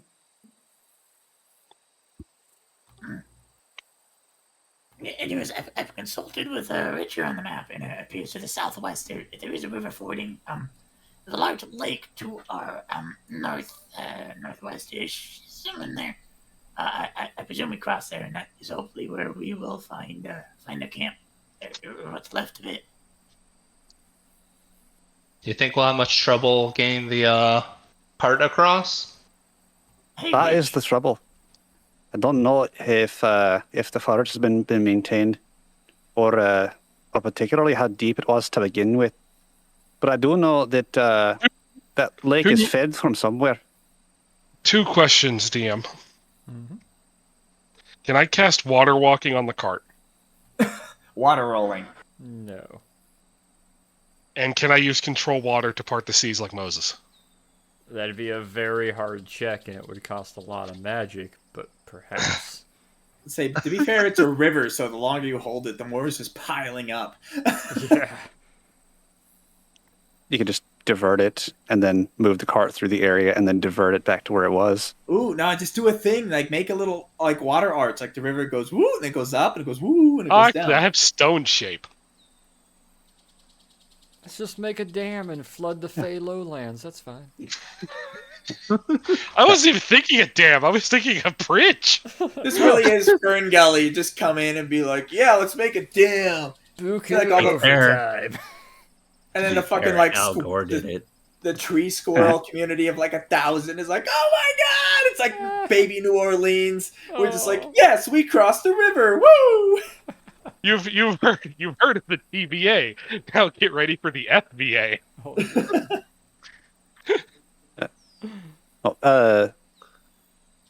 We could go around, but like I said, the lake is fed from somewhere, so no matter what we do, we're sure to have to cross some place. And as far as I know, this is the only crossing for quite a long time till we get to the south side of the river. That's the best we've got then. So, and time is not our friend, so I insist we go. Ford the river. I agree. Same. Oh, you know what? I have another one. Cast Water Walk on Nikos. Ball on the cart, and Nikos just pushes us across. Not a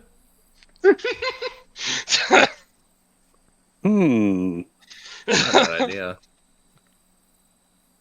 Could see that. I mean, at that point, you don't have to go to Ford or anything. You can just go anywhere. Well, I kind of want us to ford it, so I could say, obviously out of character now, but I want to be the one to be like, great, now we've lost all of our oxen. Fey trail. Well, who's dying of dysentery? You've caught magical dysentery. Oh, no. You've got glitter falling out of your fucking ass. You're just shitting fucking confetti.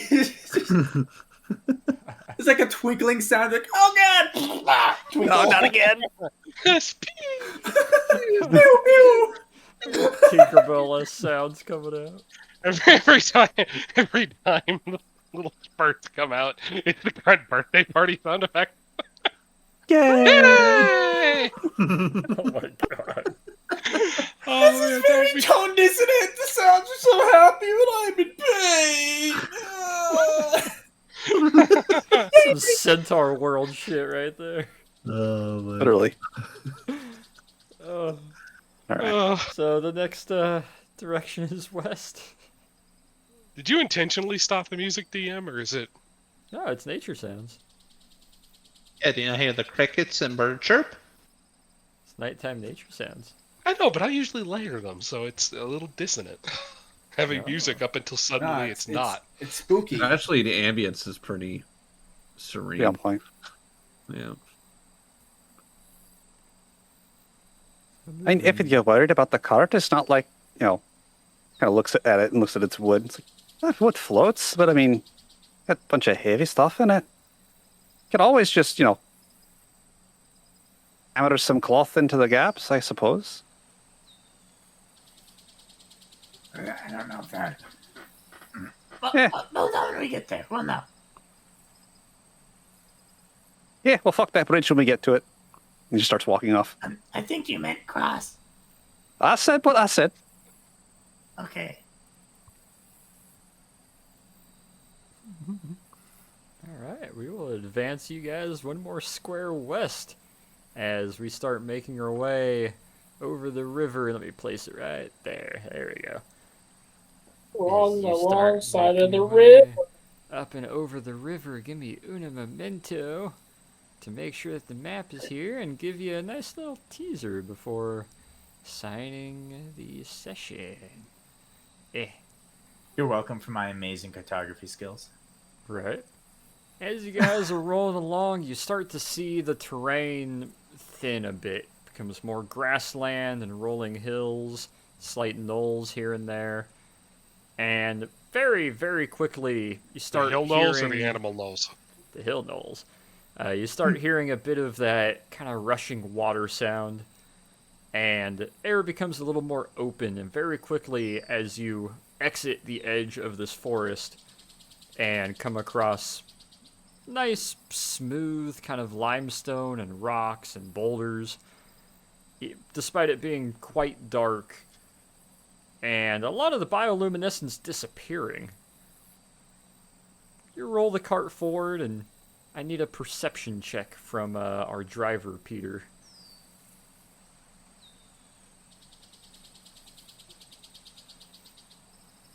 Oh. Do you want Rich to also roll, because Rich kind of was walking in front? If you're walking in front, Also, can give I me have perception. advantage because headlight? The headlight is actually inhibiting you a little bit in this instance. Oh, it's taking away your night vision. Huh. Yeah. Let me actually open up that tab again. Just closed it. All right. Perception, yeah? Yep. Oh, fuck. Yeah! Ooh, okay. Hell yeah. Give me a quick moment here. Nice. I'm going to pull something up. Hell yeah, this is going to be hilarious. I'm walking straight into the water. Yeah, also blinded by the headlamp. Blinded by the headlamp. Damn it. There we go. Let me grab that. Let me extend that. And then do that. And then do that. Up like a deuce, another wagon in the river. Oof.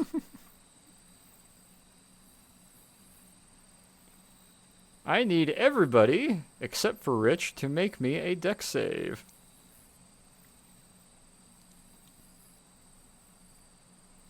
$26. 3. Oh. Yeah, they re-up on the fact that 13. Told you the dice hate me. Baby. Okay. Okay, I actually do Oh, need to hell. ask this one. On what was that perception check based? Vision. I think you're about to find out. Okay, Alright, let me shift the magic here and give you the closing scene, and we'll pick up next session with That quick fail's fucking rough, Hachu. fucking rough for Hachi. He's been fucking rough for me. Oh fuck, where did I put that music? Where did I put it? Hey, Rich, shouldn't we be near the river by now?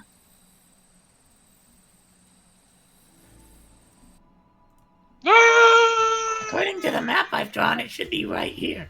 Peter, I need you to take 10 bludgeoning damage. Ow. As I will move you guys over, feel free to scroll to the bottom of the map. Oh! Peter and the horse is currently hanging with their hooves dangling over the side. The wagon is sitting on its front left wheel and back left wheel. And Peter is 10 feet below you, having landed on his chest. Hachu! Levitate! Levitate 1 ton! I like Torin is like holding onto the machine gun, hanging off the very back corner of the wagon out as far as he can to try and be like a counterweight. Levitate something I can't do. I thought you had levitate. You also can't do levitate because Hachu, you're kind of on the floor. What's happening? Is the horse okay? What's going on?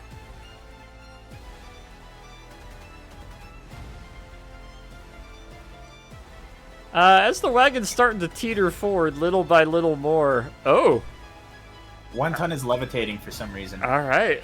Yeah, 1 ton kind of scoots forward, starts kind of trying to trot in place, starts to lift up a couple inches, and the wagon starts backing up as the horse is walking forwards until their hooves touch down and they start walking backwards for a moment. Torin, Good save, Hachu. Good save. Torin, expend me 1 exhaustion, which means you'll have Sitting disadvantage knocked out on next to you, anything just- strength-based. Oh. But I used a spell. Wait a minute, huh? That spell exhausted you. That was a rather pungent spell. Fair. It says for description only, though. Did he actually cast it? Yep. Oh, oops. It always says for description only, though. Yeah. Mm-hmm. Let me add that to my temp thing.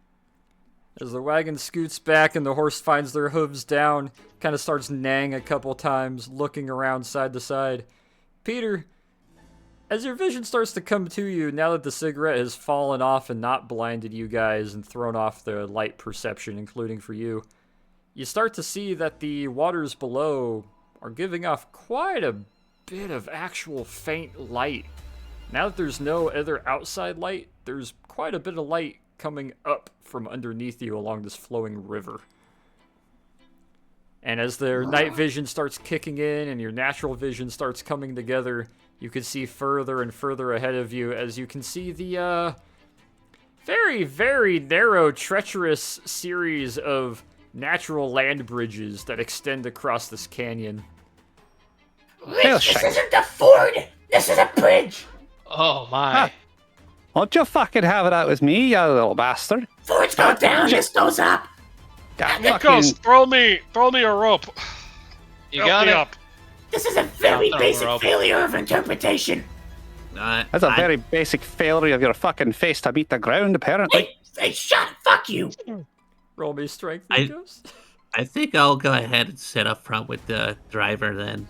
Since I have night vision, I can at least guide, I guess. Peter, I think we acrobatics. should probably wait until morning. Yeah. Nikos struggles to pull you up a little bit from the back of the wagon, but you're able to kind of scale up with the rope as he pulls it up, and you're able to scale back up, find yourself There we beside go. your horse.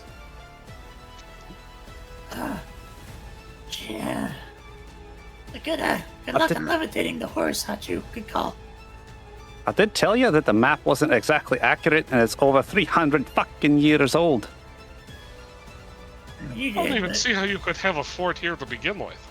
Does the terrain change often in the Fey realm? Rich just shrugs.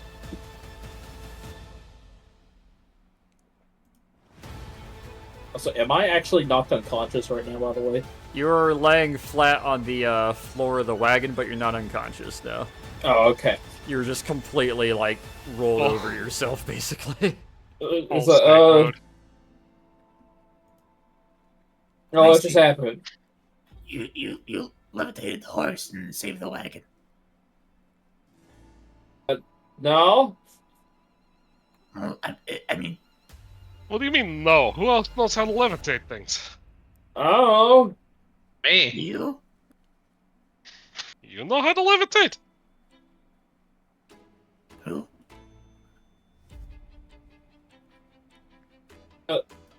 Blue man, Alexander, was that you? levitate things?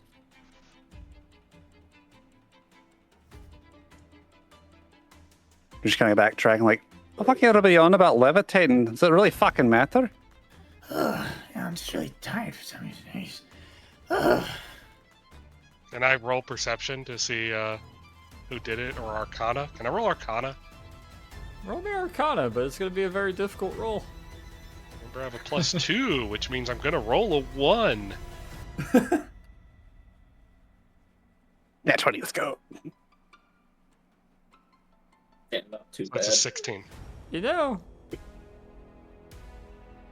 a lot of people have powers. You don't exactly know what Rich can do. You don't know fully what Hachu can do. He's still doing spells that you're learning about. Nikos is water-based, not really air-based. Oh, damn, I saw it rolling at 20 and flip over. The Motherfucker. goat, maybe. Torin, he uses guns. You don't have... Maybe the horse has some levitation. No, I don't it's buy a that. special magical horse, maybe. So like, Meanwhile, Torrin's like wheezing and collapsing on his side in the wagon. Like, Oh, they really took it out of me. Oh, jeez. You alright, Torin? Yeah, it's just. What's what? But I know that excessive magic use makes you extremely tired. you would know Would that. I also know that? You would know that. Any of you that are casters would know that. Yeah. Heavy spells would cause that. Can I roll Arcana on Torin to see if he's used magic? Roll me investigation on Torin. I'm never going to pass that. Join us, Hachu. You might have a chance. Okay. He's tired, but Oh, it's been a Yes. long day. Holy shit. Fucking hell. about Finally. time! It's taken like 20 sessions! At last. Hachu, Oh, fuck. I'm gonna DM you real quick. Oh my god. Been waiting for this since fucking. See, this is where he doesn't tell anyone. He just keeps that to himself. That would be funny. Based off Torin's state from that fright, I think perhaps we should stay here until daylight. Yes, Yeah, bonfire. that's a good idea. I don't want to cross this at night. Aye. I'm already on it. There's fire system! Oh. Okay, that's nice. Yeah, thank you. I'm gonna apparently not be able to tell how 1 ton's feeling about having floated. You know, Do you mind if I do that too? Go ahead. for it. Just do that one just to see what I... Okay. I'm too busy recovering yeah. from the fact that I fell 10 feet. Yeah, One ton seems completely unbothered and is just looking out at like, oh, cool, a bridge. One ton does not care. Hey, One Ton, you doing okay? Kind of looks back over their shoulder. Mm-hmm. huh? What was that? Just you. I didn't know I could do that. Sometimes. I was told stories about deer that could fly for Santa Claus. Maybe I'm a reindeer? One Ton's talking about flying deer. I'm a reindeer. Rich just, perks his ears and looks between the two of them. Bobbing her head now and clopping her front right hoof a little bit. I'm a reindeer. You guys just hear neighing. Hey, just be aware. You're not gonna be able to do that again. Don't try to do that again. Okay? Says you, 'Cause it I won't can work. do that again. The horse thinks they can fly now. 1 ton, please don't jump off the cliff. We You need you. cannot fly. 1 Ton, you cannot fly. If you try to do that, you'll break all of your legs, all of them, everyone. Alexander just kind of turns his head around. You could be anything you want to, even a Pegasus. The horse can't understand you. Because you can't I talk think to the animals horse can without under- realizing it. Actually, I can talk to animals because I am an animal myself. Wait, that is not a racial trait, is it? Yes, it is. Oh my god. I think it's lacking wings, so it can't exactly be a Pegasus. The horse is now doing that kind of forehead scratch with their forearm where the horn might be, and is like kind of just chuffing to themselves. I'm just saying, don't try to fly, okay? I won't. Only when you need me to. Oh, okay. Rich is just, reaching out, patting their nose and going, kind of like mentally to himself, going, "It's a fucking strange group of people here." So one time Because the says horse. that they're only gonna try to fly if we need her to. Going Do we forward. have any marshmallows in the rations? These are American rations. We should have chocolate, at least. Oh, there is indeed. You got flatbread? Let's go. Yeah, Rich, you ever had chocolate before? Oh, chocolate. Chocolate? Chocolate. I remember chocolate when I was a little girl. Always hated the stuff.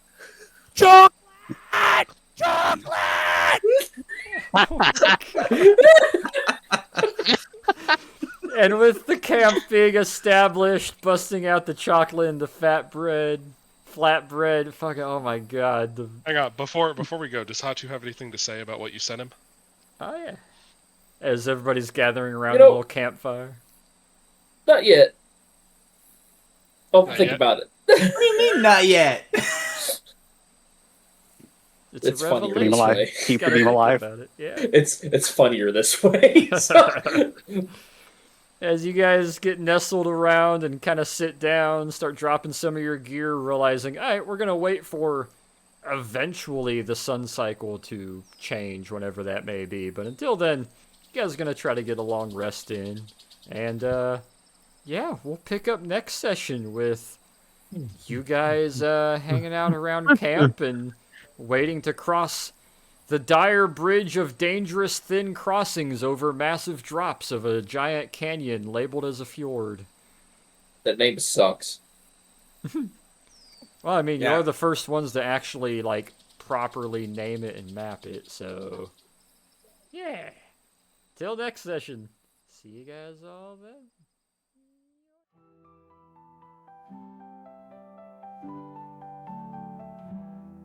The airplane put down at the airstrip on a cold and gloomy day, and the six aboard all knew their homes were very far away. The strife that gripped the forest all around them was their plight.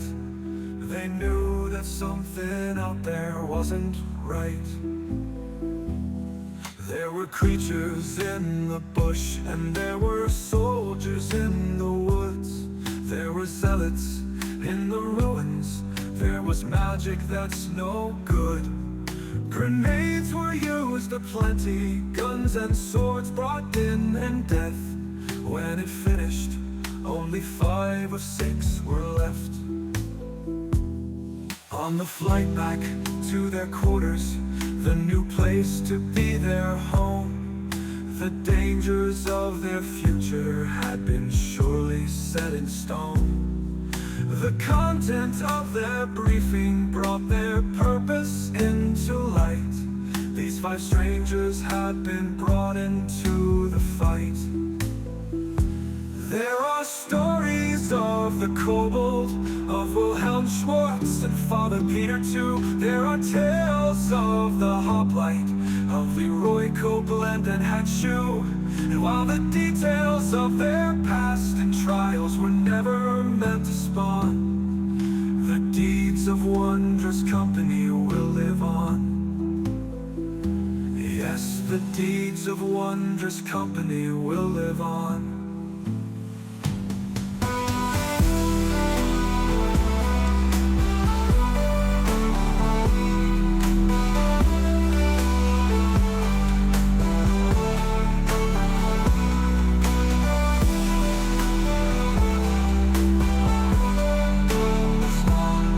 Yes, the deeds of wondrous company will live on. as the deeds of wondrous company will live.